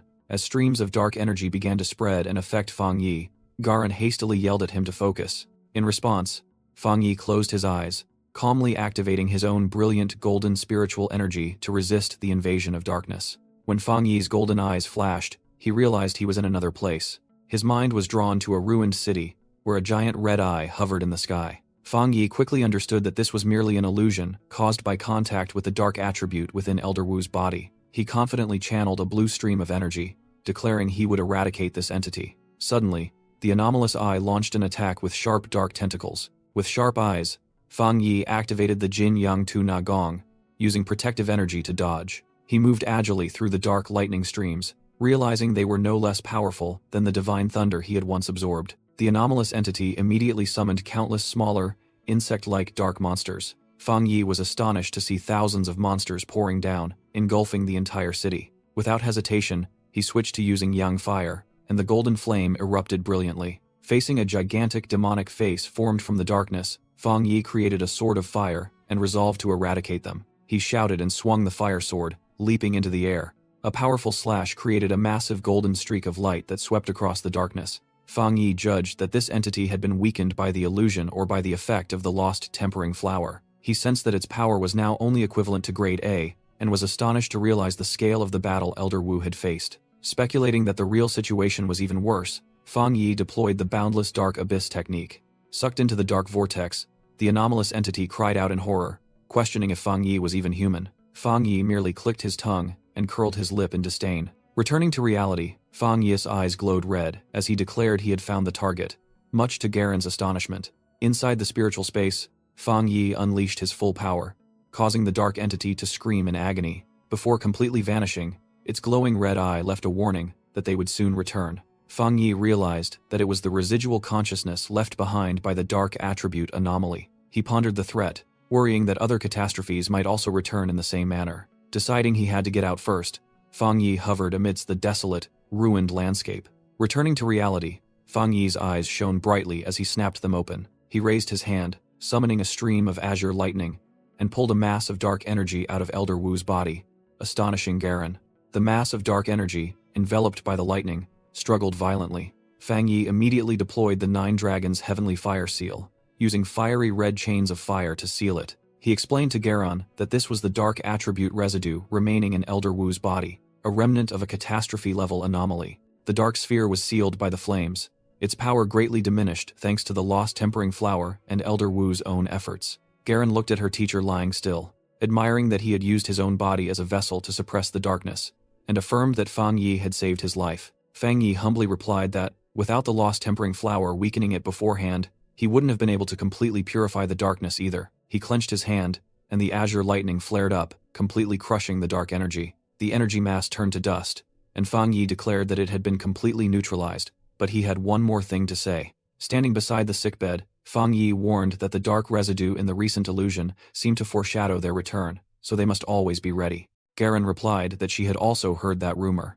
Fang Yi asked in surprise about the rumor she was referring to. Garen explained that there was a worrying rumor that, with the current reserve strength, Xia Nation might not survive the first year of a full-scale spiritual energy recovery. Garen asked Fang Yi if he believed that worrying rumor. Fang Yi sank into thought, wondering if his rebirth had changed the future, recalling the scene of Earth being nearly destroyed in his previous life. Garen placed a hand on Fang Yi's shoulder, advising him not to overthink things and informing him that Elder Wu would soon wake up. Fang Yi resolutely promised Garen that if the catastrophe returned, he would fight alongside her. He resolved that this time, he would definitely change the outcome of the inevitable battle against the calamity. That night, at an apartment complex, Fang Yi returned home. Meditating on a chair, he sensed he was on the verge of breaking through to the 2-star spirit forging realm, but still felt his current strength was insufficient. He recalled the terrifying power of the anomaly and the illusion, which manifested even after multiple layers of suppression. Suddenly, Fang Yi's attention was drawn to the glowing wild flower pot on the table.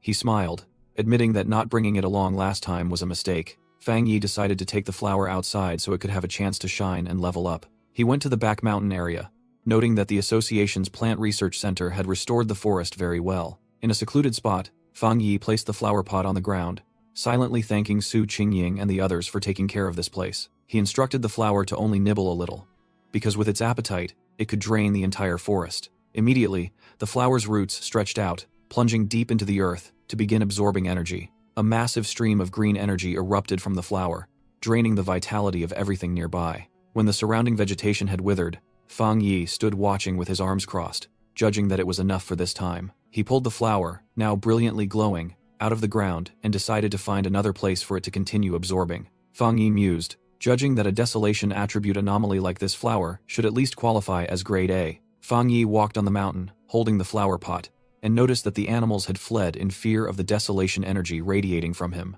Suddenly, a terrifying howl echoed throughout the forest, startling him. He quickly identified the sound as the howl of a wolf. Before his eyes, a pack of dark wolves was undergoing a horrifying evolution under the blood moon. Fang Yi confronted them, realizing the pack leader was the Wolf King and it was about to complete its transformation. With a sky-shattering howl, the Wolf King completed its evolution, its entire body erupting with a menacing stream of green aura. Sensing the surging spiritual power, Fang Yi wondered if the monster was breaking through to grade A anomaly status. He analyzed that the Wolf King had likely absorbed dark energy during its evolution to gain the corrosive poison attribute. Observing the poisonous smoke rising from the Wolf King, Fang Yi concluded that the dark attribute had become too strong, pushing it to become a dual attribute creature.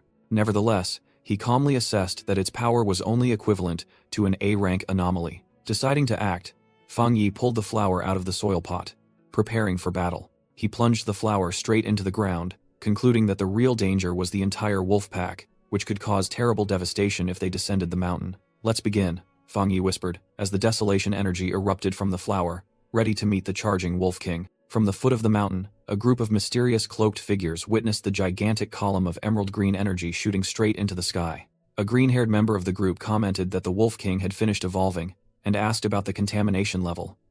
Another replied that the number was 90. The green-haired man screamed in horror, saying that the Wolf King's base strength alone was already close to the peak of the Ghost Axe realm. He desperately concluded that their entire squad couldn't win, as their strongest member, a blonde youth, had only just broken through to the 3-star Ghost Axe realm. Another member with a sword on his back realized that the energy surge was the dark attribute, explaining the unusually high contamination level. The blonde youth snapped out of his daze, shouting that the Wolf King had evolved into a dual attribute anomaly, an extremely rare mutation. The blonde youth determined that they couldn't win, but they had to stop the wolf pack from evolving, or the entire city would be in danger, and immediately requested backup.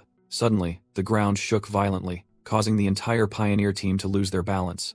They realized this was a completely different anomaly, unrelated to the wolf pack. The reading on the captain's device skyrocketed to 1000 as a massive column of emerald green energy erupted from the mountain, making the entire team realize in horror that it was desolation power. The surging desolation energy coiled like living vines, rushing toward the panic-stricken pioneer team as they fled. The blonde captain yelled, ordering his teammates to quickly evacuate all residents in the vicinity. However, he suddenly paused when he realized the desolation power was not spreading toward them.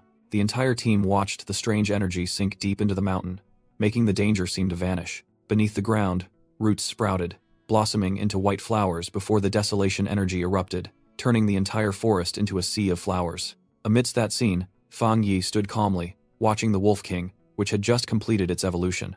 The monster roared and charged forward, swinging its razor-sharp claws at Fang Yi. Fang Yi coldly explained that these spirit flowers would continuously regenerate and multiply until they drained the life force of their enemies. Vines from the central flower reached out, seizing the entire wolf pack, while Fang Yi pointed out that the Wolf King might resist, but its pack could not. A wolf, tightly bound by the vines, howled in pain as the flowers clung to its body. In just a moment, the wolf's life force was completely drained, leaving only a dry skeleton before turning to dust. After absorbing the wolf pack's life force, the white flowers turned blood red, staining the entire forest in a deadly crimson hue. Enraged, the Wolf King opened its mouth and fired a stream of emerald green toxic energy toward Fang Yi. The destructive energy stream collided with the vines, creating a massive explosion.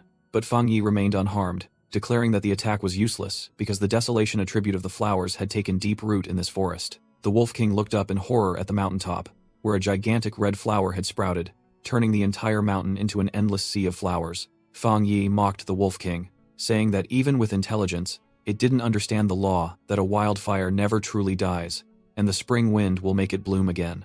Realizing that the small red flower was the source of power, the Wolf King roared and charged straight toward it. Fang Yi challenged the small flower, wondering what it would do now that it had been discovered. In response, the red flower suddenly swelled abnormally, extending massive roots to seize Fang Yi. It lunged straight at the astonished Wolf King. Its gigantic petals enveloped the monster. The Wolf King struggled desperately as it was completely swallowed by the flower. Inside the bloom, the Wolf King's dark energy was drained, causing it to disintegrate. Fang Yi observed the scene, wondering why the Wolf King allowed the dark attribute to completely corrode it. The deep red petals coiled tightly, imprisoning and digesting the monster within. The Wolf King was completely trapped, bound by strands of red energy. Fang Yi was astonished by the overwhelming desolation energy. Realizing that the flowers had created their own cultivation technique, he declared that once trapped in this sea of flowers, no anomaly could escape. Soon, the Wolf King was reduced to a dry skeleton.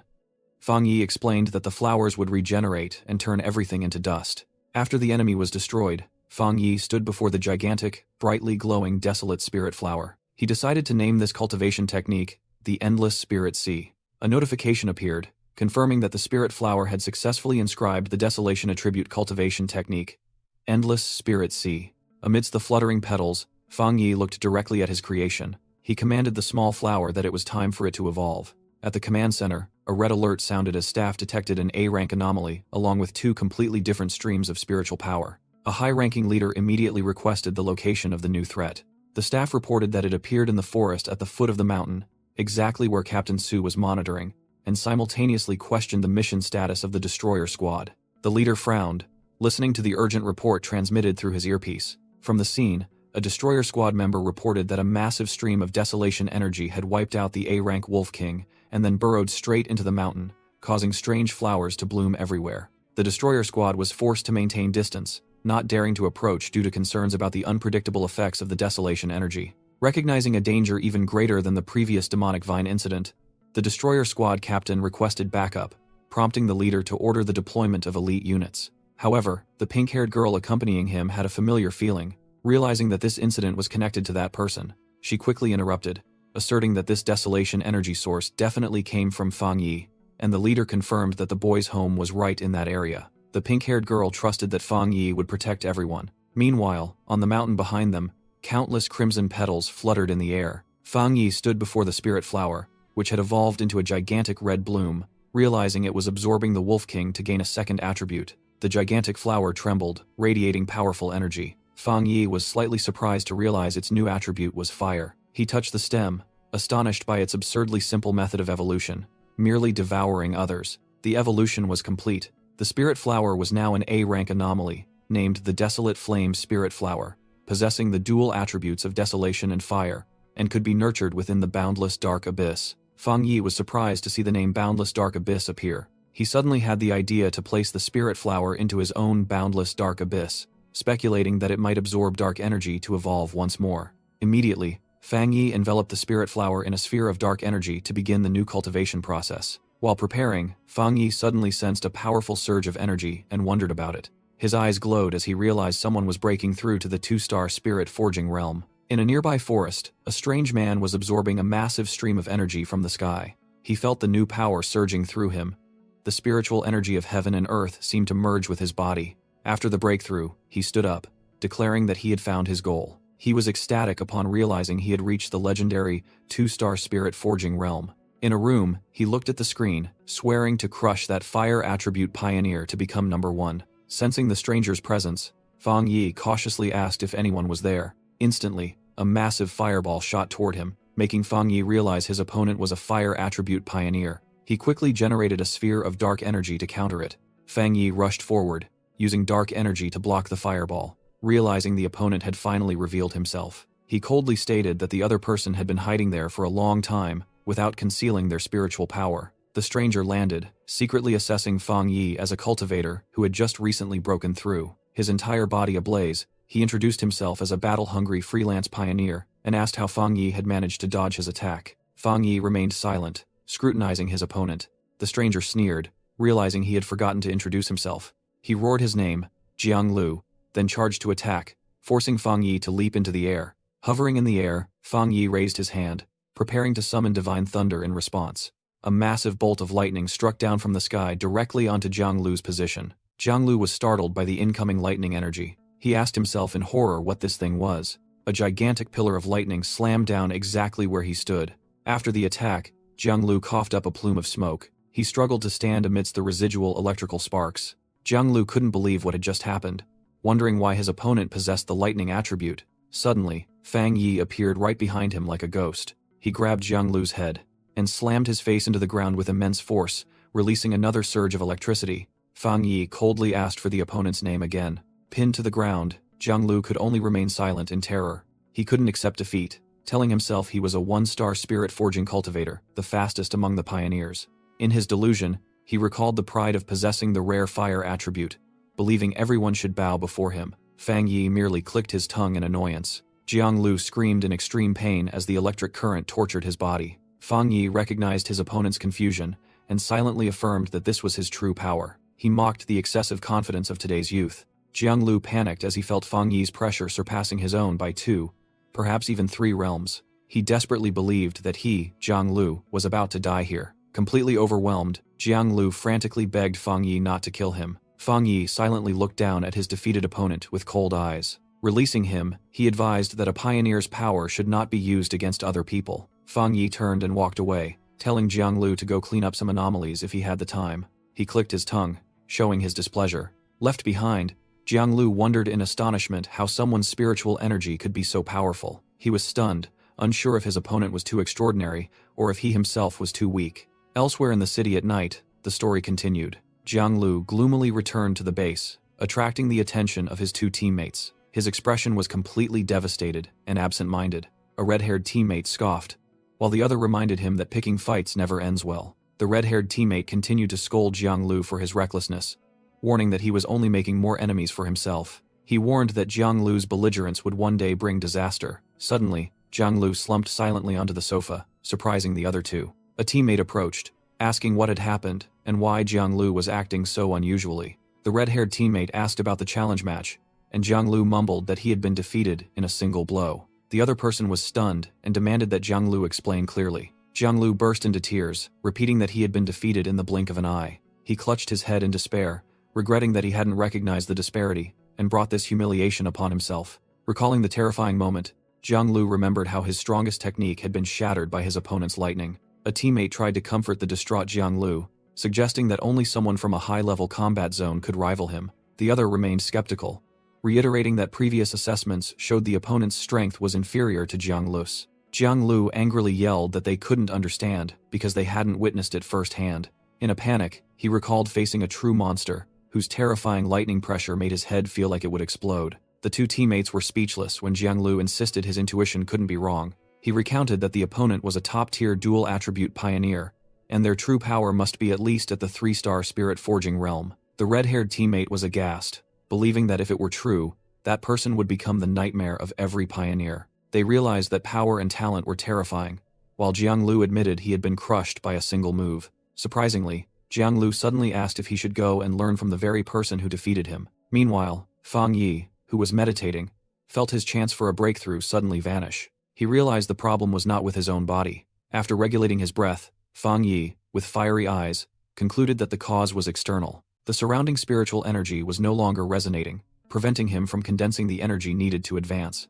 Fang Yi had a premonition that a massive incident was about to occur. The city sky was suddenly covered by lightning, making him fear that the spiritual energy recovery was starting earlier than anticipated. Fang Yi immediately called Jilan to check on the military situation, but couldn't connect. He worried about the worst-case scenario, a mandatory information blackout due to a severe anomaly. Suddenly, his phone rang with an incoming call from Su Qingying. Over the unstable line, Su Qingying reported that the situation had changed and urgently requested assistance. As Fang Yi tried to listen, a bat-like anomaly smashed the window behind him, and Su Qingying's signal was completely lost. A bat-like anomaly suddenly slammed hard into the window, cracking the glass. Fang Yi's fiery red eyes turned sharp as he recognized the danger. The monster shattered the window glass, and lunged straight into the room at terrifying speed. Still seated, Fang Yi calmly remarked that its action was reckless. He touched the floor, summoning streams of blue lightning. With just one strike, Fang Yi used the lightning to cleanly destroy the monster. Hearing the noise, Feng Heizhu rushed out in a panic,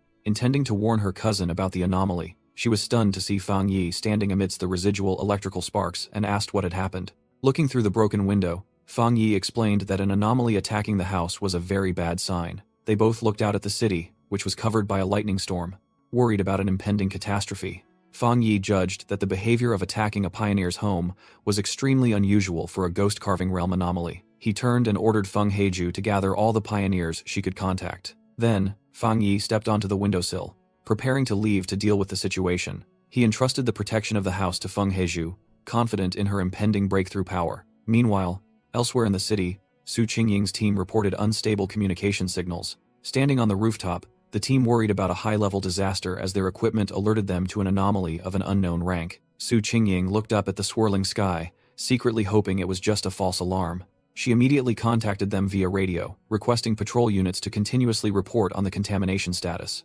Suddenly, a swarm of bat-like anomalies burst out of the vortex in the sky, terrifying the entire team. Across the city, an urgent announcement was broadcast, warning of the heaviest rainfall in 50 years and urging everyone to stay indoors. Under the pouring rain, people on the street felt uneasy about the terrifying atmosphere, wondering if the apocalypse was near. Meanwhile, Zhang Lu and his teammates were also speeding through the city on motorcycles, complaining about the unusual weather. The teammate looked at Jiang Lu, wondering whether to continue or stop amidst the raging storm. Suddenly, a bat-shaped dark anomaly swooped down directly at Jiang Lu, initiating the attack. Without hesitation, Jiang Lu roared and summoned a fireball in his hand, ready to retaliate. He unleashed a powerful barrage of flames towards the monster, while his teammate was astonished that the anomaly dared to challenge a fire element user. However, Jiang Lu's attack seemed ineffective, and he was shocked to realize the bat was not incinerated. The teammate was utterly terrified upon discovering that the anomalies could regenerate after being burned, and quickly shouted for everyone to go home. A few hours earlier, in a high-level meeting, leaders were discussing cooperation with Fang Yi. The meeting was abruptly interrupted by an emergency warning, startling the leader and the girl with pink hair. On the screen, a reporter from the scene with bleeding eyes announced that an A-class anomaly was about to descend, and a swarm of giant bats had gathered on the outskirts. The leader immediately ordered the deployment of teams and declared he would personally lead the charge, while the girl beside him remained stunned by the news of the A-class anomaly. The situation worsened when the reporter screamed that the latest prediction indicated this was an S-class anomaly, just as a colossal monster appeared behind him. With a last dying word of no limits, the reporter's signal was cut off, leaving only the image of the monster's glowing red eyes. In a military zone, the high-tech corridors were deserted, signaling an all-out mobilization. Outside, a swarm of giant anomalous bats was surrounding a military base, forcing them to use heavy energy weapons for defense. Amidst the chaos, Garen appeared. She charged into the swarm of bats and unleashed purple energy slashes. With sharp and determined eyes, Garen focused her power. She unleashed a massive energy net, tearing through numerous anomalies in a wide-area attack. Garen's ability was revealed to be Soul Energy Mutation, a high-level variant of the metal attribute, allowing her to shape and amplify spiritual energy up to 200%. Garen noticed the dark element bats were continuously multiplying, seemingly trying to prevent them from achieving some objective. The blonde teammate smiled, remarking that Commander Garan's wounds had not only healed, but her power had also grown stronger. However, he reported that the situation was not optimistic, with only 2 high-ranking officers left to defend the area, and asked Garen for her next orders. Garen announced that their signals were completely jammed by anomalies, while a swarm of giant bats was charging in to attack. She immediately ordered the first and second teams to hold the line, while the rest would follow her to break through and rendezvous with teams from other sectors. Looking up at the sky, Garen was horrified to realize that the anomaly's ultimate target was not the Forbidden Zone, but the entire city. Meanwhile, on the ground, civilians fled in panic under the torrential rain, with only a female streamer and her colleague remaining. Despite the danger, the female streamer decided to continue filming, believing this terrifying weather was a hot topic for views. She told herself she had to risk everything for a valuable shot, just like her previous success. Suddenly, her colleague was utterly horrified as a terrible scene reflected in his eyes. A panther-shaped dark monster lunged out of the rain, attacking the colleague, causing him to scream in agony. The female streamer fell to the ground, screaming for help amidst the swarm of anomalous bats attacking civilians and the sound of gunfire from afar. Another bat attacked a woman, sinking its fangs into her shoulder amidst screams. Just as a bat was about to pounce on the female streamer, a blue energy blade suddenly appeared, blocking the attack. A mysterious figure landed, using a powerful kick to send the monster flying, saving the female streamer at the last moment. Su Qingying appeared with 2 members of the Ying team, telling the female streamer that her teammates would escort her home safely. While ordering the 2 members to take the female streamer away, Su Qingying received a report that the number of mutated bats was increasing and showed signs of evolution. Su Qingying angrily yelled into the communicator, ordering the immediate evacuation of civilians as the evolved bats fed on humans. Standing on a high road, the Ying team received a report that their area had the highest level of anomalous contamination, and they unanimously confirmed the mission. Immediately, a team member leaped from high above, heading straight for the heart of the battle. Amidst the ruined city, Fang Yi charged into an attack against a giant anomalous bat. Standing among the monsters, he wondered if they had evolved close to the 3-star Ghost Axe realm. He swung his sword, creating a brilliant blaze that incinerated the enemy. With determined eyes, he silently observed the situation. Feng Yi assessed that this anomaly was very different, constantly mutating and appearing in all densely populated areas. He calculated that locating his teammates would be difficult, and decided to handle each area himself. Then, he unleashed the boundless dark domain technique, ordering the anomalies to become nutrients for his spirit blossom. Meanwhile, Fang Yi recalled his old teammates, and feared that the worst-case scenario would come true. 10 minutes later, elsewhere, Su Qingying was fighting on top of a building, frustrated by her inability to eliminate the endless swarm of bats. Her spiritual energy was gradually depleting, making her worried about the safety of her 2 missing teammates. Suddenly, a desperate cry for help echoed from behind. Meanwhile, Han Li also recognized the severity of the situation. Recalling the disaster that had occurred in the capital, he unleashed sharp energy blasts towards a colossal monster. However, he was quickly surrounded and overwhelmed by a swarm of dark bats. Han Li's eyes showed clear fear as he realized the critical situation. Su Qingying looked up at the sky in horror, realizing that countless anomalies were gathering to form an anomaly king. The city was gradually collapsing under a seemingly unstoppable disaster. 2 female pioneers hid in despair, believing the entire city was about to be destroyed. Reports from the battlefield continuously updated on the sacrifices of pioneer teams and the appearance of an SSS-class anomaly codenamed Locust. At the command center, staff reported that casualties were too heavy and reinforcements would not arrive in time. At the command center, a subordinate reported to the high-ranking leader that the city was surrounded by black fog, cutting off all external communication and reinforcements. The panoramic view showed the city was now completely isolated, submerged in the dark mist and swarms of bat anomalies. The leader declared this a life-or-death moment, and as a pioneer, he was ready to live and die with the city alongside everyone else. He asserted that the anomalies would have to step over their corpses if they wanted to destroy this place, while another report indicated that the spiritual energy reserves were nearly depleted. On the battlefield, Su Qingying was overwhelmed by the bat swarm and ordered preparations for the final option, the Scorched Earth Protocol, to prevent the disaster from spreading. She concentrated all her remaining spiritual energy into her palm, preparing for a decisive attack. A massive stream of icy energy shot straight into the sky, aimed at the invisible enemy. Her attack collided with a giant bat monster, a powerful entity at the 3-star spirit forging realm. The monster roared terrifyingly, easily shattering her technique. Struck by the backlash, Su Qingying coughed up blood and realized she was almost completely drained of spiritual energy. The anomalous Bat King swooped down, preparing to finish off the free-falling Su Qingying. Despite being severely wounded with no retreat, her eyes still shone with a look of grim determination. She gathered her last reserves of strength, ready to sacrifice herself to unleash a final attack. Just then, a brilliant streak of fire suddenly shot forward, cutting between her and the monster. A fierce fire explosion erupted, leaving Su Qingying astonished. Fang Yi appeared with his blazing sword, standing in front of Su Qingying, who, astonished, called him boss. Fang Yi's eyes flared with 2 distinct energies, yang fire on one side and thunder, lightning on the other. He swung his sword, which was amplified by the power of divine thunder. Fang Yi faced the anomalous Bat King alone, his aura completely unshaken. He unleashed a powerful lightning slash, carrying strength that had been tempered 100-fold. The core burst attack swept through the city, creating a chain of continuous explosions. Fang Yi landed next to Su Qingying, apologizing for being late. He explained that there were too many swarms of anomalies on the way, while the exhausted Su Qingying warned that they could regenerate. Both looked up at the bat swarm converging into a vortex in the sky, and Fang Yi calmly replied that he already knew. He confidently concentrated dark energy into his palm, declaring that once he said he would do something, he would achieve it, simultaneously deploying the boundless dark domain. Su Qingying looked at him in astonishment. thinking to herself that this city still had an unparalleled pioneer in Fang Yi. The dark energy sphere spun rapidly in Fang Yi's hand as he prepared to strike. He turned to check on Su Qingying, who replied that she was fine and thanked him for saving her life. Fang Yi looked at her with resolute eyes, without the slightest hesitation.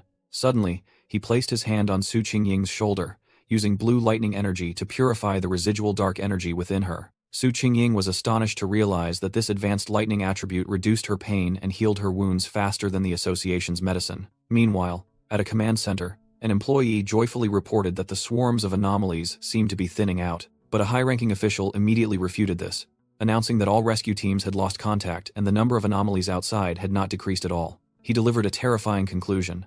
The pioneers inside the city were dwindling, and an anomaly king was about to be born from the convergence of the bat swarm. The official turned and walked away, sadly thinking that he might never return home to see his parents again. Back on the battlefield, Su Qingying explained to Fang Yi that this was a Super S-class anomaly, even stronger than the one at the Star God War Zone. She called it a great catastrophe, and the energy cocoon in the sky was merely a warning. Su Qingying compared them to people who sensed the disaster but were powerless, because once the entity inside was born, the entire city would be destroyed. Finally, she explained that anomalies evolve by devouring each other.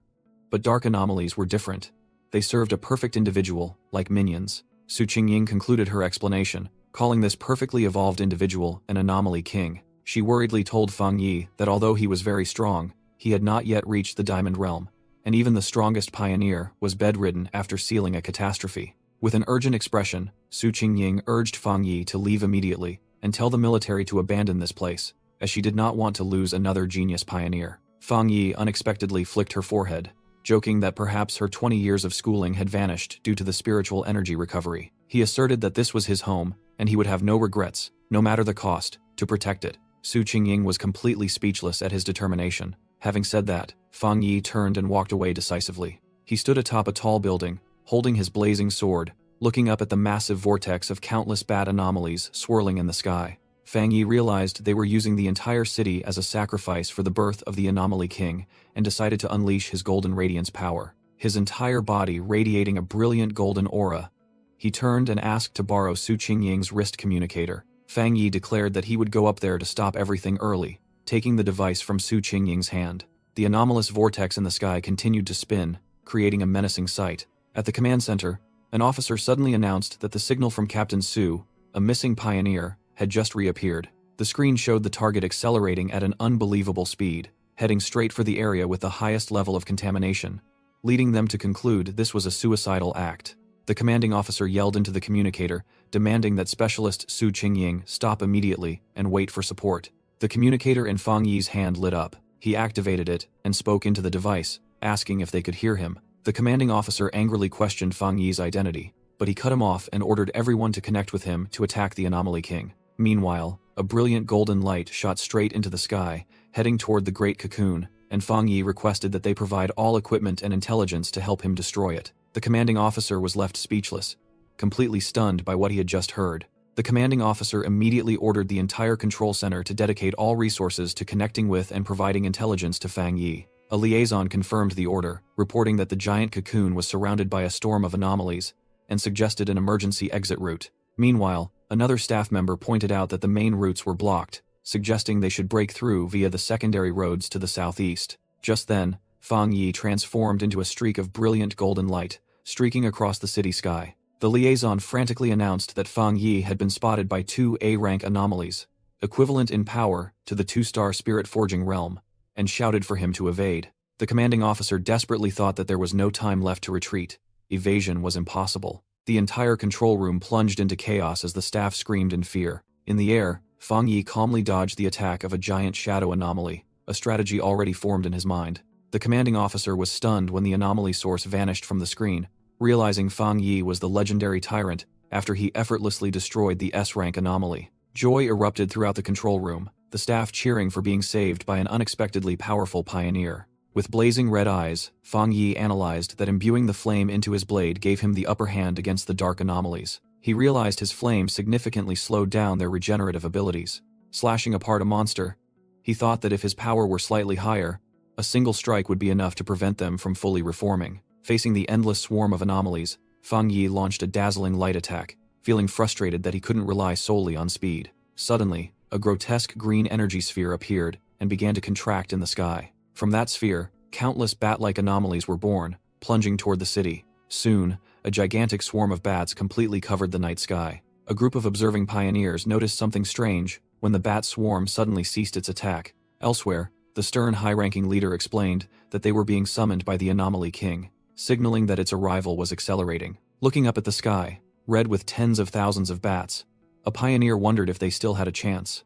While in the distance, Garen prepared to unleash an extremely powerful energy strike. A blonde pioneer asked Garen how long it would take to reach the city center, and she replied that it would take at least half an hour. Both looked at the dense swarm of bat anomalies in the sky. Garen worried that the Anomaly King would be born before they could arrive, while her teammate commented that their numbers were 10 times the estimate for an S-rank disaster. A powerful energy attack exploded amidst the bat swarm, but the observer knew that even large-scale thermobaric weapons couldn't wipe them out. Witnessing other pioneers struggling in combat, Garen gritted her teeth, wondering if they truly lacked the manpower to break through. Standing on a military vehicle, the blonde pioneer angrily stated that they were completely short-handed because some other pioneers were just watching from afar. Suddenly, Garen noticed something unusual happening. Her teammate pointed to the sky, where the bat swarm was converging into a gigantic vortex, and Garen realized that was the exact spot where the Anomaly King was about to descend. Suddenly, a brilliant pillar of fire shot straight up into the sky from the city center, making Garen wonder if it was Fang Yi. The blonde pioneer looked at Garen in astonishment, seemingly seeking confirmation. Garen smiled confidently, dismissing her previous worries. Motivated, she ordered all units to increase firepower, declaring that the Star God Warzone would not abandon the city. In midair, Fang Yi rushed forward like a blazing meteor, piercing through the sea of bat anomalies. From another location, Garen and Su Qingying both witnessed that terrifying sea of fire. In a ruined building, Feng Heiju cheered happily, recognizing it as her cousin's swordsmanship. Provoked, the demonic bat swarm, with blood-red eyes, shrieked and rushed toward the intruder.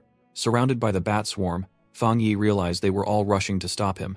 He swung his blazing sword, thinking to himself that this was exactly what he wanted. Fang Yi's power erupted into a dazzling explosion of light, engulfing the center of the bat swarm over the city. The attack transformed into a massive energy stream, sweeping away thousands of bats in its path. Fang Yi's eyes blazed with pure power as he unleashed his full capabilities. Fang Yi, burning in the yang fire, felt a familiar sensation. He realized that even in this fragile spiritual energy environment, he could still sense the opportunity for a breakthrough. With a confident smile, Fang Yi decided to accelerate the process. He exerted his strength, creating a vortex of dark energy in his palm. Fang Yi unleashed the boundless dark abyss skill, opening a gigantic spatial gate over the city. Immediately afterward, he summoned his spirit blossom. The Desolation Spirit Blossom appeared, enveloped by lightning, and began to drain the life force of the bat anomalies to aid his breakthrough.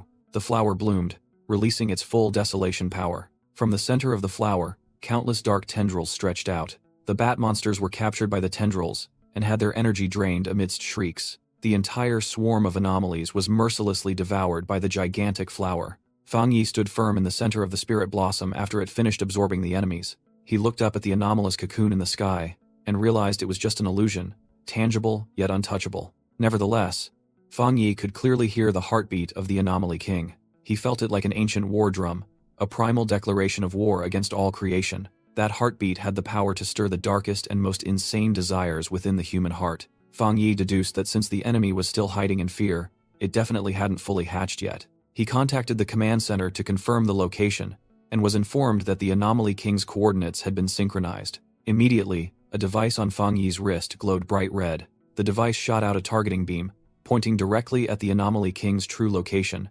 causing him to silently confirm the target. Fang Yi utilized the Golden Yang Qi cultivation technique, unleashing his full energy. A blinding, brilliant golden light erupted, sweeping away everything in its path. Witnessing the sight, Garen wondered about this ability in astonishment, while her blonde teammate denied it was the fire attribute. Garon, however, recognized it as the Yang attribute, which counters darkness. In the control room, the commanding officer and communications staff were stunned upon receiving reports that the number of anomalies was rapidly decreasing, with the siege density dropping to only 100. Ground forces reported that all clusters of bat anomalies were receiving a signal and simultaneously retreating toward the city. From afar, Garen observed the brilliant sphere of light and realized Fang Yi was targeting the Anomaly King's cocoon. The blonde youth confirmed that this was the tyrant, known as the Heavenly Fireblade.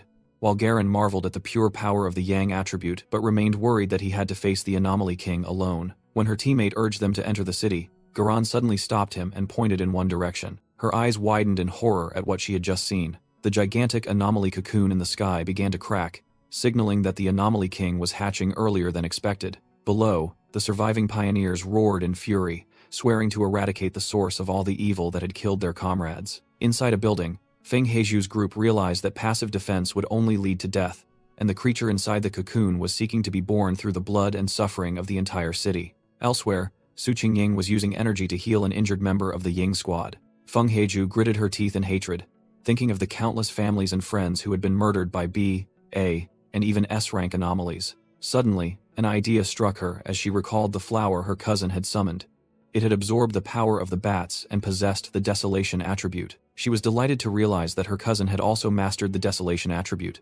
Immediately, Feng Heju called upon her teammates to channel all their spiritual energy into the plant network Feng Yi had created to empower him. The entire group responded in unison, raising their hands together to channel energy toward the sky. The high-ranking association leader silently observed the converging streams of energy. He analyzed that the pioneers were gathering spiritual energy, but their combined strength was not powerful enough to directly attack the anomalies at that altitude. Realizing the plan, the association leader understood that the pioneers were channeling energy into Feng Yi's summoned entity. Without hesitation, he also unleashed his spiritual energy and declared that he would join the support effort. Immediately, other pioneers also responded, unanimously deciding to contribute their strength. Countless streams of blue energy simultaneously shot up into the night sky. On the ground, while tending to her teammate, Su Qingying suddenly sensed a massive source of converging energy. She looked up in astonishment, witnessing the entire power of the city's pioneers being channeled into the desolate flame spirit blossom. With a determined expression, Su Qingying also contributed a portion of her energy to the massive attack. Charged with the power of humanity, the desolate flame spirit blossom shot straight toward the cocoon like an arrow of light. Inside, the Anomaly King roared in fury at the impending attack. Feng Yi moved at maximum speed, leaving a brilliant golden streak across the sky. A voice over the communication channel warned him that hundreds of thousands of A and B rank bat anomalies were rushing toward him. Mid-air, Feng Yi radiated a brilliant aura, facing a sea of bat anomalies along with tens of thousands of S-rank entities. He looked coldly toward the cocoon, declaring that he would wipe out all the minions. Feng Yi provoked the Anomaly King, exposing that it was rushing its evolution out of fear of being destroyed. Agitated, a gigantic clawed hand tore through the cocoon's shell from the inside. Feng Yi concentrated the yang fire in his hand, ready for battle as he sensed the enemy's imminent appearance. The cocoon shattered, revealing a monstrous emerald green eye roaring fiercely. The Anomaly King officially descended, manifesting as a gigantic dragon-like creature swirling in a vortex of dark energy. Its appearance caused a terrifying earthquake, cracking the ground and forcing the pioneers to struggle to maintain their balance. From afar, Garan and her blonde teammate looked up anxiously. She silently called Feng Yi's name. From afar, Su Qingying secretly wished for Feng Yi to succeed. With a resolute expression, Feng Heju also shouted, wishing for her cousin to win. Feng Yi faced the enemy and declared that it was the king of dark anomalies, the true culprit behind this catastrophe. Standing amidst the blazing desolate flame spirit blossom, he asserted that he was born and raised here, and he loved this life. In response, the Anomaly King let out a furious roar. Feng Yi's eyes flashed red, filled with determination. He poured all his strength into the attack and yelled, demanding that it die. The massive energy sphere collided head-on with the Anomaly King. However, it remained completely unharmed and mocked Feng Yi's one-star spirit-forging realm cultivation level. It roared in outrage at being challenged by a weakling, making Feng Yi realize the gravity of the situation. Immediately afterward, the Anomaly King counterattacked. It opened its mouth wide and swallowed Feng Yi whole. Inside the monster's body, Feng Yi realized that the Anomaly King was truly different, capable of withstanding his full power attack without dying. He was astonished that despite being scorched by the Yang attribute, it could still swallow him, and he noticed the digestive fluid was extremely corrosive. Feng Yi mused that an ordinary pioneer would have long since dissolved, and he found it strange that an anomaly evolved to this extent possessed high intelligence. He wondered if it feared an attack from the inside, as that was its most vulnerable spot. Deciding to test it, Feng Yi unleashed a blazing punch onto the fleshy floor beneath him. The Yang fire flared up, causing the Anomaly King's internal organs to convulse violently. Feng Yi noticed that although his power was significantly weakened by the mucus, he could still inflict damage upon it. As long as the attack remained effective, he believed everything could be resolved, and summoned the desolate flame spirit blossom. Inside the Anomaly King, Fang Yi analyzed that luckily it had absorbed enough dark energy from other anomalies and the spiritual power of the pioneers. He summoned the Desolation Spirit Blossom, which had now absorbed the dark attribute, and challenged the Anomaly King. Fang Yi realized something surprising. The Spirit Blossom's Desolation attribute was repelling the dark attribute that the Anomaly King had swallowed. Outside, the Anomaly King writhed violently, astonishing Garen and the others who were watching. Feng Heiju anxiously asked Yi about the situation, unsure of her cousin's whereabouts. Meanwhile, Su Qingying and another person in a black cloak were organizing the civilian evacuation, promising to ensure everyone's safety. Su Qingying was stunned to realize that Fang Yi was fighting from inside the Anomaly King's body. A military convoy moved through the streets as the hurried evacuation order was given, taking advantage of the moment when the Anomaly King and the Bat Swarm could not attack the city. A high-ranking official ordered his subordinates to minimize potential damage. Garen looked up at the chaotic Anomaly King in the sky and urged everyone to act quickly, as they could not afford to take risks. The Anomaly King roared and writhed in extreme agony. The pain continued to torment it as the internal attack grew fiercer. Inside, Fang Yi's eyes shone with iron determination. He began absorbing the massive energy accumulated inside the Anomaly King, his body erupting in brilliant yellow yang fire. He completely devoured the energy source, his entire body radiating dazzling light.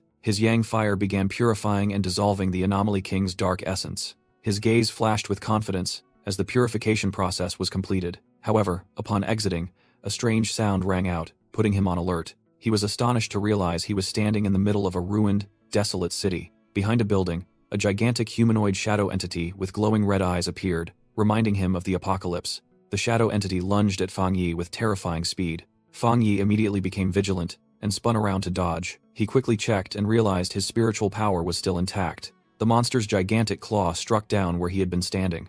It smashed the ground, revealing the form of a ferocious werewolf-like monster. But Fang Yi had managed to evade it in time. He landed on a rock, thinking to himself that his body was still in peak condition after his cultivation. Fang Yi immediately recognized this as the Anomaly King's illusion ability, a futile attempt to make him think he had returned to his previous life. The illusionary monster continued its attack, raising its foot to crush him. Although repelled by the force of the attack, Fang Yi stood firm. He was confident that the Anomaly King was not strong enough to strip him of his power. Its true strength could not surpass his own. Fang Yi determined that his abilities had not vanished, and the immediate task was to find a way to break this illusionary barrier. He believed that within this illusory realm, there must be a breakthrough point, a weakness that the Anomaly King had inadvertently exposed. The illusionary monster roared, mocking that once he was here, there was no escape, and told him to look closely at the scene. Hearing this, Fang Yi smirked slightly. He understood everything now. While the monster declared this was his final destination, an overlapping image showed that Fang Yi had grasped the situation.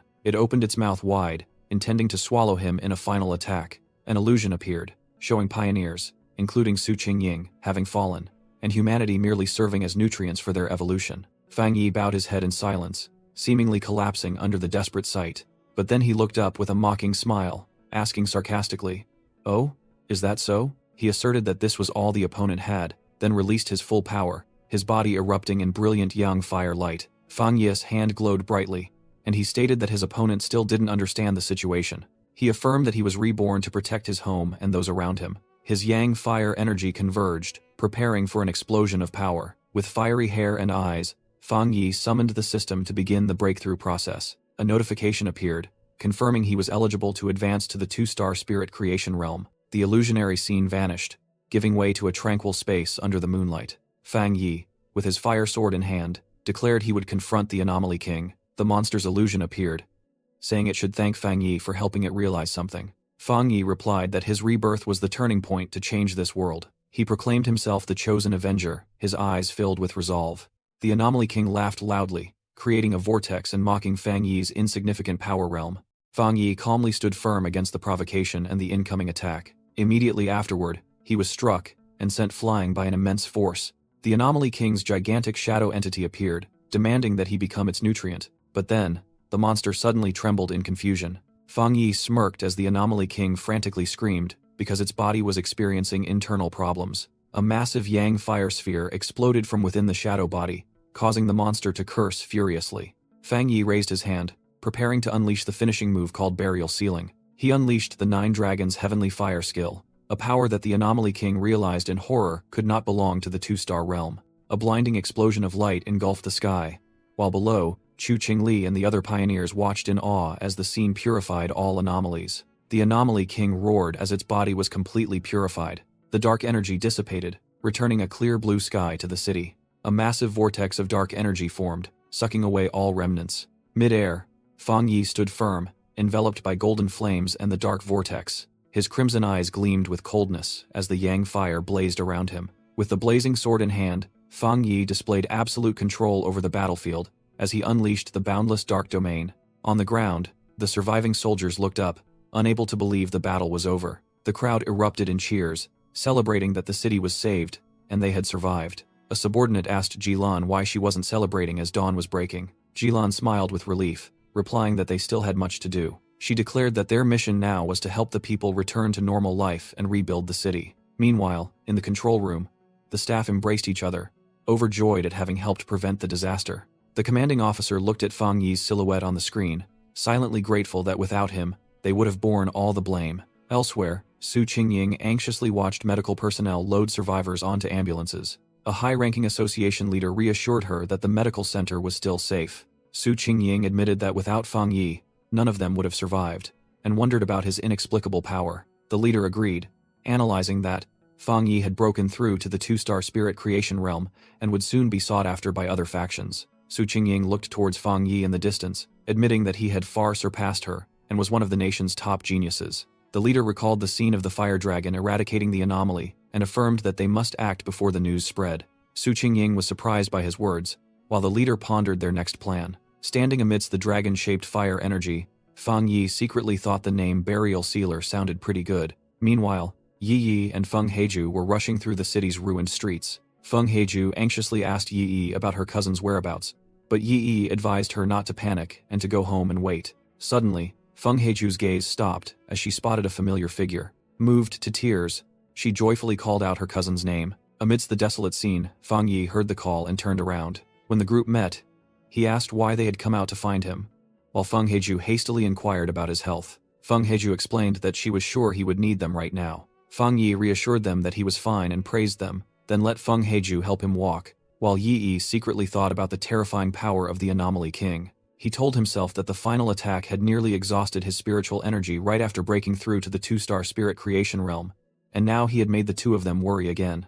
Suddenly, Feng Heiju received a notification on her device. Both she and Yi Yi were utterly astonished to learn that Fang Yi had broken through again, unable to believe his extraordinary rate of progress. At the same time, news of a mysterious super pioneer, nicknamed Burial Sealer, who had single-handedly saved the entire city, was spreading everywhere, sparking countless speculations. In an office, Jiang Lu was stunned to recognize the person in the news, while his teammates were skeptical about someone single-handedly defeating the Anomaly King. Jiang Lu laughed loudly, declaring that losing to such an expert was an honor for his entire life. Immediately, he sprang from his seat and passionately declared that he would go find that person to become his disciple. However, his red-haired teammate calmly dissuaded him, suggesting it was best not to go because many people were now searching for that hero. In the distant Daxia capital, this event had attracted the attention of the highest-level powers. In a dark room, a mysterious council of shadowy figures was meeting to discuss the incident. A member propped his feet on the table, puffing on a cigarette and expressing disappointment,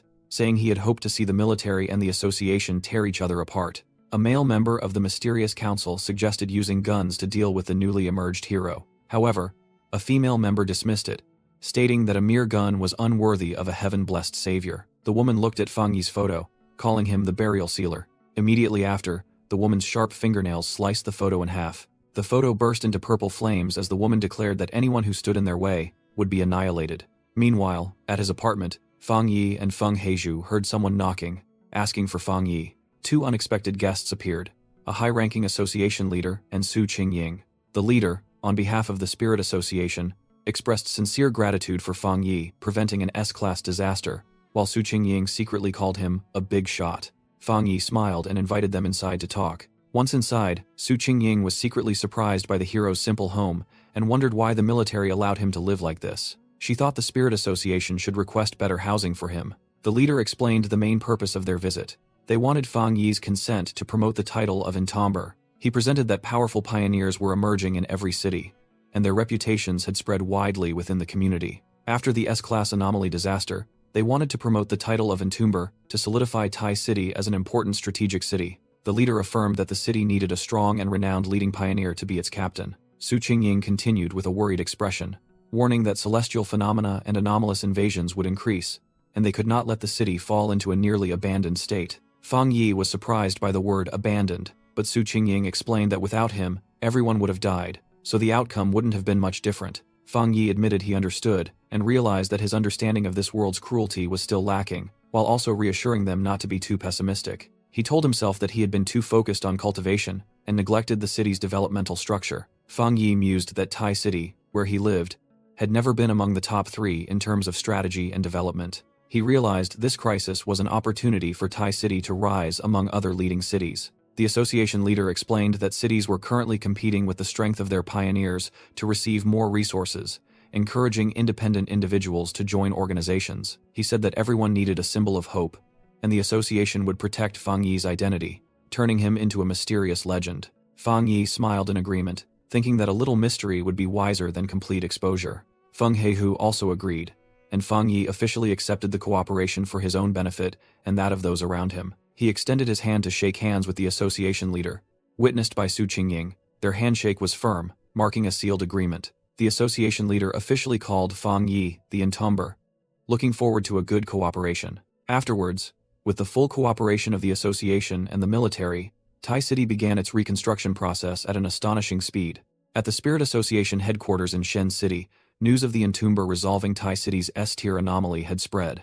The staff there were analyzing his profile, impressed by his possession of advanced Yang attribute, which opposed the darkness attribute. Another person astonishingly pointed out that the data showed he also possessed many other advanced attributes, including fire and lightning, which had caused a stir before. As one staff member was still in shock, his colleague was about to reveal something even more astonishing. A blue-haired woman, seemingly a superior, walked over and requested to see the Entomber's file. After reviewing it, the woman thought that Fang Yi's reputation would surely make many other pioneers unconvinced and eager to challenge him. Fang Yi's image appeared on the computer screen. The manager mused to herself that she, too, wanted to witness his power firsthand, and had a premonition that they would meet soon. Meanwhile, at a library in Kang City, the scene was peaceful and bustling. Chu Qingli was trying to focus on her laptop, but was bothered by 2 young men. One young man tried to strike up a conversation with Chu Qingli, but she coldly rejected him, deeming him noisy in the library. After being rejected, the young man sighed and left, while Chu Qingli secretly thought they were boring fools. She disdained those around her, believing they were completely unaware of the world's changes. Chu Qingli was proud of her new identity, recalling how she had awakened her spiritual power and became a 1-star ghost-carving realm pioneer after the exam. She believed this power had helped her escape the disaster in Tai City, and wondered how ordinary people would cope. With a sinister smile, her thoughts turned to the despicable people she knew, wondering what they could possibly do. She recalled seeing Fang Yi with another girl, and simply considered them classmates. Chu Qingli scoffed at the memory of Fang Yi, believing such a useless person must have died long ago, then wondered why she had mistaken a genius for him. Looking at the image of the hero Entomber on the computer screen, she affirmed that this person was 10,000 times more excellent than Fang Yi. Chu Qingli smiled admiringly, believing that only such a powerful and handsome pioneer was worthy of her. Meanwhile, Fang Yi and his cousin Feng Heiju decided to take a day off to look for a new home. Fang Yi reassured Feng Heiju that balancing cultivation and rest was necessary, and they also needed to improve their living conditions. Feng Heiju happily recalled Captain Su's offer, who had promised to go house hunting with them. She was overwhelmed by the high-end residential area Su Qingying introduced, and delighted to know she would also have her own apartment. As they were strolling, strange green mists began to envelop them, while Feng Heiju was still discussing the value of a pioneer's home. Both smelled a pungent, sewer-like stench, a smell Fang Yi had never encountered in Tai City. With his keen senses, Fang Yi immediately dismissed the possibility of it being an accident, and asserted that someone was tracking them. Both Fang Yi and Feng Heiju immediately turned around, wary of the approaching threat. 3 murderous strangers emerged from the mist.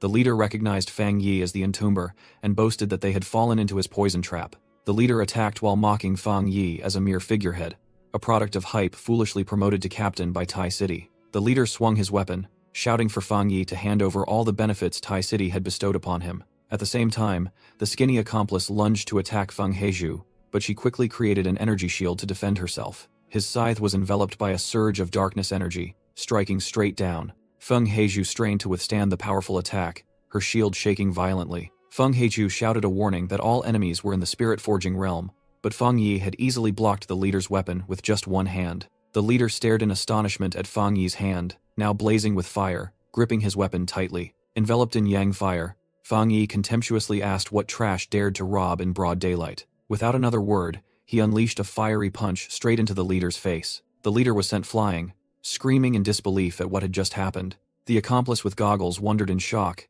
as he was certain Fang Yi had been hit by his spiritual power-infused penetrating poison and should have been completely paralyzed. Yet, Fang Yi stood there, calm and unharmed. His poison was a versatile penetrating agent, concocted from a wood attribute pioneer, capable of piercing through an opponent's spiritual energy shield. The leader struggled to his feet, roaring with his accomplices that they had merely been caught off guard, and with both of them in the spirit-forging realm, Fang Yi would not be able to escape. Fang Yi smirked, realizing they possessed mutated earth and wood attributes, then mused that these dirty tricks perfectly suited their style. He was confident that ordinary spiritual energy shields could be pierced, but for him, that poison was utterly useless. Meanwhile, the skinny man once again leaped into the air, striking down at Feng Heiju. Feng Heiju dodged and countered with a powerful kick to his side, sending him flying and spitting blood. Fang Yi watched his cousin, thinking to himself that he truly didn't want to cause a big scene, but having his daily life disturbed like this was truly annoying.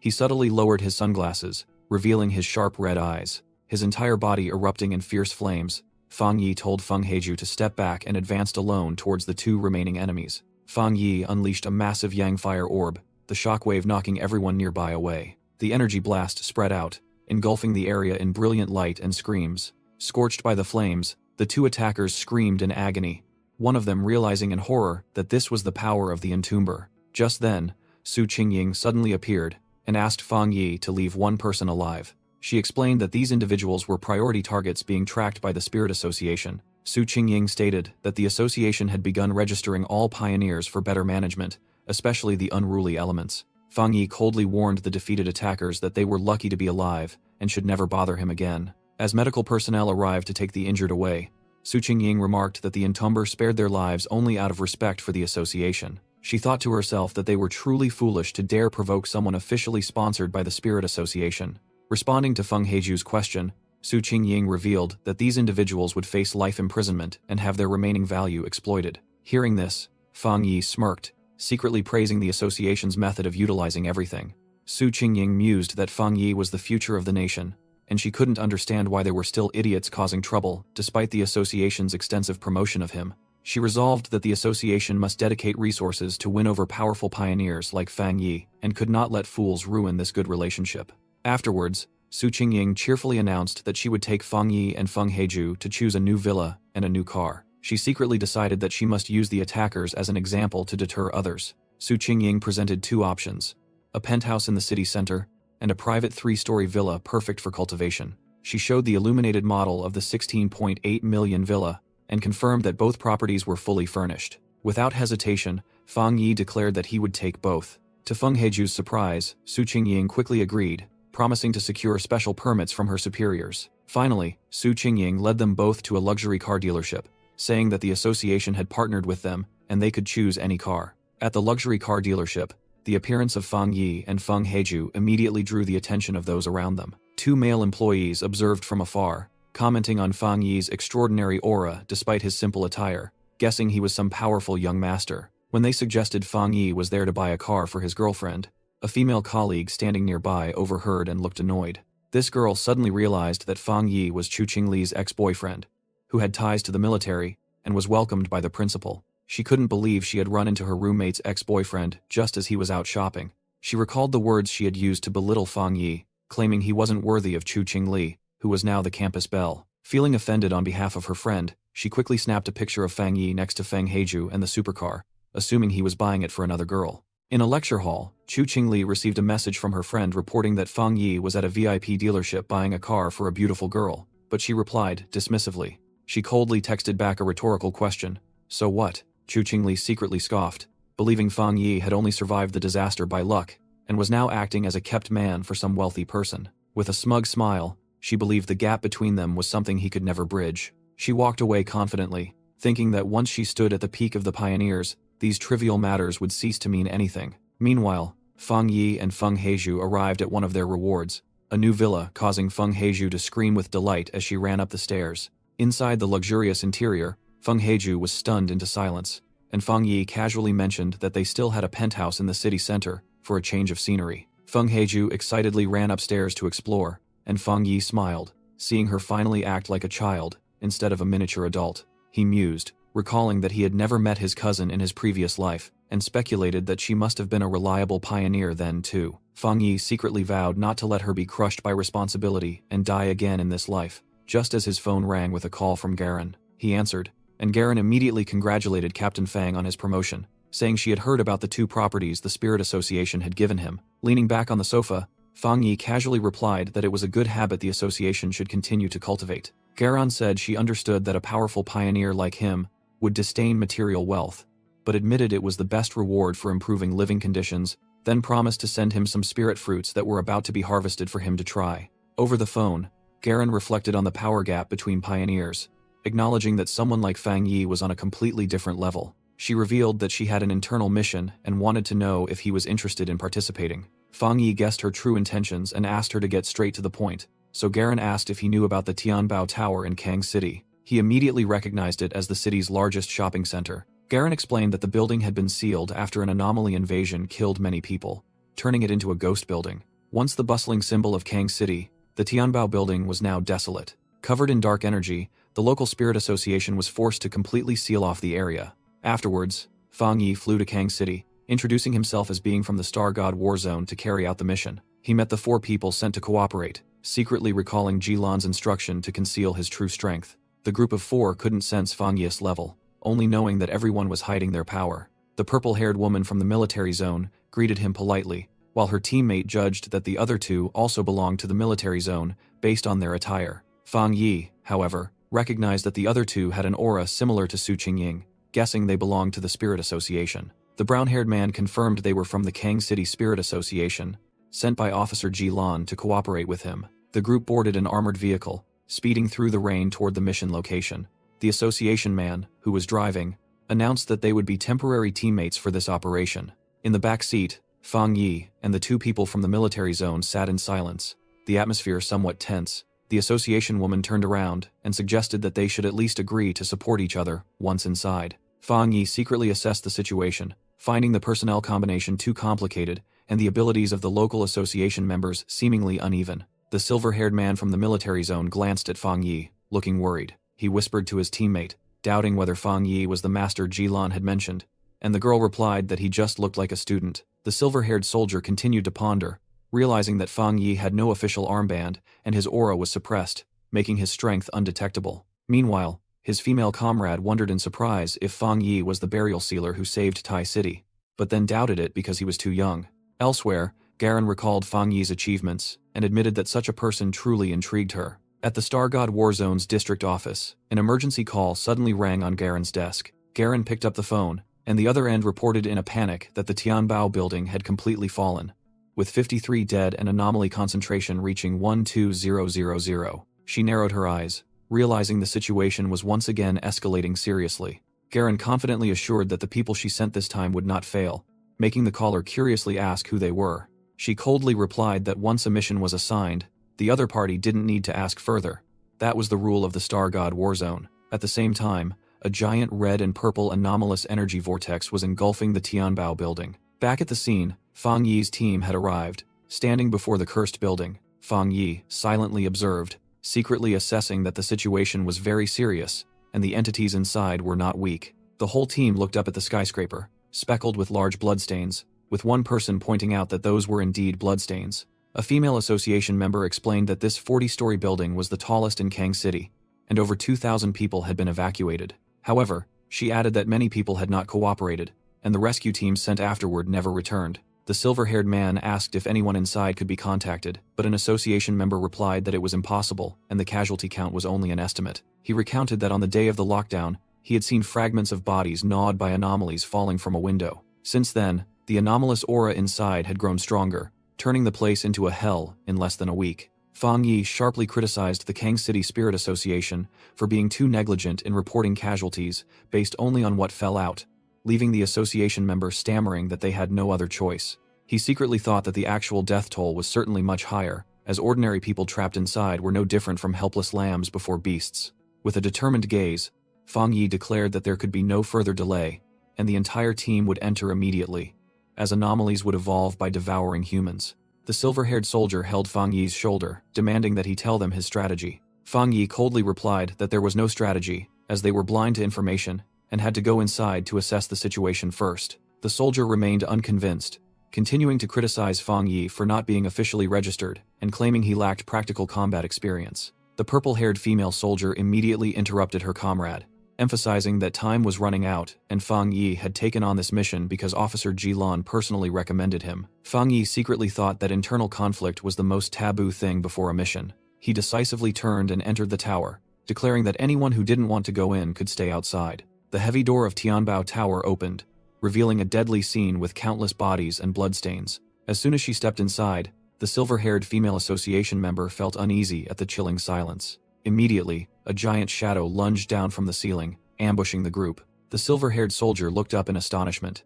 A monster with emerald eyes and jagged teeth appeared right in front of him, making him scream in fear. Fang Yi's eyes flashed with a fiery red light, ready to act. He charged like a whirlwind of fire, easily tearing through a swarm of shadow monsters.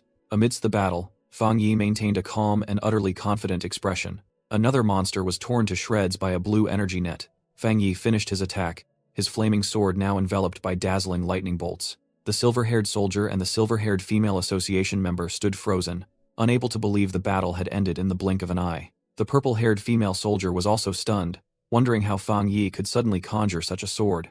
After clearing out the monsters, Fang Yi knelt down and picked up a strange leaf that had fallen from one of the creatures. Standing up, he identified it as a hybrid mutation between a bird and a gecko, concluding that it must have devoured many people. The purple-haired female officer was stunned as she recognized the creature that had just been eliminated. In her mind, a terrifying A+ grade anomaly appeared.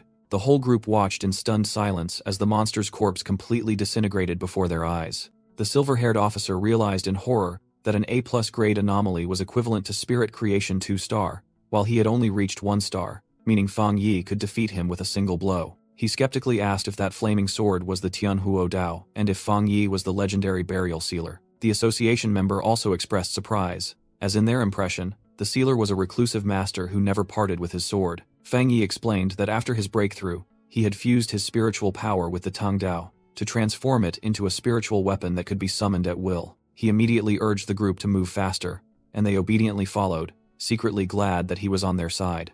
A flame erupted in Fang Yi's hand, illuminating the path ahead. He led the team deeper into the dark corridor, one hand holding fire, the other holding his sword.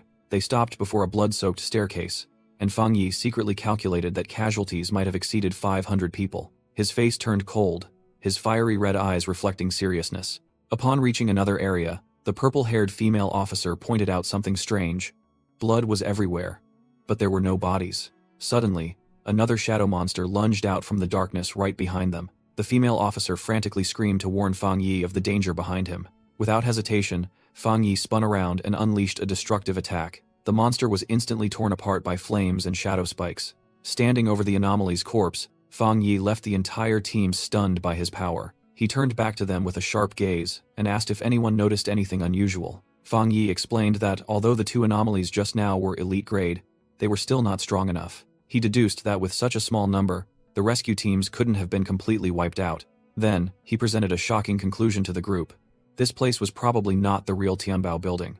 The silver-haired soldier confusedly asked what Fang Yi meant. Fang Yi pointed out that there was a lot of blood along the way, but the foul and heavy stench only came from the dark attribute and anomalies, with absolutely no smell of corpses. He judged that the group was like headless flies, and he needed to test something to confirm his hypothesis. As the entire team stared at him in astonishment, Fang Yi hesitated whether to reveal his boundless dark domain in front of them. The purple-haired female soldier agreed, saying that this lifelessness wasn't due to mass death, but an emptiness, as if no living creatures had ever been here. She concluded that this place was like a simple, hollow model. Fang Yi confirmed that her hypothesis was correct. He explained that this place had been turned into a hollow shell by an anomaly, and their true location must be somewhere else. To prove it, Fang Yi summoned his boundless dark domain, causing a team member to exclaim in surprise about the dark attribute. A notification appeared, stating that a corresponding dark attribute object, the inner dark domain, had been detected, and Fang Yi agreed to activate the information.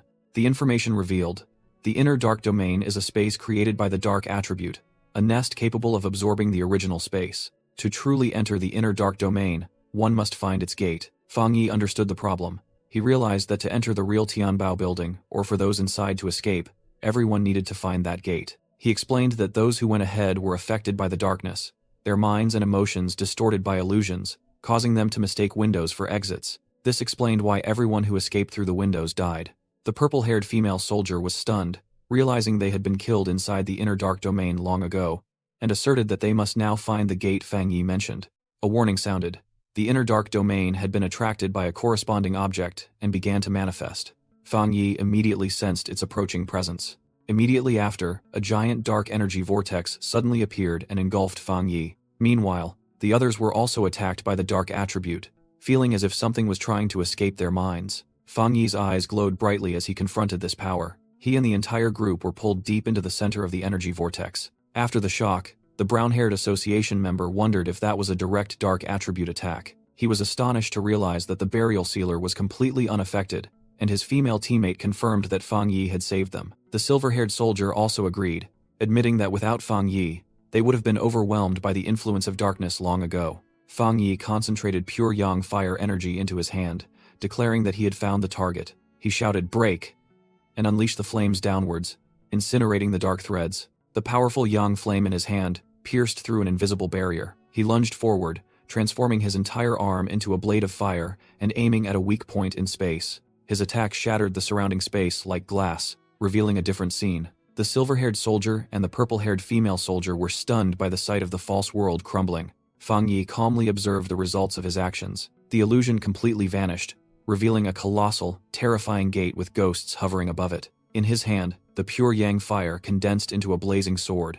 He ordered everyone to move and stick close, then led the group into the gate. Stepping through the gate, the group entered a dark space, filled with the stench of blood. The silver-haired female association member exclaimed in horror that she smelled a foul stench. Fang Yi calmly took his first step into the land of death. The group silently followed behind Fang Yi, wary of their surroundings. The scene revealed a desolate place full of corpses, and the woman confirmed it was the smell of dead anomalies. Suddenly, a winged dark creature lunged out of the shadows, blocking the group's path. Immediately, a swarm of giant anomalies appeared from above, vying for the newly arrived prey. A larger monster roared, diving down to attack. The brown-haired association member horrifyingly realized this was another A+ grade dark anomaly. Without hesitation, Fang Yi summoned a blazing pure yang fire sword in his hand.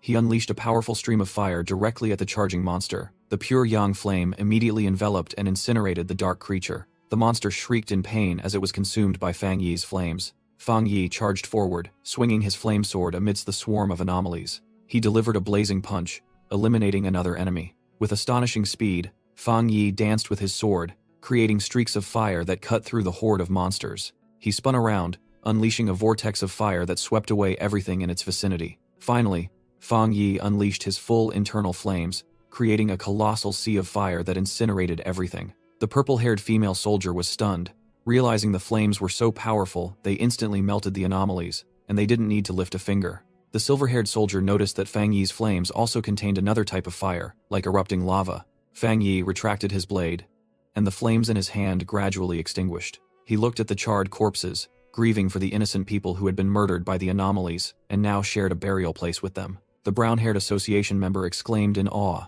acknowledging that this cremation with a single slash was entirely worthy of the burial sealer's reputation. Fang Yi turned back, assigning them the task of searching for and rescuing survivors, while he would deal with the remaining anomalies. The silver-haired soldier confirmed the first floor was cleared, and he would proceed upwards. Meanwhile, Fang Yi flew through the floors of the Tianbao building, which had been completely overrun by darkness and anomalies. He realized that after slaughtering and devouring each other, the anomalies had strengthened to at least the spirit creation realm, but their core power hadn't changed much. Continuing forward, Fang Yi stepped on the dilapidated escalator on the 15th floor, his fireblade igniting once more. On another floor, a trapped pioneer was dying, feeling his soul shield being pierced by the cold, dark attribute. His teammate, a cyan-haired pioneer, was horrified by the surrounding scene.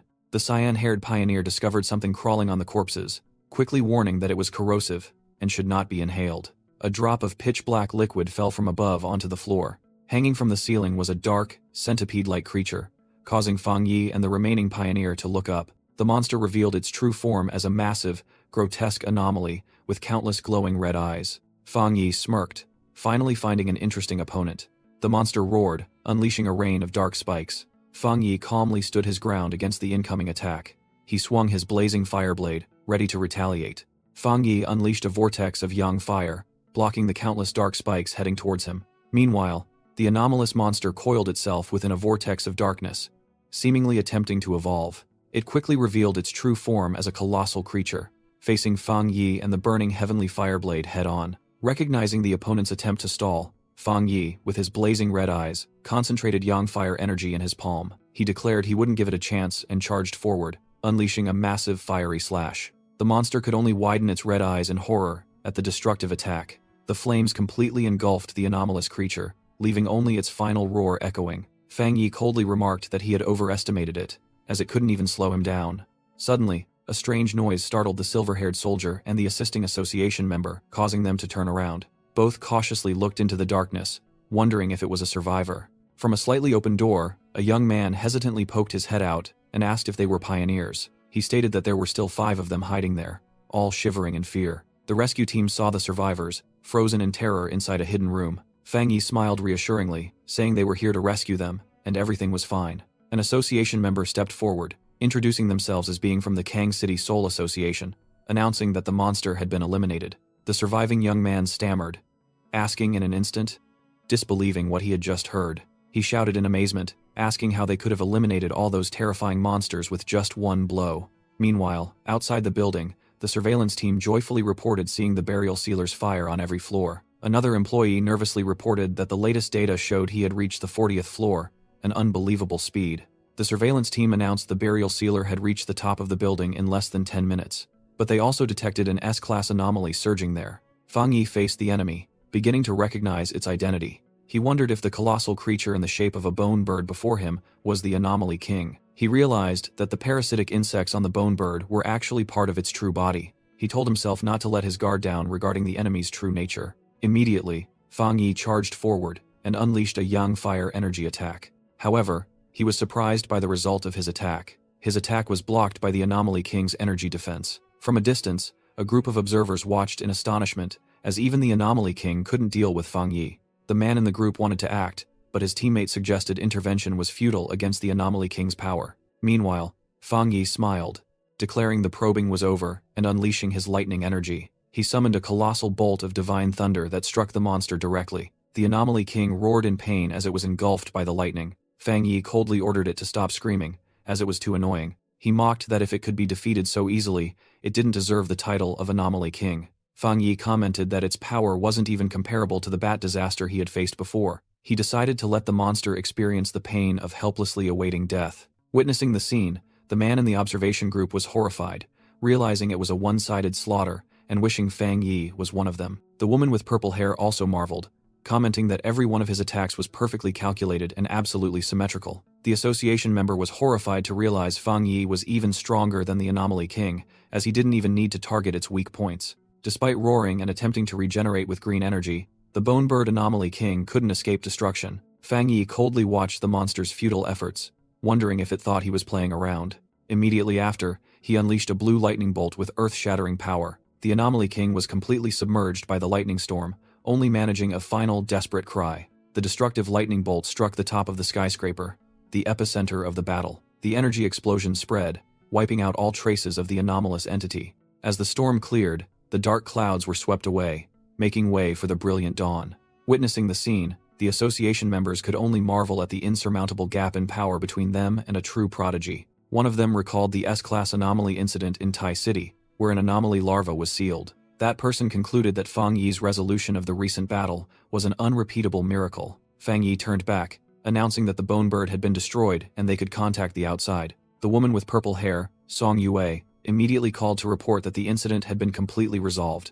While Fang Yi quietly looked out at the dawn scene, Song Yue continued to report that the mission's success was thanks to the burial sealer. She also expressed hope that the Kang City Association would cooperate and sent thanks to Tai City and the burial sealer. However, Song Yue became annoyed upon learning that the new captain of Kang City was arriving, believing he only showed up after everything was done. She explained that they had tried to warn him not to cause trouble, but a spear had flown, proving that arrogant pioneers never listen. Song Yue angrily shouted into the phone, asserting that the Kang City captain was challenging the army's authority with unclear intentions. At the same time, a burly figure appeared, but an authoritative voice rang out, warning that anyone who dared provoke the burial sealer would face consequences. Amidst the devastated area, Fang Yi alone advanced towards the entrance of the sealed building. He suddenly sensed something, his gaze sharpening. Noticing someone approaching rapidly, Fang Yi thought to himself that they had arrived. A figure lunged forward like a storm, introducing himself as Yue Fengjiang, captain of Kang City, and asking if Fang Yi was the burial sealer from Tai City. Fang Yi calmly confirmed, while also analyzing that the opponent was a wind attribute pioneer,